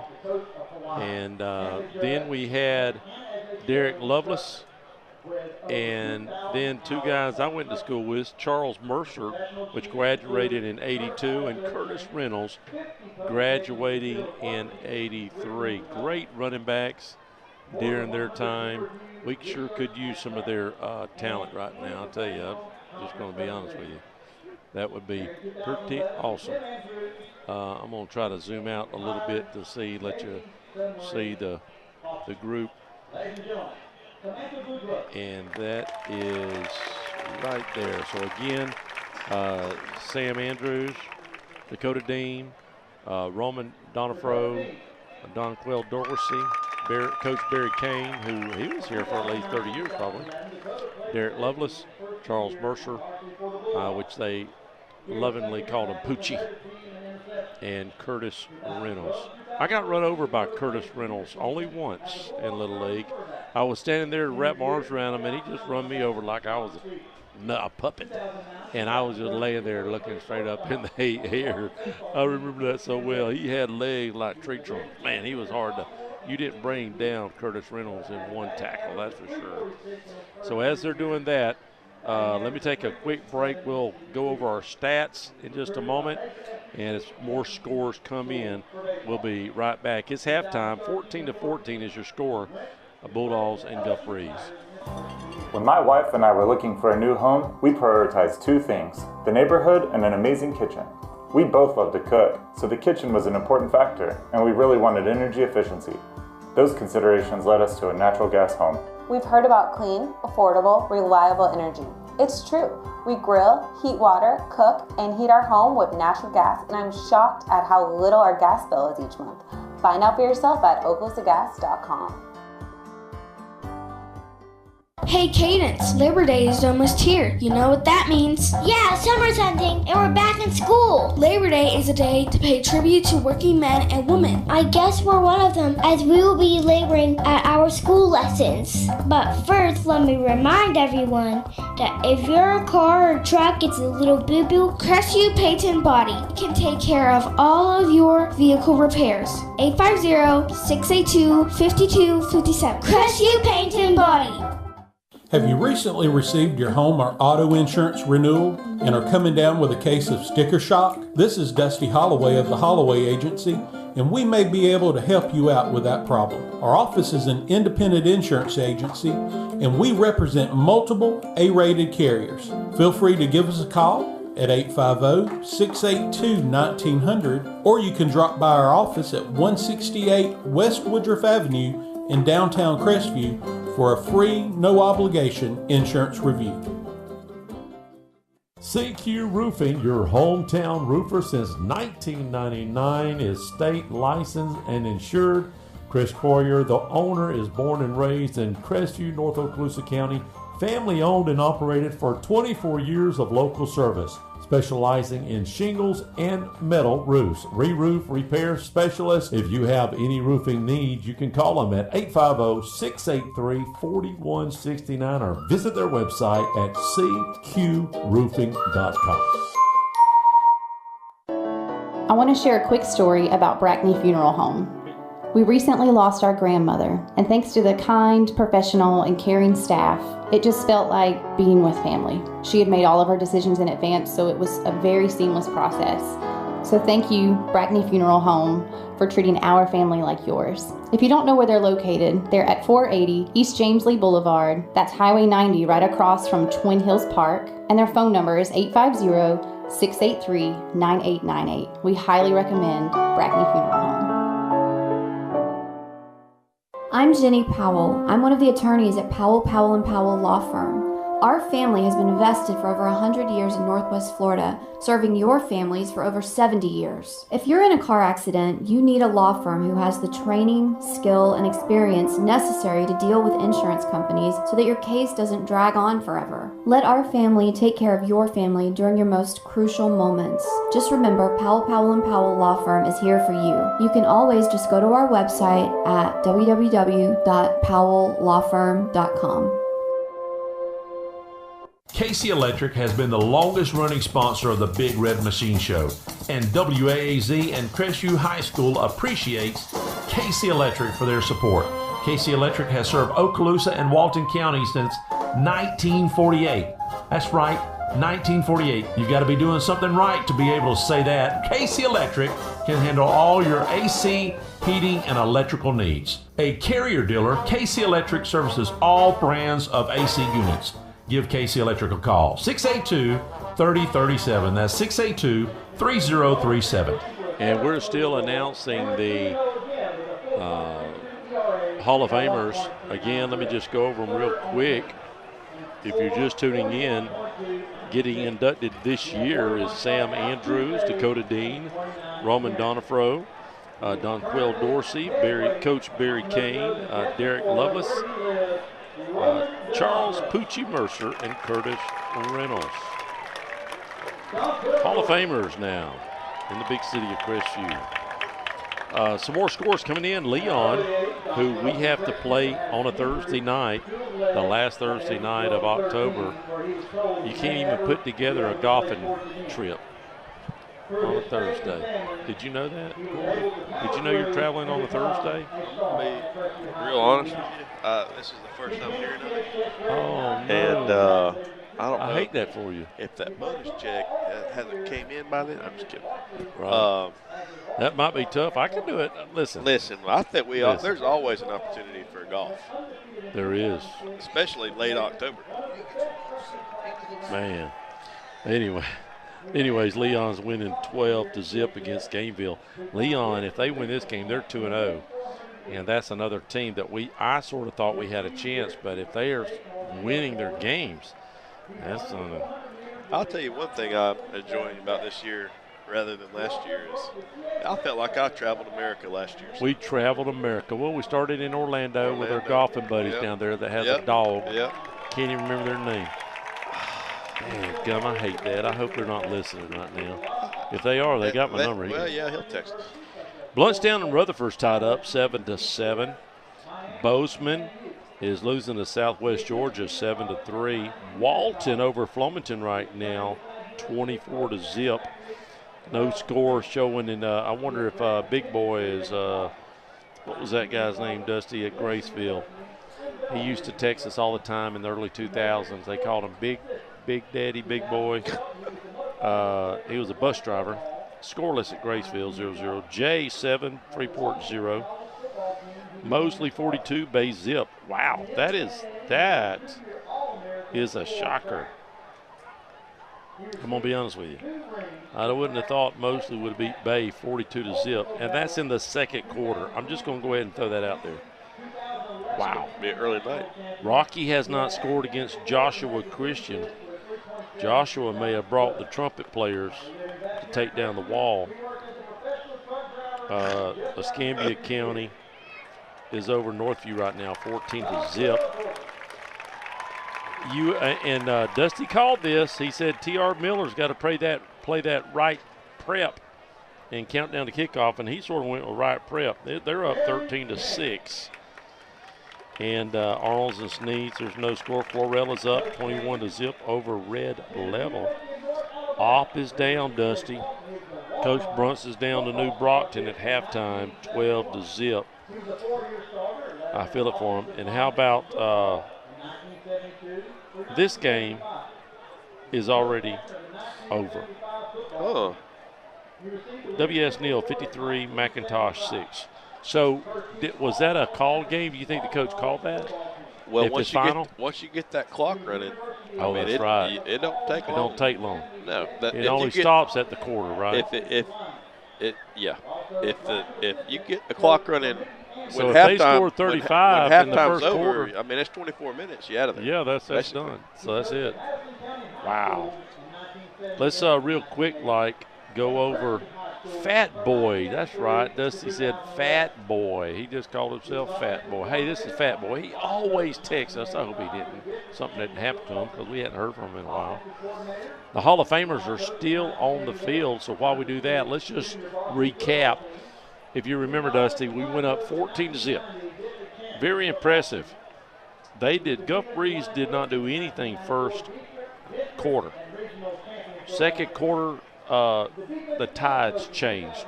It was like a dime had flipped on a dime, but quarterback, it was Tassin scored the 3-yard TD run early to score the first touchdown, I believe, or was that the 25-yard TD by Parks? Which one came first? I can't remember. I think it was Tassin. He ran it in for the touchdown. That's right.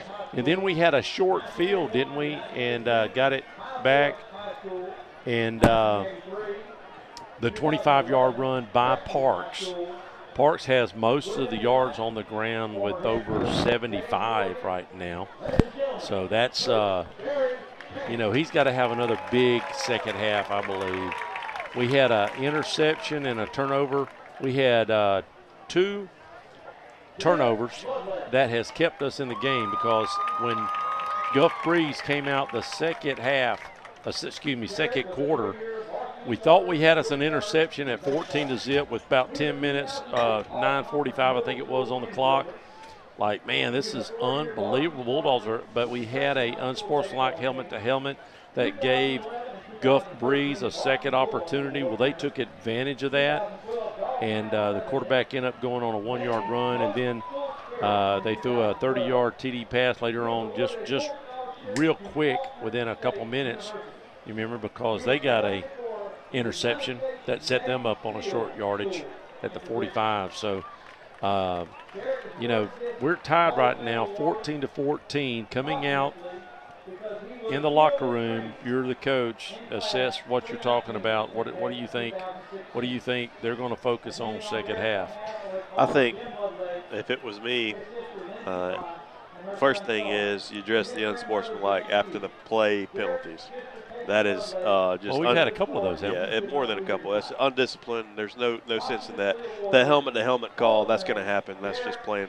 That's playing ball. Yeah. You can live with that one, but the after the play, running your mouth penalties have got to stop. And the second thing is, we saw it last week. Now we've seen it again this week. One play, and we just kind of deflate and let down. Eventually, you're going to have to show some spine as a team and not let one big momentum play just snowball into That's right. Letting the opponent not only get back in the game, but last week winning the game. Well, they're still calling. I believe we still have two. They're just now on Charles Mercer. If they're going by the list, we still have Curtis Reynolds. We're reading a history on all these guys. This is very in depth, breaking it down from kindergarten to whatever they're doing right now. There's a lot being read over there, and hey, we may be here for another 10 minutes, so we're going to take a quick timeout. It's 14-14 halftime. We'll be right back. Hey, football fans, this is Greg Watson with Till and Waters Real Estate, here with a thought for potential homebuyers about recent interest changes and their effect on the local market. Fact is, builders and sellers have pretty much adjusted prices to offset interest rate increases, so a monthly payment today is not much different than it was at the beginning of the year. So don't think you might have waited too long to buy a home. Let's get together and find what's out there for you. Drop me a line or give me a call at 256-682-6605, or you can visit my website at gregwatsonrealestate.com. When my wife and I were looking for a new home, we prioritized two things: the neighborhood and an amazing kitchen. We both love to cook, so the kitchen was an important factor, and we really wanted energy efficiency. Those considerations led us to a natural gas home. We've heard about clean, affordable, reliable energy. It's true. We grill, heat water, cook, and heat our home with natural gas, and I'm shocked at how little our gas bill is each month. Find out for yourself at oklasagas.com. If you're in the market for a brand new custom home, maybe you have some commercial work that needs to be done or remodeling, there's one place to call, and that's VLM Construction Services at 850-305-2959. Lonnie Miller and his crew has been working in Florida and in Alabama for over 30 years. If you're within the sound of my voice, they have plenty of home sites available in Crestview and Baker. Don't hesitate to call for any of your construction needs. 850-305-2959. Hello, this is Dixie Dan Powell. Just like in the courtroom, you got to be bulldog tough. It takes teamwork to get to the goal line and to win the game. Go Bulldogs. Call us, Powell Injury Law, 850-306-2667. That's 850-306-2667. Hey, this is Amber with the Cottage Boutique and Formal Wear. Ladies, if you're looking for something for a special occasion, stop in and see us. And for the men, we also offer tuxedo rentals for prom, weddings, and anything that you really need them for. We are open Tuesday through Friday, 10 to 4, and Saturday from 10 to 1. We're closed on Sundays and Mondays. If you don't know where we're located and you happen to want to stop in and see us, we're at the corner of Wilson Street and Highway 90. And you can also call us anytime at 850-682-2446. Hey everybody, it's Pastor Josh from Hope City Community Church. If you don't have a home church, I want to personally invite you to come to Hope City. We're currently meeting at Show River Middle School at 9 and 11 a.m. every Sunday morning. We even have special services that are put together just for your children. If you'd like more information, find us online at hopecitycc.com. If you choose to join us, make sure to stop by and shake my hand. I'd love to meet you. But whether it's Hope City or one of the other amazing churches in our city, just find a Bible-believing church that makes a difference in your family.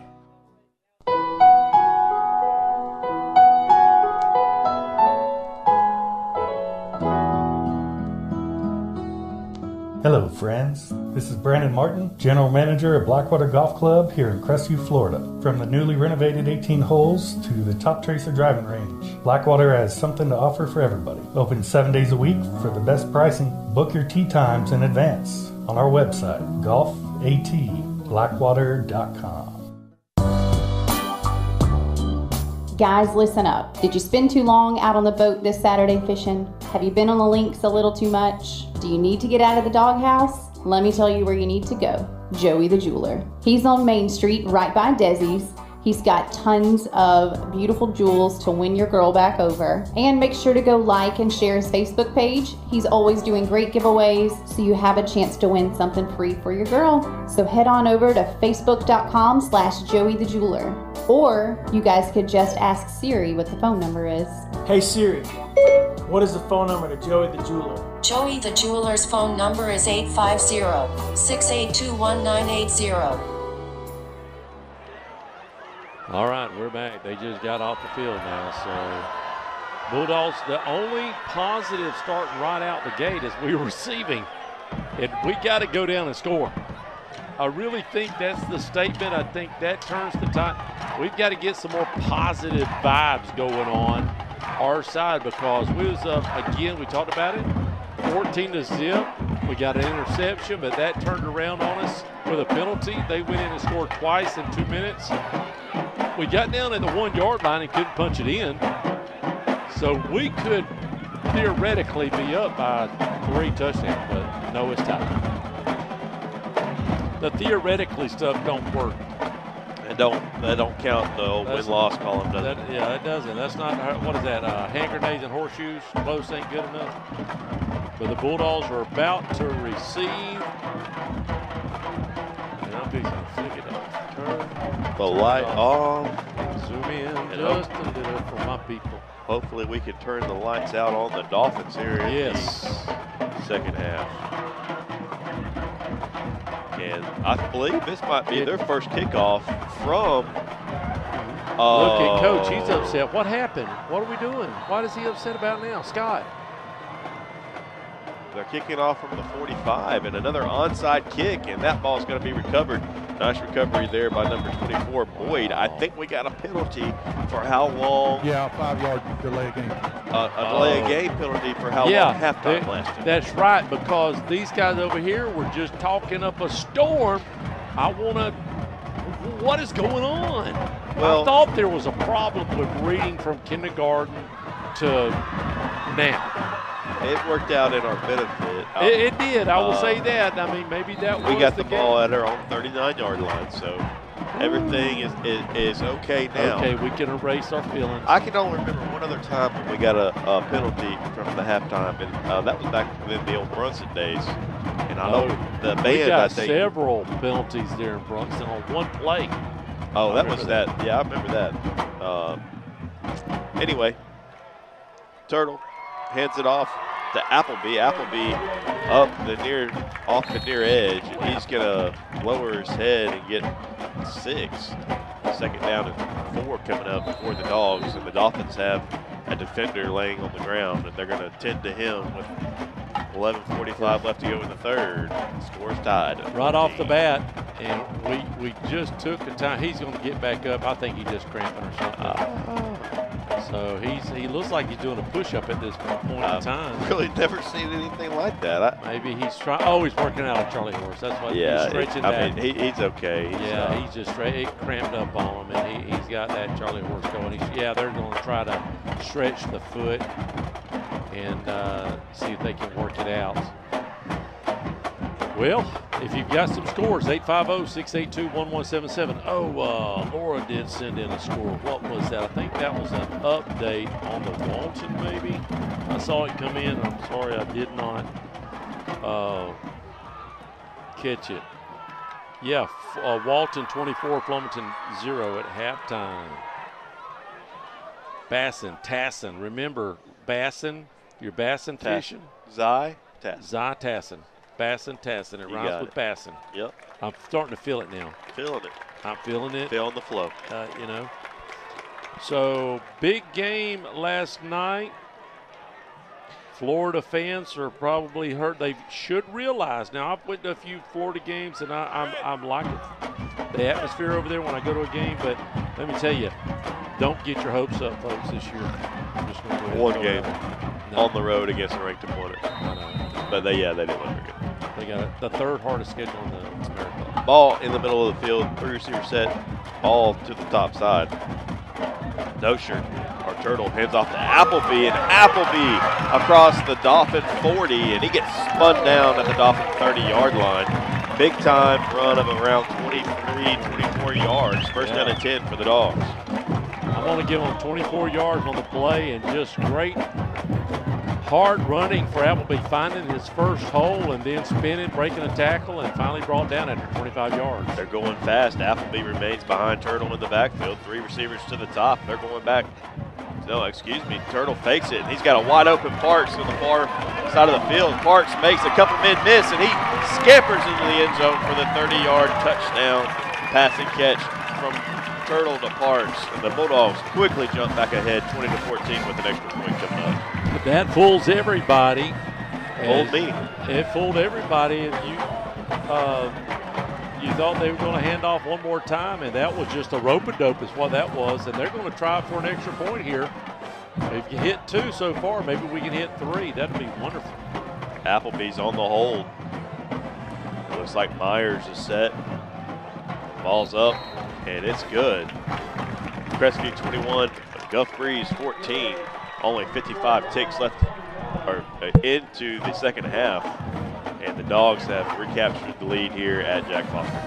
Hey football fans, this is Greg Watson with Till and Waters Real Estate, here with a thought for potential homebuyers about recent interest changes and their effect on the local market. Fact is, builders and sellers have pretty much adjusted prices to offset interest rate increases, so a monthly payment today is not much different than it was at the beginning of the year. So don't think you might have waited too long to buy a home. Let's get together and find what's out there for you. Drop me a line or give me a call at 256-682-6605, or you can visit my website at gregwatsonrealestate.com.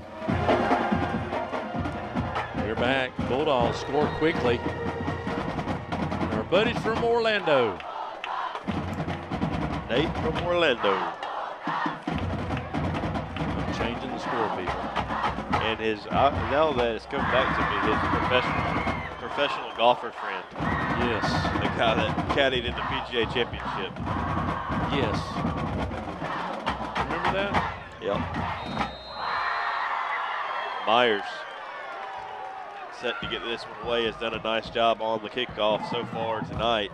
Been able to angle him close to the sideline, and he's going to angle another one, and that's going to be picked this time caught around the 38-yard line. He makes an efficient tackler miss and gets it out to the Dolphin 45-yard line. So kind of a low booty kick, a lot more of a line drive, and the Dolphins are able to start with good field position this time at their own 45-yard line.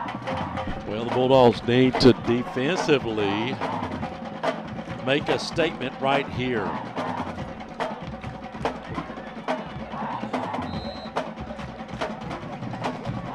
Nate, we didn't have to come down to Orlando. That was a one and done, buddy. We'd have loved to have a golfing match with you, but Bulldogs lost their first game by 1 point, and we're up 21-14 right here, right now. And the ball is on the near hash at the 45. Bunch look, man in motion to the far side. Back to pass under pressure, and he's going to get sacked back at the 40. Loss of 5 on the play, second down and 15 for the Dolphins. And they got, looks like Hernandez, their running back, cramping on the far sideline with 10:40 left. Dogs on top, 21-14. Can you say somebody lit a fire in the locker room at halftime? And I believe his initials is TG. He got in there and motivated a little bit. Old school. We've talked about motivation, how we were raised by these coaches, how they motivated us, and Coach Grant's got some of that. And kids still need a little bit of that old-time fashion motivation to get the blood pumping. And that play right there is a good statement. Did Scott Half-Heavy ever make it back for us? Yeah, he's down there. Yeah, is he? He never left. No. We had a hamburger up here. Let me just say this. The band crew, what do they call them? Boosters? Band boosters? They run the food program over there. This year is the fastest I've ever, the greatest, unbelievable service. And good They food. come great food. Whoever's cooking is doing a great job. They come in and get our order, and within a minute or two, the food's up here. It's almost like they got an elevator or something, like a dumbwaiter. And run it out it don't take but a second. I was like, why? I was thinking to myself, why am I getting so much crowd noise in my mic? And it's because we've opened the window. I opened the window because I saw the Dolphins have a man in motion through receiver glare. set. And they're going to hand off to the running back, and he's going to get tackled in the backfield. Loss of 3 on the play. 3rd down and 18 coming up for the Dolphins at their own 31-yard line. That's 2 big plays, a sack, and that loss of 3 or 4 almost makes it a long 3rd and 20. Are we saying almost? Yeah, Pretty it close. should be about 3rd down. Yeah, 3rd down and 19, 3rd down and 20.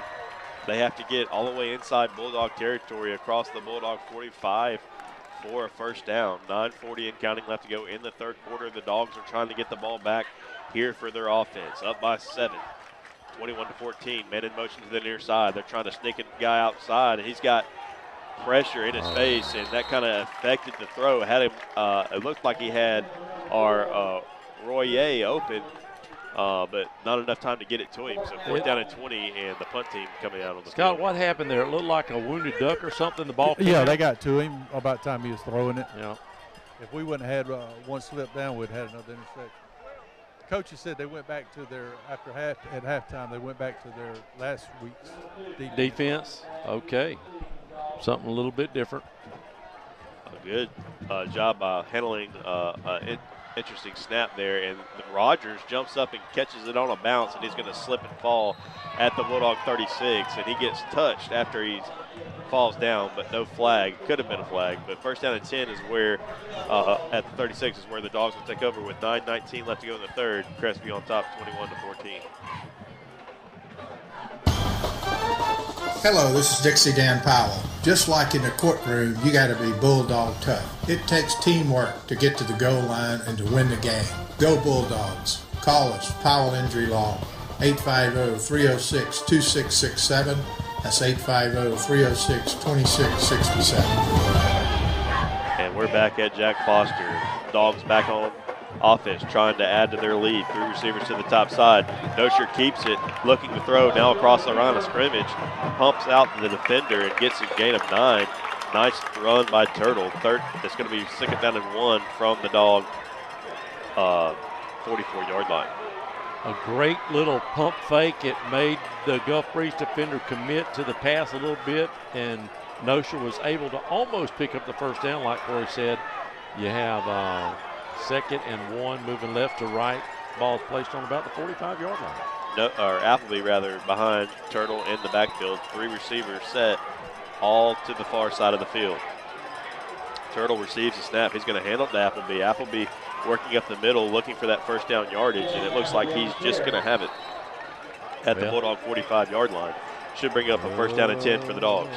They did not give him a favorable mark, guys. Nope, there they go. They gave it to him. It just didn't look good for a moment there. And it looks like just coming out of the half for Crestview, more aggressive on defense or back to their original game plan from last week. And also a little more sense of urgency on offense. We're getting up to the line, snapping it a little quicker. Same set, 3 receivers to the top. And we're going to hand that ball off to Appleby, and he's got room across the 50 down to the Dolphin 45-yard line. A gain of 10, good enough for another dog first down. Another great run, just running with passion over here to the right side. Those guys that are on the right side are doing a great job of blocking. Most of his yardage, Appleby's yardage, have come off of this side. It just that we got a second. Number 59, our senior offensive lineman, Michael Foley, is back in the game. He went out with an injury earlier in the first half, if you remember. He's back out there. That's our center. Turtle and Appleby remain in the backfield together. Ball's on the near hash, 3-receiver set, all to the top. And Turtle takes it and tries a little pop pass over the middle and has a completion of Parks for about 7. Down inside the Dolphin 40, second down and 3 coming up for the Dogs. I'll take that all day. High percentage passes. You know, Nocher has had a couple drop, but most of them been right on the money. Tried a couple passes that was, you know, he was hurried up pretty quickly on a couple passes, but overall he's doing a really good job of hitting his receivers. He's had only 4 incompletions so far. 7 minutes left to go in the third quarter. Dogs on top 21-14. Ball's on the near hash, 3-receiver set, all to the far side. Parks checks into the game behind Turtle, and he's going to give it to Parks, and Parks tries to weave his way up the middle. He'll only going to get about 1. He's going to bring up third down and 2 for the Dogs. Big surge there from Guff Breeze's D-line. And this is going to be a big play. Is this 2-down territory? Anybody? Absolutely. Yeah, I think so too. 6:29 here in the third quarter. Bulldogs scored quickly coming out of the gate. So it's 21-14 mid-third. They're staying with Parks behind Turtle in the backfield, and they're going to give it to him. And he's nice hard run down near the first down marker, and we'll see where they spot it. Ed, Scott, you're right down there. About a yard short. About a yard short. So 4th down and 1 coming up with 5:58 and counting left to go in the third quarter, and Coach Grant's not even hesitating. Offense staying on the field. Appleby runs in to communicate the play to the offense. Turtle receives the snap, goes right up the middle, and has plenty of room inside the 30, down inside the Dolphin 25-yard line, down to the 22. First down and 10 for the Dogs. Nice play there, nice play call, and way to find the hole, just taking off. And we've got a water timeout. Scores 21-14 with 5:32 left here in the third quarter. We'll be right back after a word from our sponsors. When my wife and I were looking for a new home, we prioritized 2 things: the neighborhood and an amazing kitchen. We both love to cook, so the kitchen was an important factor, and we really wanted energy efficiency. Those considerations led us to a natural gas home. We've heard about clean, affordable, reliable energy. It's true.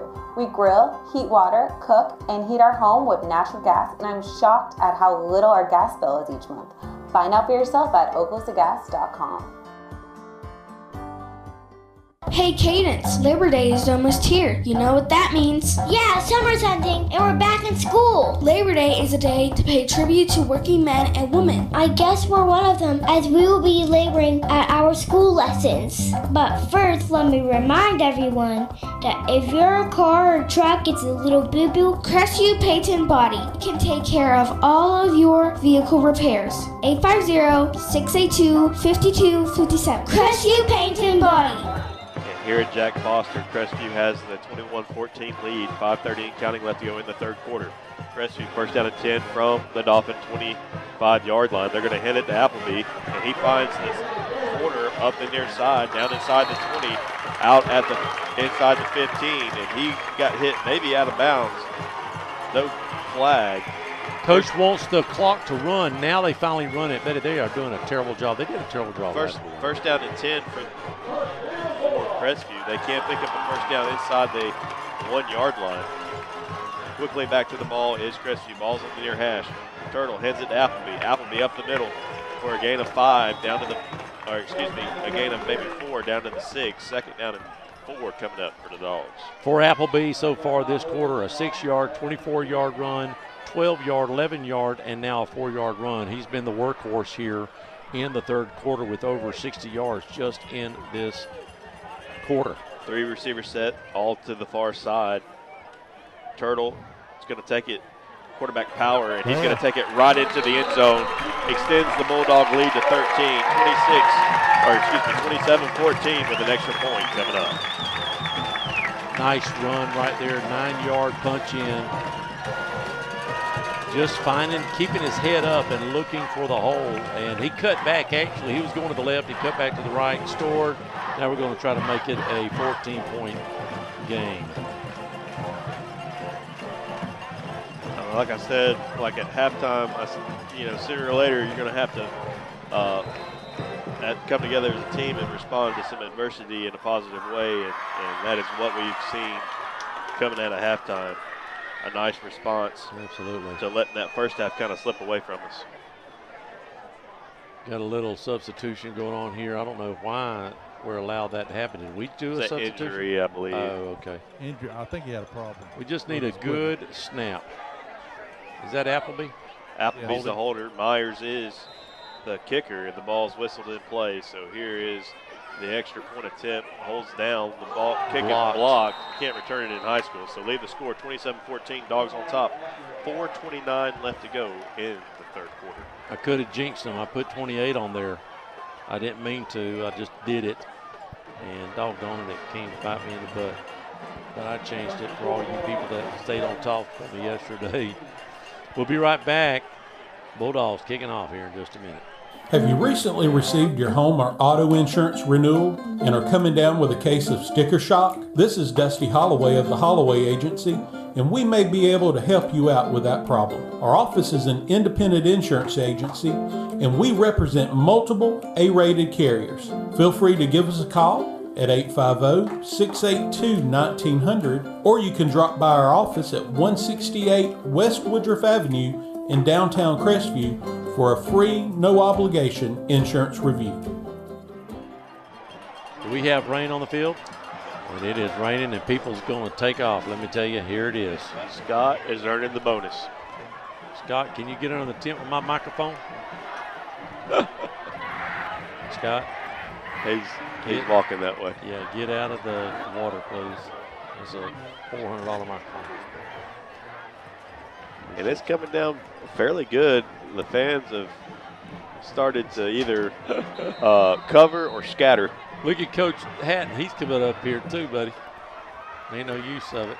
Hooch kick to the near side. That ball's going to go out of bounds. And we'll see what they decide to do. I would assume. I would make us kick again. That's what I would do. It looks like they're going to take it at the 40. There is a group of fans over on the far sideline, Tim, kind of midfield. They have come prepared with their own tent. Do you see that? Directly across from us in the visitors? Yes. You want to talk about being prepared. Man, they are. You're not talking about the blue, you're talking about the blue tent. In the stands. In the stands. In the stands, yeah. About 5 rows up, right across on the 50. Oh, Lord, yeah. I got a whole family down there. The Dolphins back on offense, find themselves down 27-14, 4:30 left to go in the third quarter. Back to pass are the Dolphins. That ball's tipped at the line, incompletion to start off the drive. 2nd down and 10 coming up for the Dolphins. Get the hands up as you get pressure. If you can't get to the quarterback and you're in the lane, great job of getting your hands up just to nick it. If you can nick it, now you got a chance of something happening, but 2nd down and 10 now for the Dolphins. I thought you got the ball on the 40, not the 35. But anyway, ball's at the 35-yard line. 2nd down and 10. The rain's coming down pretty good right now. Might affect the pass-heavy Dolphins. And as soon as I say that, they have a completion out across the 40, and he's going to get wrestled down right around 1st down yardage. Looks like he might be a tad short. 3rd down and inches coming up for the Dolphins. Let's see where they mark it. It's got to be on the other side, the north side of the 45, and it looks like it's on the south side, so that way we're going to call it a 9-yard play. 3rd down and just an inch. for the Dolphins. They are in the gun, 3 receiver set, and they're going to run a quarterback keeper up the middle, and he's going to have just enough, a couple yards for the first down. That gets the ball out to the Bulldog 47, or excuse me, the Dolphin 47-yard line. First down and 10 for the Dolphins. Bulldogs now can find a way here to get the ball back. You've got some really good momentum. And 4 receiver set, 3 to the near side. Ball's on the far hash. Back to pass and under pressure and sacked back at his own 39-yard line is the Dolphin quarterback. And it's going to bring up second down and about, we'll call it 18. Yeah, that's an 8-yard for loss. The Dolphins. Scott, you didn't have to get a number on the sack, on the guy that sacked him, did you? No, I couldn't see it. Second and a long 18, moving right to left with 3 minutes left here in the third quarter. Bulldogs up 27-14. 4 receiver set, 3 to the near side. Dolphins set to receive the snap, and they're back to pass once again, looking to the near side. Now rolling to the near side and has a completion out across the 50 and has a first down inside Bulldog territory all the way down to the Bulldog 41-yard line. That was Hoot on the reception for the Dolphins. He found his, and almost sacked again, but the quarterback did a great job of getting out of that pressure and finding his man for a first down. First down and 10, going quickly now. Back to throw again are the Dolphins, rolling out to the far side, throwing, has another completion across the 30 down to the 29. First down and 10 for the Dolphins. That's our man number 7, Roulier, on the reception. Bulldogs got to figure out a way to stop him right here, 2:18. We don't want to try to let him get in the end zone if we can help it. Rain stopped for the moment. Rolling out to the near side is the Dolphin quarterback. And the ball is tipped out of his hand, and the Dogs, it falls harmlessly incomplete. But another one of those that's up for grabs. And now we're going to have a holding call on the backside of this. So back up the Dolphins 10 yards. That'll be first down and 20-ish.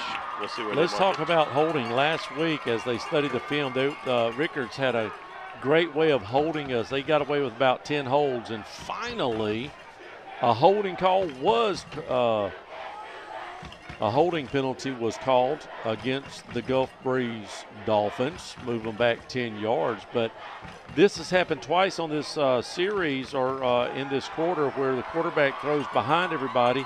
We had a chance for an interception, but we put on the brakes and fall down to the ground. Backs up the ball at the Dolphin, or excuse me, the Bulldog 39-yard line. First down and 20.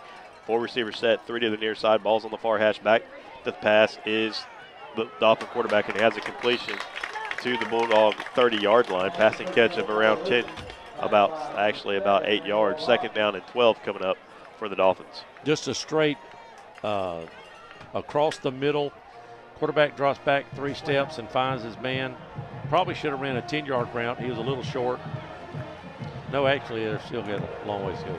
Minute and 30 left to go in the third quarter and counting. Dogs still on top, 27-14. 4 receiver set for the Dolphins. Back to pass again. Into pressure again. Picked off. Another almost interception. Had pressure right in his face and almost threw it to a Dog defender. Does fall incomplete. Third down and 12 coming up for the Dolphins. And we have a penalty in the backfield. And that is going to be another holding call against the Dolphins. And we'll see what we decide to do. And we are going to accept it. So that's going to bring up second down and 22 once they get this marked off. So 2 holding penalties, real back-to-back sort of. And this is going to move the ball back to the Bulldog 40-yard line. And they need to get all the way down to just inside the 20 for first down yardage. 3 receiver set to the top, men in motion to the top. Back to pass for the Dolphins. The rain has started to come down a little harder. He gets out of a would-be tackler and throws one incomplete, almost sacked back around the 45. It is an incompletion, and it's going to bring up third down at about 25. Quarterback strong enough to get out of the hands of the would-be tackler for the Bulldogs. Was that Patrick Rogers? I couldn't tell.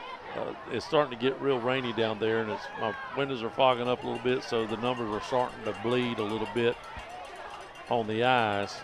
A great pressure. We need that one more time right here, Corey. Yeah, third down and a super Walmart, and we are going to get a timeout. And we'll see who calls it. It's the Dolphins taking the timeout with 1:14 left to go in the third quarter. Dogs on top, 27-14. CQ Roofing, your hometown roofer since 1999, is state licensed and insured. Chris Coyer, the owner, is born and raised in Crestview, North Okaloosa County. Family owned and operated for 24 years of local service, specializing in shingles and metal roofs. Re-roof repair specialist. If you have any roofing needs, you can call them at 850-683-4169 or visit their website at cqroofing.com. I want to share a quick story about Brackney Funeral Home. We recently lost our grandmother, and thanks to the kind, professional, and caring staff, it just felt like being with family. She had made all of her decisions in advance, so it was a very seamless process.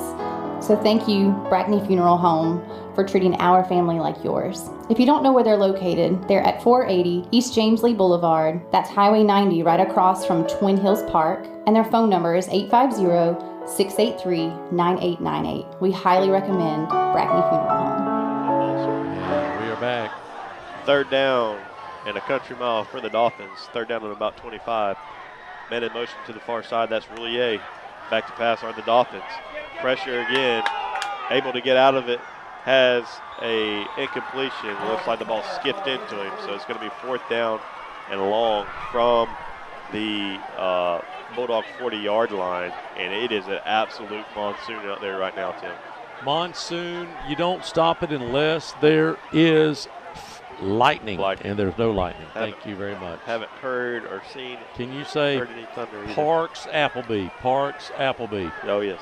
There will be not. We will not throw the ball in this slop, and we'll just try to control it and try to run as much time off the clock as we can. And if you can find a hole we're having a little problem here with it. The Dolphins are going to punt this ball away. The punter's standing at the 50, and it punts away. It's a high, spiraling punt. Get away and from we're that just ball. not going to get anywhere near that. It's going to roll inside. It looks like the 5-yard line around the 5, and that's where the Dogs will take over. We do have a flag after flag. the play. That's going to be on us. That's going to be on us? Yeah. Well, it can't go far. Maybe go a half a yard. Did they? And I'm going to tell you, if I'm a coach on my punting return, I'm going to talk to Rogers. Stay away from that ball. He was within a yard of that ball. So we have whatever the penalty is, it really doesn't matter because the ball's on the 5. It'll go half the distance, so we lose a couple yards on the play. It's not really, it is a big deal as far as putting you up against the goal line, but the Bulldog will start on around the 2-yard line with a buck left here in the third quarter. And we're working on getting the offense out there. I would be willing to bet a lot of money that this is going to be a run here. We make sure we handle the snap. Some confusion. Guys coming in late for the Dolphin defense. And it is a handoff up the middle, and he's got room. Appleby gets us out of a hole, and he's making mid-miss out to the 40. He's going to get brought down at the Bulldog 40-yard line. So we'll give him a 38-yard scamper. 54 seconds left to go in the third quarter, and now we have a whistle. And we'll see what the stoppage of play is. Was there a flag? Yeah, it's going to be a personal. On? Unsportsmanlike conduct on the Bulldogs. Oh, Grant's throwing his helmet. He does not like that. That'll still be a first down. It'll be assessed at where the ball's down. So it'll be at the 25-yard line. Yeah, it's still a first down. But, man, that's huge. We can't. I know what's going to happen. Even if we win, they'll be up here to 1 o'clock breaking that film down and seeing where the problem is. So first down and 10 from the Bulldog 25-yard line. Doesn't negate getting us out of the shadow of the goalpost. That's right. Monsoon-like conditions. Appleby getting it again, and he's up the middle again, and he's to the 30. The ball's out, though, and the Dolphins think they might have it. And we're waiting for the official signal. I got it. And they do have it. So Appleby fumbles it right around the 30. The Dolphins take over with 40 seconds left. A good field position. Well, that's a killer. He's worked so hard. That second effort sometimes can come back to haunt you when you're trying to get that extra yard. They get a chance to strip it. They get their hands in there because they've slowed you down. And now, with 40 seconds left, the Bulldogs was down at the 40. They get a personal foul again. You talked about this. What do you clean up? You clean up those type of penalties. You don't have those penalties, and you're, middle of the field right now. But otherwise, now. And it just, not the. I know it's raining right now, but when it rains, it pours. When we had the penalty that brought back the interception, they ended up scoring a touchdown after that. When we had the unsportsmanlike, then we fumble it. Now they're back on offense, evading pressure, rolling out to the near side. Had Roulier, but overthrows him. Second down to 10 from the Bulldog 30, but we have the penalty, and then right after that we have a fumble. It's almost like a snowball thing. And that happened the first half. Yep. Where we thought we had it. Penalty. Gave the Gulf Breeze Dolphins a second breath, and they went in and scored. So hopefully it won't do it again this time. Ball's resting at the Bulldog 30, and we have a stoppage of play once again. And they're just getting the ball. Looks like they're getting the ball off the field. I don't know what's going on. There's two balls in the field. That's going to be a problem. That's the problem. Trying to keep these balls dry. We get one off. I believe we still have one on. So we should be getting ready for a whistle. And there it is. Second down and 10, 34 seconds left to go in the third. Crestview on top, 27-14. Play clock's not moving though. I don't know why. Incomplete pass. Incomplete, that's right. Man in motion to the far side. Back to pass, rolling out to the far side, throwing to the far side, and has a completion. Short completion for around 3 yards. Going to bring up third down and 7 for the Dolphins. Good pressure again, but the quarterback, Alberson, rolls out to the top side to avoid the pressure and just barely gets away, but his man's wide open. The tight end follows Alberson to the top side of the field and picks up 4 yards on the play. Third down and 6 coming up for the Dolphins, and I would imagine this is 2-down territory, down 2 scores here late in the third. Rolling out to the near side, throwing to the near side, and has a completion. That's Roulier inside the 15, down to the Bulldog 11-yard line. First down and 10 for the Dolphins. Nice passing catch. He throws it only where one person can catch it, and that was his receiver, Roulier. First and 10 with 12 seconds. Will they get another playoff before we flip sides? They're working on getting this ball snapped. 5 seconds now, and they do get a snap, and it's looked like it was fumbled. Did the Dogs recover? They say they have the football. They look like they're signaling they have the football, and they do. So problems with the snap or the handoff or something, and the Dogs find a fumble and will go start the fourth quarter with possession up 27-14.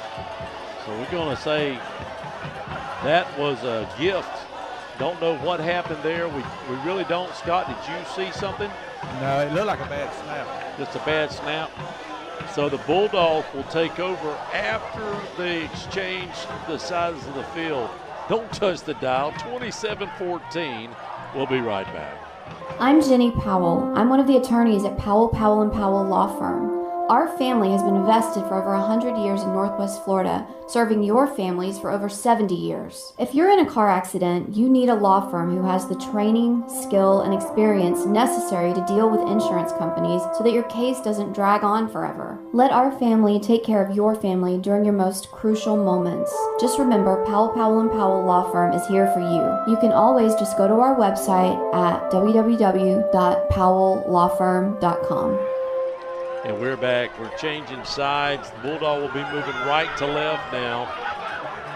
Fourth quarter underway. And we were talking about Destin in the break. Speaking of Destin, I dropped our volleyball team off down there earlier tonight. Hoping they picked up a win down there. Haven't heard anything. I'll let you take this one, Clay.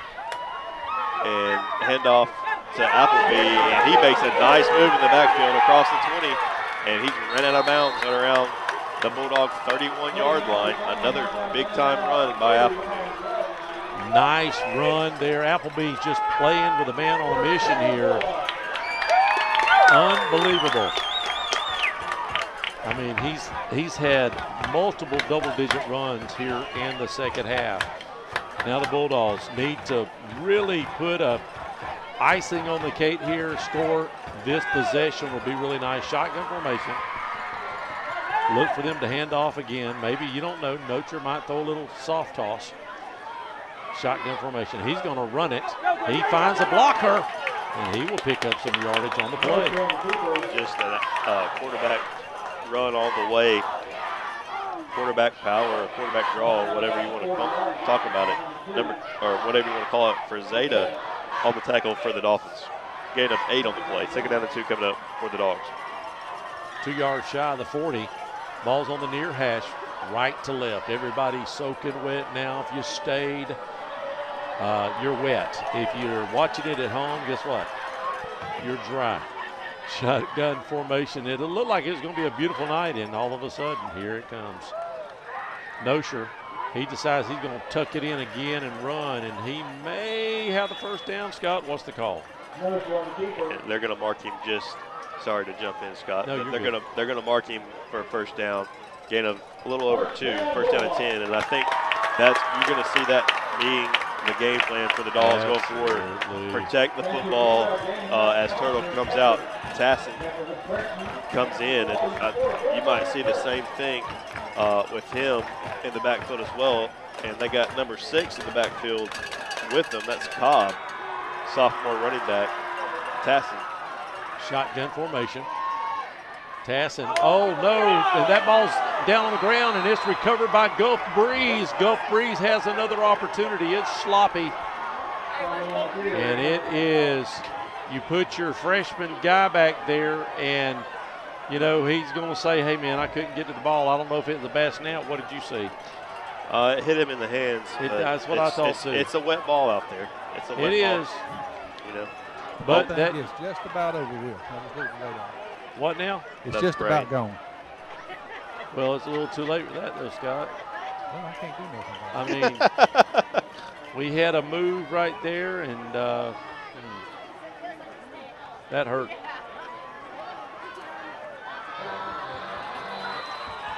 Here we go. Gulf Breeze gets their men set. Now they have a chance to put some points. They're going to give to the man in motion here to the near side. He's got the corner, and he'll be brought down out of bounds. That was Rillier on the carry, and he's going to be tackled by Robinson for the Dogs after a gain of about 7.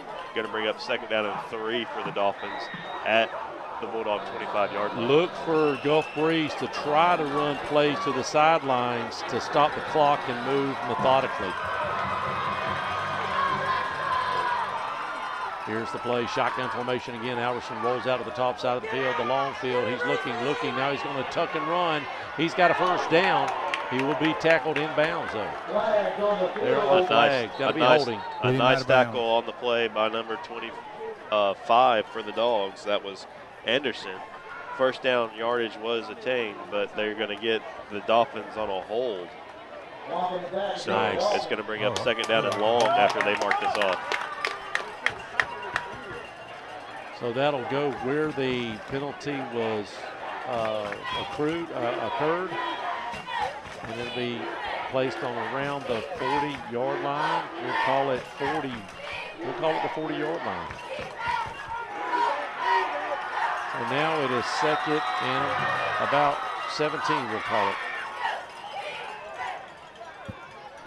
Rain still coming down. 9 minutes left. Clock's rolling. Shotgun formation for Gulf Breeze. Alverson in the backfield with his running back. He gets the ball, drops back. He's looking, pressure's there, but he breaks. He's got plenty of room now to run. He tucks it, and he'll get out of bounds at about the original line of scrimmage. Tackled out of bounds. Had to step up and avoid pressure, and then was able to scramble and go to the far side for about 10 yards. Going to bring up 3rd down and 10. I did not get a number on the tackler, but it was able to get him out of bounds. 8:54 left to go in the game. Crestview on top 27-14. And Gulf Breeze with a big third down conversion coming up. Big play right here. This is probably 2-down territory for the Gulf Breeze Dolphins. I'm sure it is. Bulldogs need to make 2 great plays here. Shotgun. Quarterback's going to keep it. And he'll be still on his feet, still fighting. He's broken 4 or 5 tackles, and he will pick up about 17 yards on the play. What a great run. Yeah, give him a game of 15 on the play. And just a lot of arm tackles by the Dogs. And unable to at least force a 4th down conversion. But 1st down and 10 from the Bulldog 20 coming up for the Dolphins with 8:30 left to go in the game. Again, shotgun. They're going to hand off right up the middle. He's got some running room, and he's picked up another 1st down, it looks like. We'll see where they mark it. And it is going to be a 1st down inside the Bulldog 10 down to the Bulldog 7-yard line. 1st down and goal now for the Dolphins, trying to bring this back to a 1-score game. Wow. And all of a sudden, the first time we've seen in the second half, the Dogs are starting to give up a little bit on defense. Shotgun, man in the backfield with Alverson. It looks like Hernandez. High snap, quarterback. Looks like he's going to lose yardage this time. Good pressure from the Bulldogs. The ball almost went right through the quarterback's hands that time and could have been a big play. Still a negative play for the Dolphins. Backs them up to the 10. So now we got 2nd down and goal from the 10-yard line. 7:40 and counting left to go in the game for everybody, I guess. Shotgun. 1 receiver to the top side, 2 on the near. Puts a man in motion. It'll probably come this way now. Yes, it does. There's the throw, and that ball is caught. Wow, it looked like it bounced in his gut. We're going to call it a completion. How did they? Gain of 3.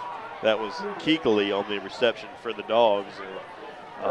Sliding down to make the catch. Now we got 3rd down and goal from the Bulldogs 7-yard line. 2 plays right here for Gulf Breeze to get in the end zone. If we can hold them, we'll have the ball back, but it'll be deep in our own territory.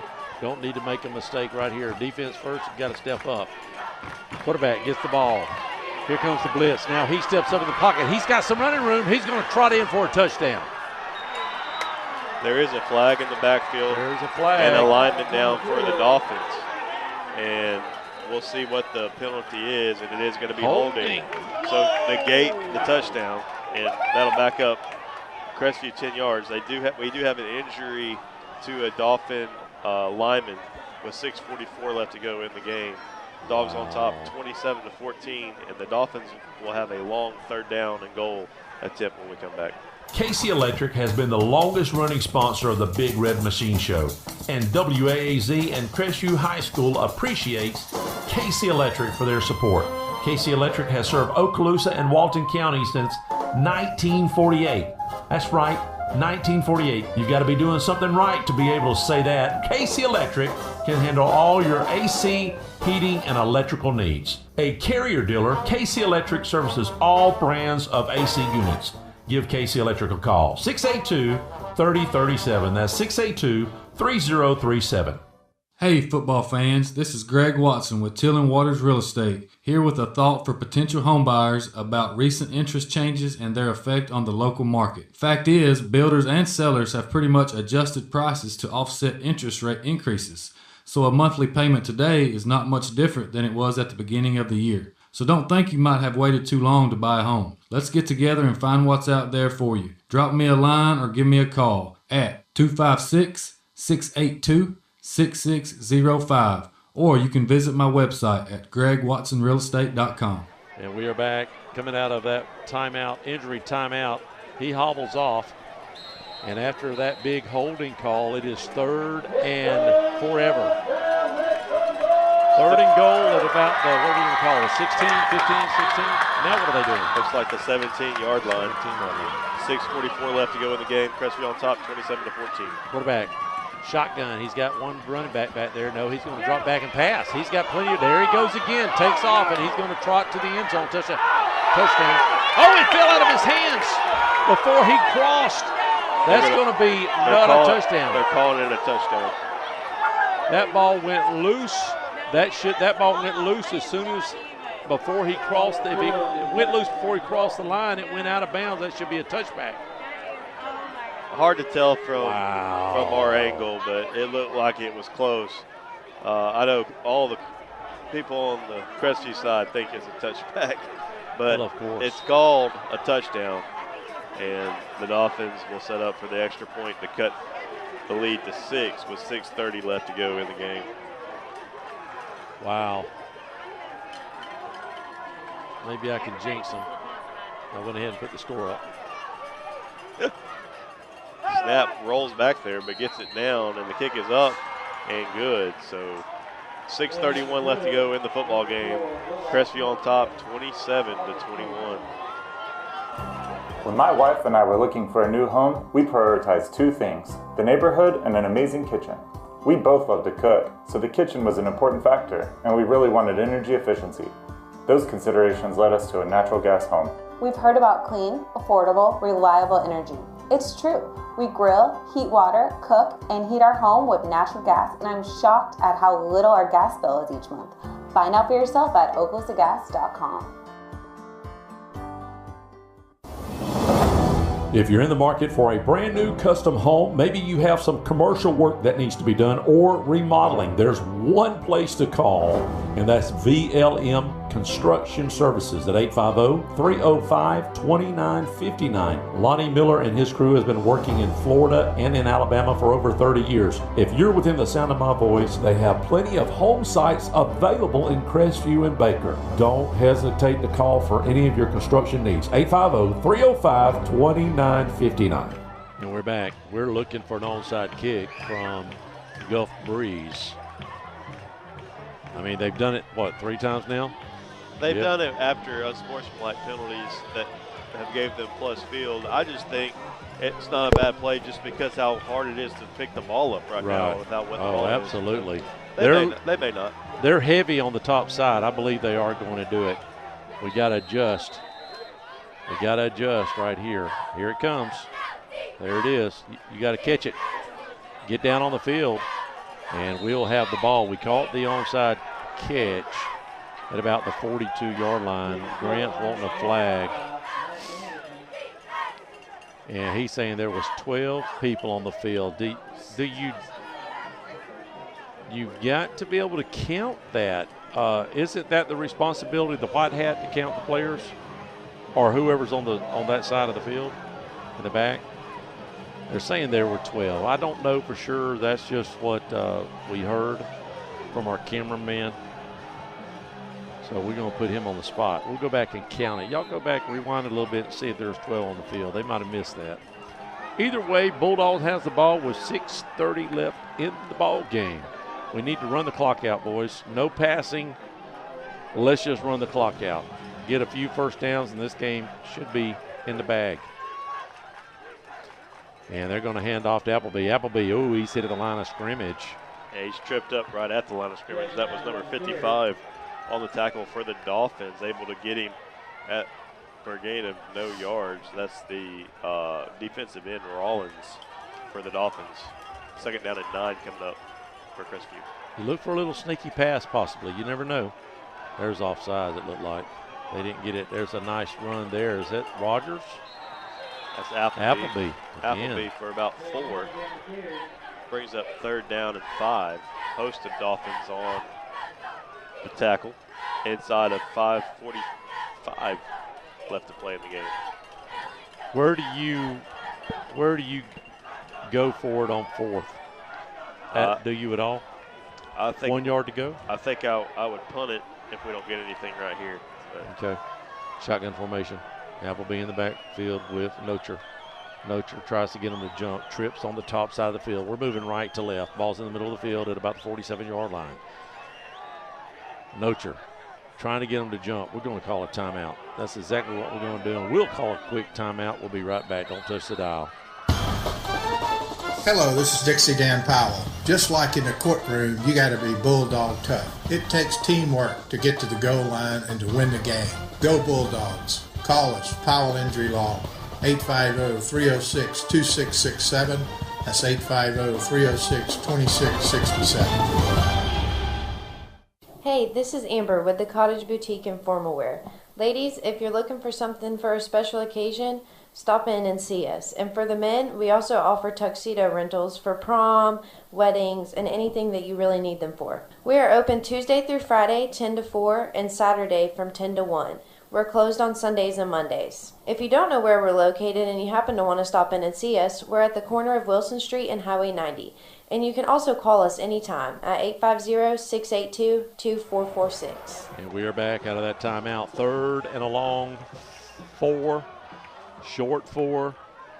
Big play for the Bulldogs right here. This is a big play for Nocher and company, putting a man in motion. That's Phillips.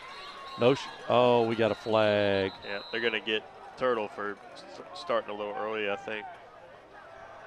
Oh, man, if they get us on a... No, so legal substitution on the Dolphins, so that's going to give us a first down. Oh, first down. That is huge because now, although we haven't run off a lot of time on that particular 3 plays, now we've got a chance to run off another couple minutes. Now, I don't think this is Rickards where they can score in a minute, but I would feel safe to say if we got it down within 30 seconds and don't score, I think we're in pretty good shape. Yeah, I think we're in 4-down territory now. You're not going to. I think so too. That's going to run a little, and the clock's running right now, so we're fixing to go inside of 5 minutes. And do we not let the clock run down to 0 before we snap it? That's one of the things I don't understand. Nocher takes the ball up the middle. So one of my pet peeves is seeing when we need to run the clock off, we're snapping it with 15, 20 seconds left on the play clock. Why do we do that? About 11 seconds there. Okay. Turtle takes it for a gain of 1. You want to get set around, and that's what they're going to do right here. They're kind of looking to the sideline. You're going to get set with about 10 seconds left on the play clock, and then there run we your go. play. Now we're doing it. Well, maybe we're not. We're going to get set a little earlier. No. We do not snap the ball until it gets to 2, right? Well, I don't know. 10 seconds. 10 seconds you get set, then you run your play. There you go. 10 seconds we got set, then we run our play, which is the handoff to Appleby. He has the corner. And he stretches it out. That should be maybe not a flag. Gain of 3, ran out of bounds, stops the clock at 4:09. That ain't good. 3rd down and 5 coming up for the Dogs. You don't run out of bounds unless he looked like he tried to cut it back there, Corey, but he decided not to, and by doing so, you stop the clock. 27-21, down to 4 minutes. Sloppy mess out there. The rain has finally, no, it hasn't subsided. Scott had told us 20 minutes ago that it was stopping. He shows it. And it shows it. You can't do no cutting on this It field. shows it. It shows you can't cut at all. Now we're running it down to 1, and then the clock's not running. 8-7-6. Nocher's got to snap the ball now in a little bit of hurry. Phillips in motion. Going to hand it off to Parks. Is that Parks up the middle? And that is a first down, and a big first down, Corey. It's going to be, I think, just short. No, they're going to motion him. Not even going to measure it. Raining. And I think I would have wanted a measurement if I was over on the Dolphin sideline. But a first down at the Dolphin 36-yard line. 3:50 and counting left to go in the football game. Crestview on top, 27-21. And with 22 seconds left on the play clock, we're just kind of lining guys up right now. I can live with 4 seconds, 3 seconds, but 7, 8, 10 seconds, that's just extra time we're giving Gulf Breeze snapping the ball that early. But let's see what we do here with 8-7-6. Okay, Nocher snaps it. They snap it back to Nocher, and he runs it right up the middle with 1 or 2 yards, just trying to burn the time. And we're going to get a timeout by the Dolphins. 2nd down and 8 coming up for the Dogs when we come back. 3:15 left to go in the game. Crestview on top, 27-21. Hey everybody, it's Pastor Josh from Hope City Community Church. If you don't have a home church, I want to personally invite you to come to Hope City. We're currently meeting at Show River Middle School at 9 and 11 a.m. every Sunday morning. We even have special services that are put together just for your children. If you'd like more information, find us online at hopecitycc.com. If you choose to join us, make sure to stop by and shake my hand. I'd love to meet you. But whether it's Hope City or one of the other amazing churches in our city, just find a Bible-believing church that makes a difference in your family.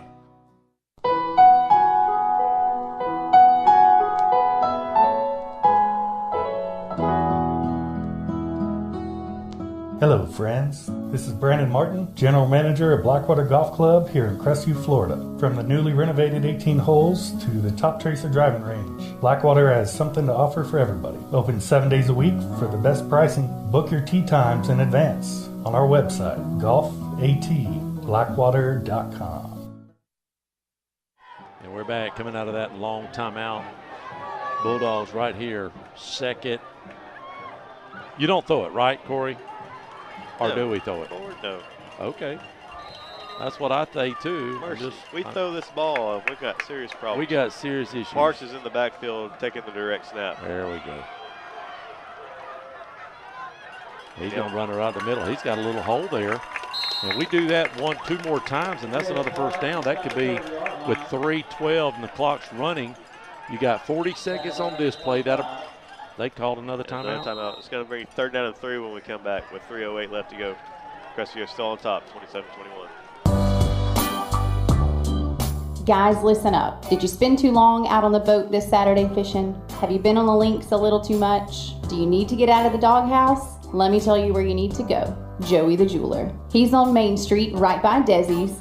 He's got tons of beautiful jewels to win your girl back over. And make sure to go like and share his Facebook page. He's always doing great giveaways, so you have a chance to win something free for your girl. So head on over to facebook.com/Joey the Jeweler. Or you guys could just ask Siri what the phone number is. Hey Siri, what is the phone number to Joey the Jeweler? Joey the Jeweler's phone number is 850-682-1980. And we are back at Jack Foster Stadium. What a game it's been. 21-27. Bulldogs are on top. They need a first down. 2 downs to make a first down right here, Corey. 3rd and short. 3rd and 3, we'll call it. Is that Parks getting the snap? Yep. It is. Direct snap to Parks. Let's see. And he's going to wait. Oh, he gets hit behind the line of scrimmage. He's got a first down and more. He can go all the way. He could go all the way, and it is down at the 1-yard line. What a great play that was, and that actually works out good for the Bulldogs. And a Dolphin defender had a shot at him in the backfield and was unable to get him down.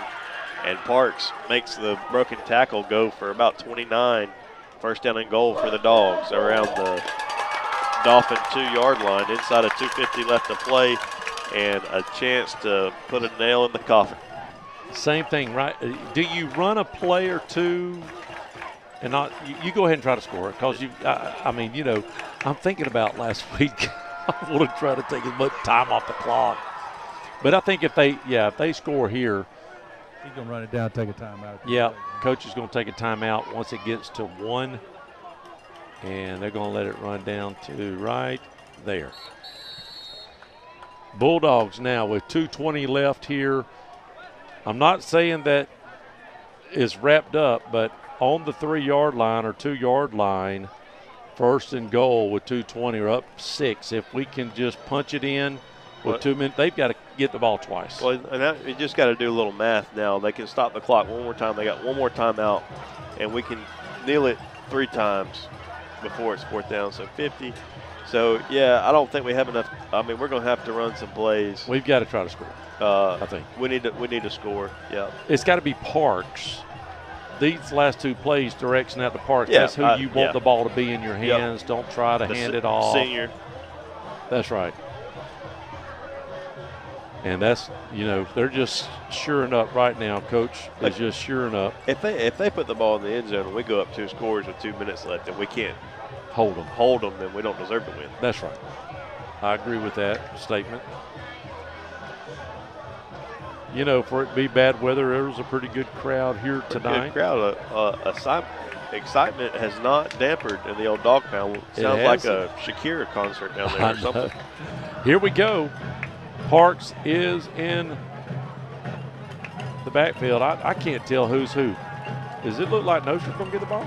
Or no, that's Parks in the backfield. Ooh, it might have been a bad snap, and he's going to score a touchdown. Ooh, that scared me there for a second. I thought that was a bad snap. So give Parks, that's 2 touchdowns tonight for Parks. A 30-yard run and now a 3-yard touchdown run. And that may seal it. Don't want to just say it just yet. All right.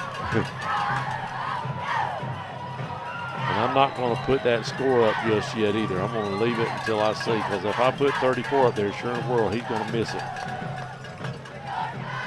They're trying to get everybody set up. Are we going for 2 here? Yeah, we are going for 2.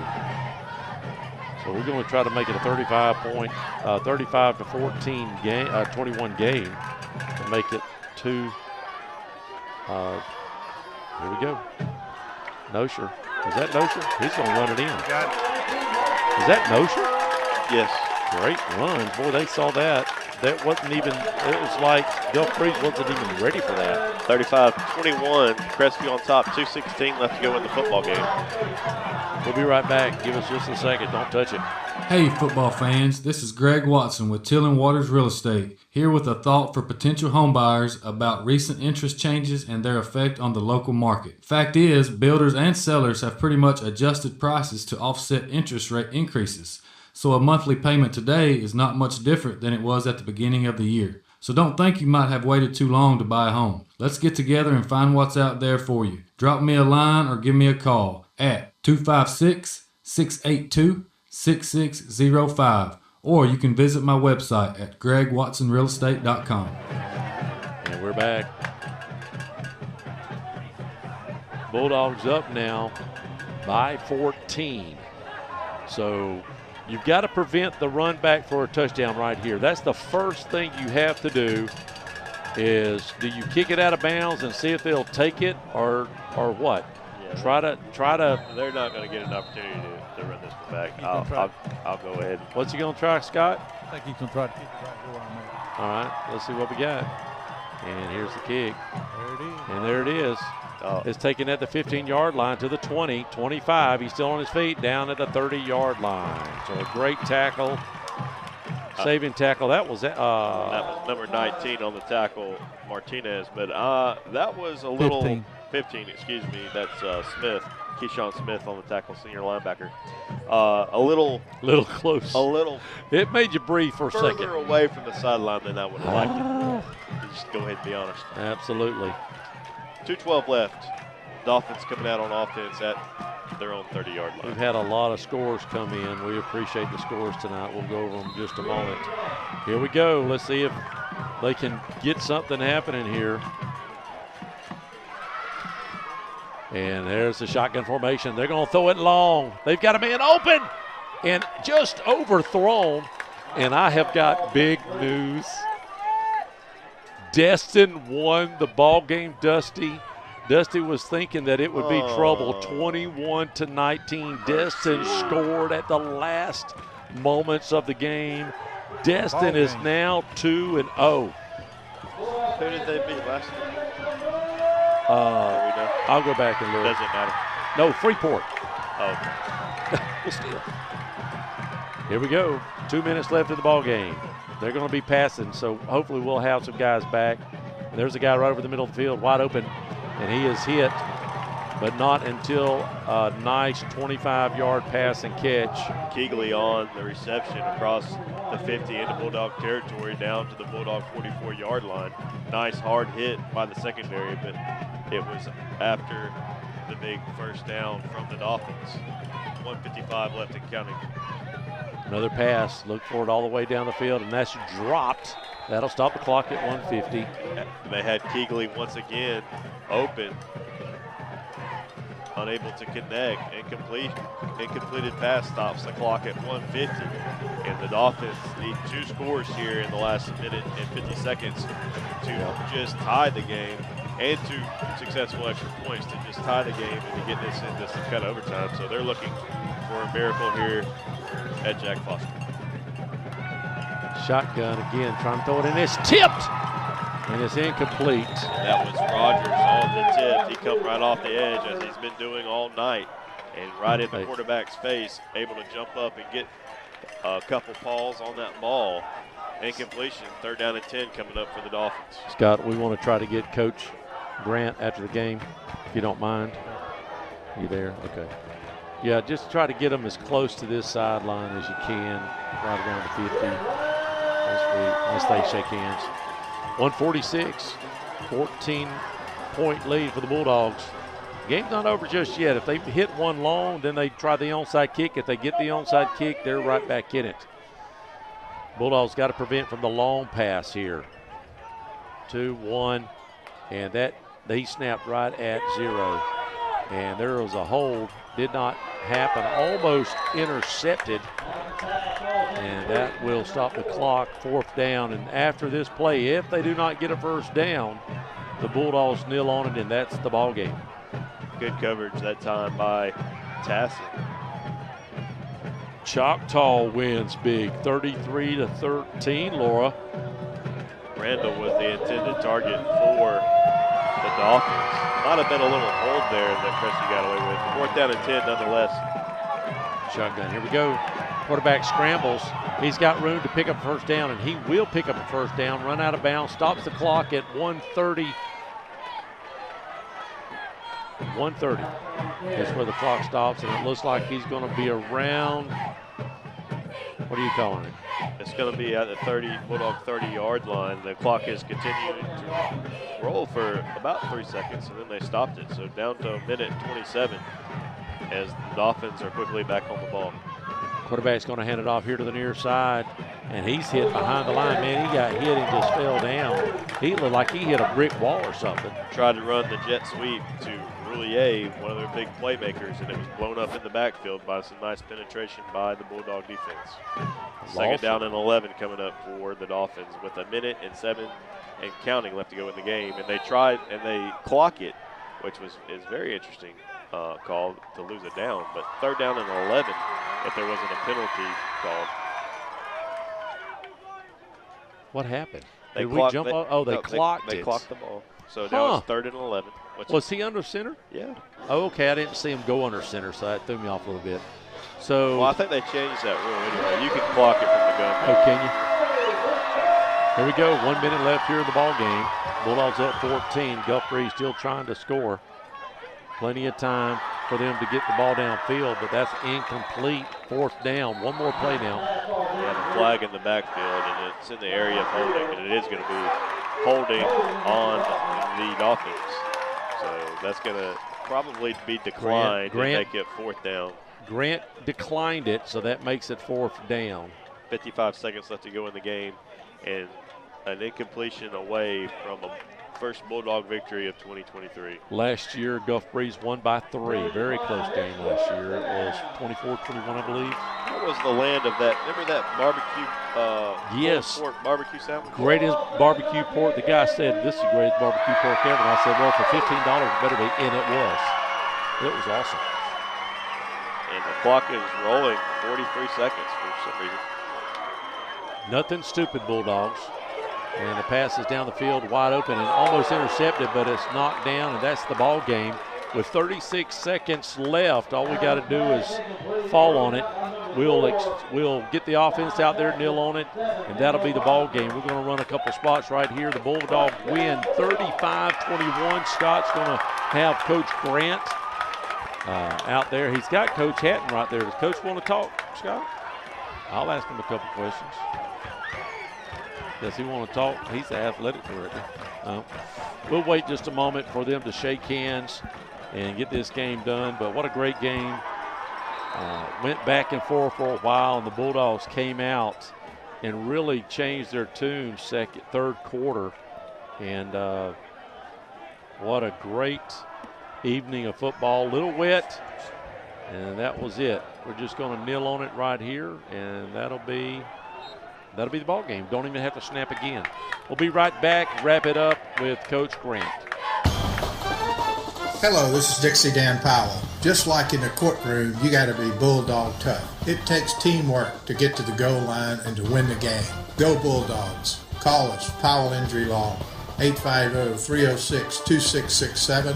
That's 850-306-2667.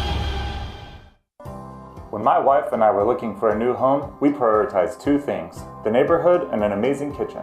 We both love to cook, so the kitchen was an important factor, and we really wanted energy efficiency. Those considerations led us to a natural gas home. We've heard about clean, affordable, reliable energy. It's true. We grill, heat water, cook, and heat our home with natural gas, and I'm shocked at how little our gas bill is each month. Find out for yourself at oklasagas.com.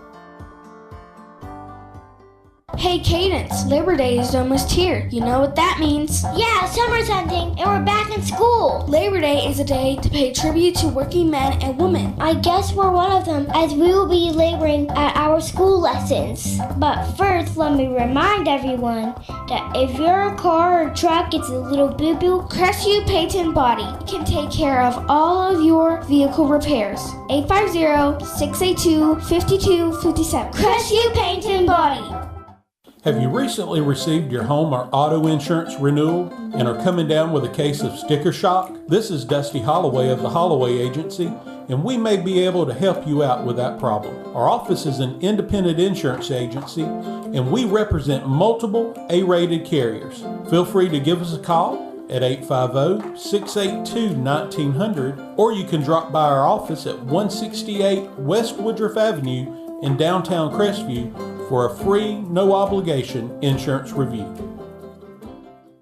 CQ Roofing, your hometown roofer since 1999, is state licensed and insured. Chris Coyer, the owner, is born and raised in Crestview, North Okaloosa County, family owned and operated for 24 years of local service, specializing in shingles and metal roofs. Re-roof repair specialist. If you have any roofing needs, you can call them at 850-683-4169 or visit their website at cqroofing.com. I want to share a quick story about Brackney Funeral Home. We recently lost our grandmother, and thanks to the kind, professional, and caring staff, it just felt like being with family. She had made all of her decisions in advance, so it was a very seamless process. So thank you, Brackney Funeral Home, for treating our family like yours. If you don't know where they're located, they're at 480 East James Lee Boulevard. That's Highway 90 right across from Twin Hills Park, and their phone number is 850-683-9898. We highly recommend Brackney Funeral Home.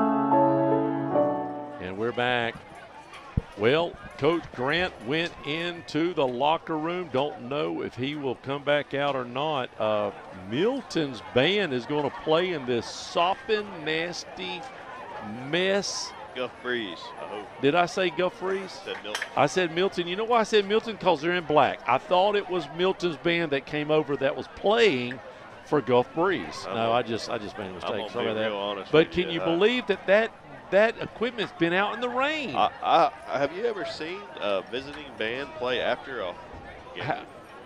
They're probably just getting in a I don't know. In some practice. Well, they didn't get to play at halftime because of our maybe it's a practice Hall of Fame situation.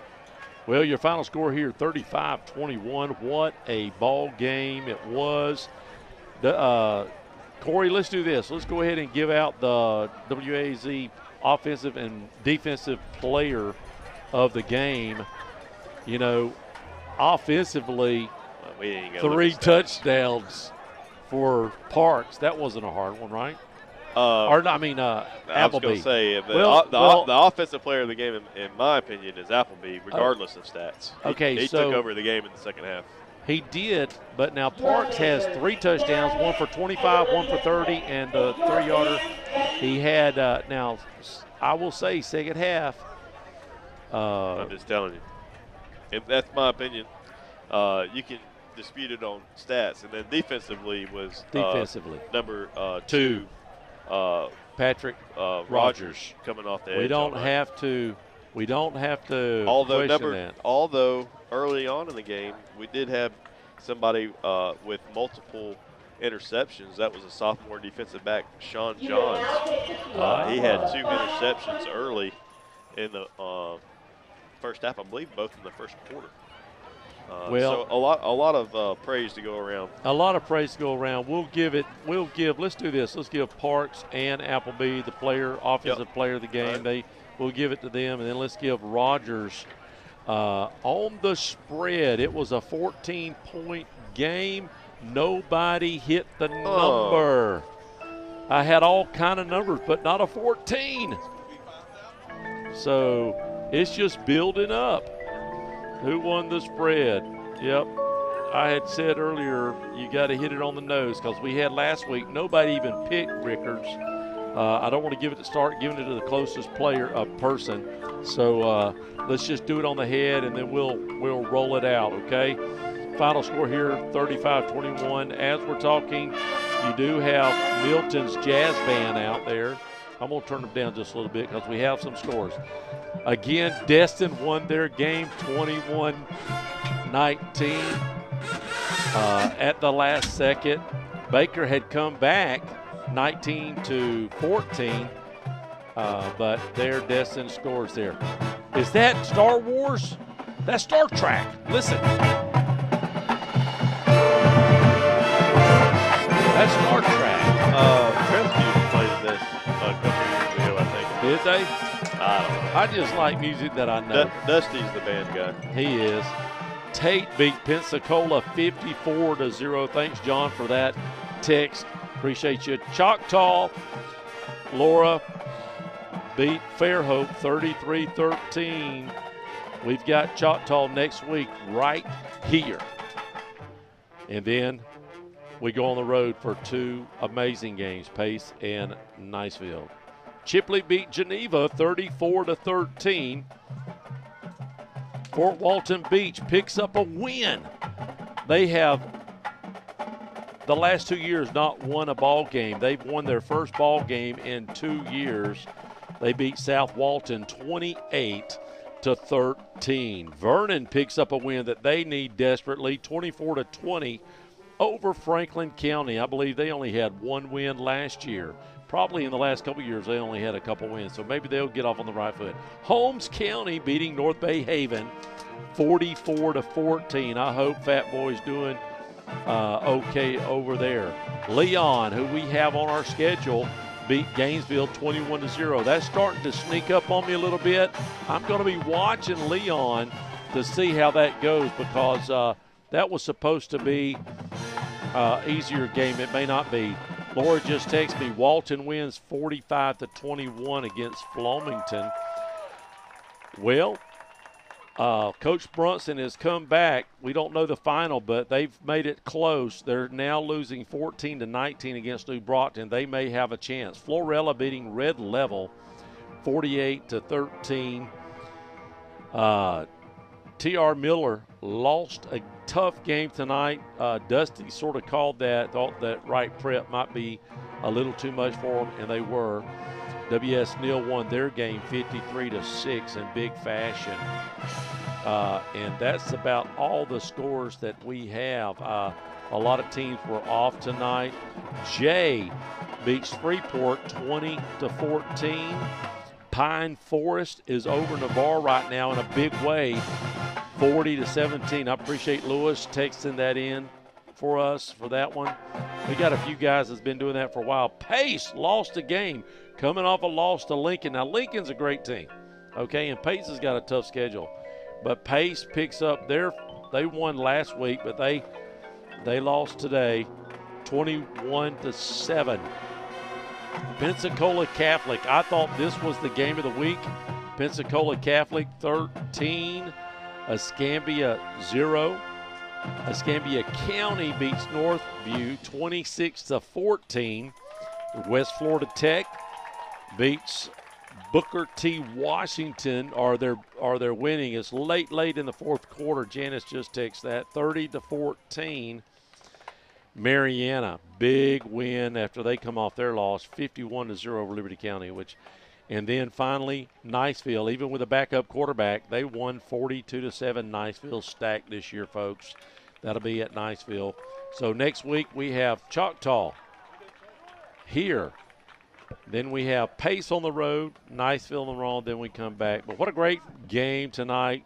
Your offensive players of the game is going to be Appleby and Parks. Defensively, Patrick Rogers. A lot of great plays, though. What some great moves as Nocher came in after he didn't start the first or second series, I believe, but he came in and handled the ball well, did a great job. This rain sort of dampered, I believe, the passing game of Guthries, don't you? And so that was your final score here. Appreciate all of our sponsors. 35-21. Everybody have a great holiday weekend, and we'll see you next week right here.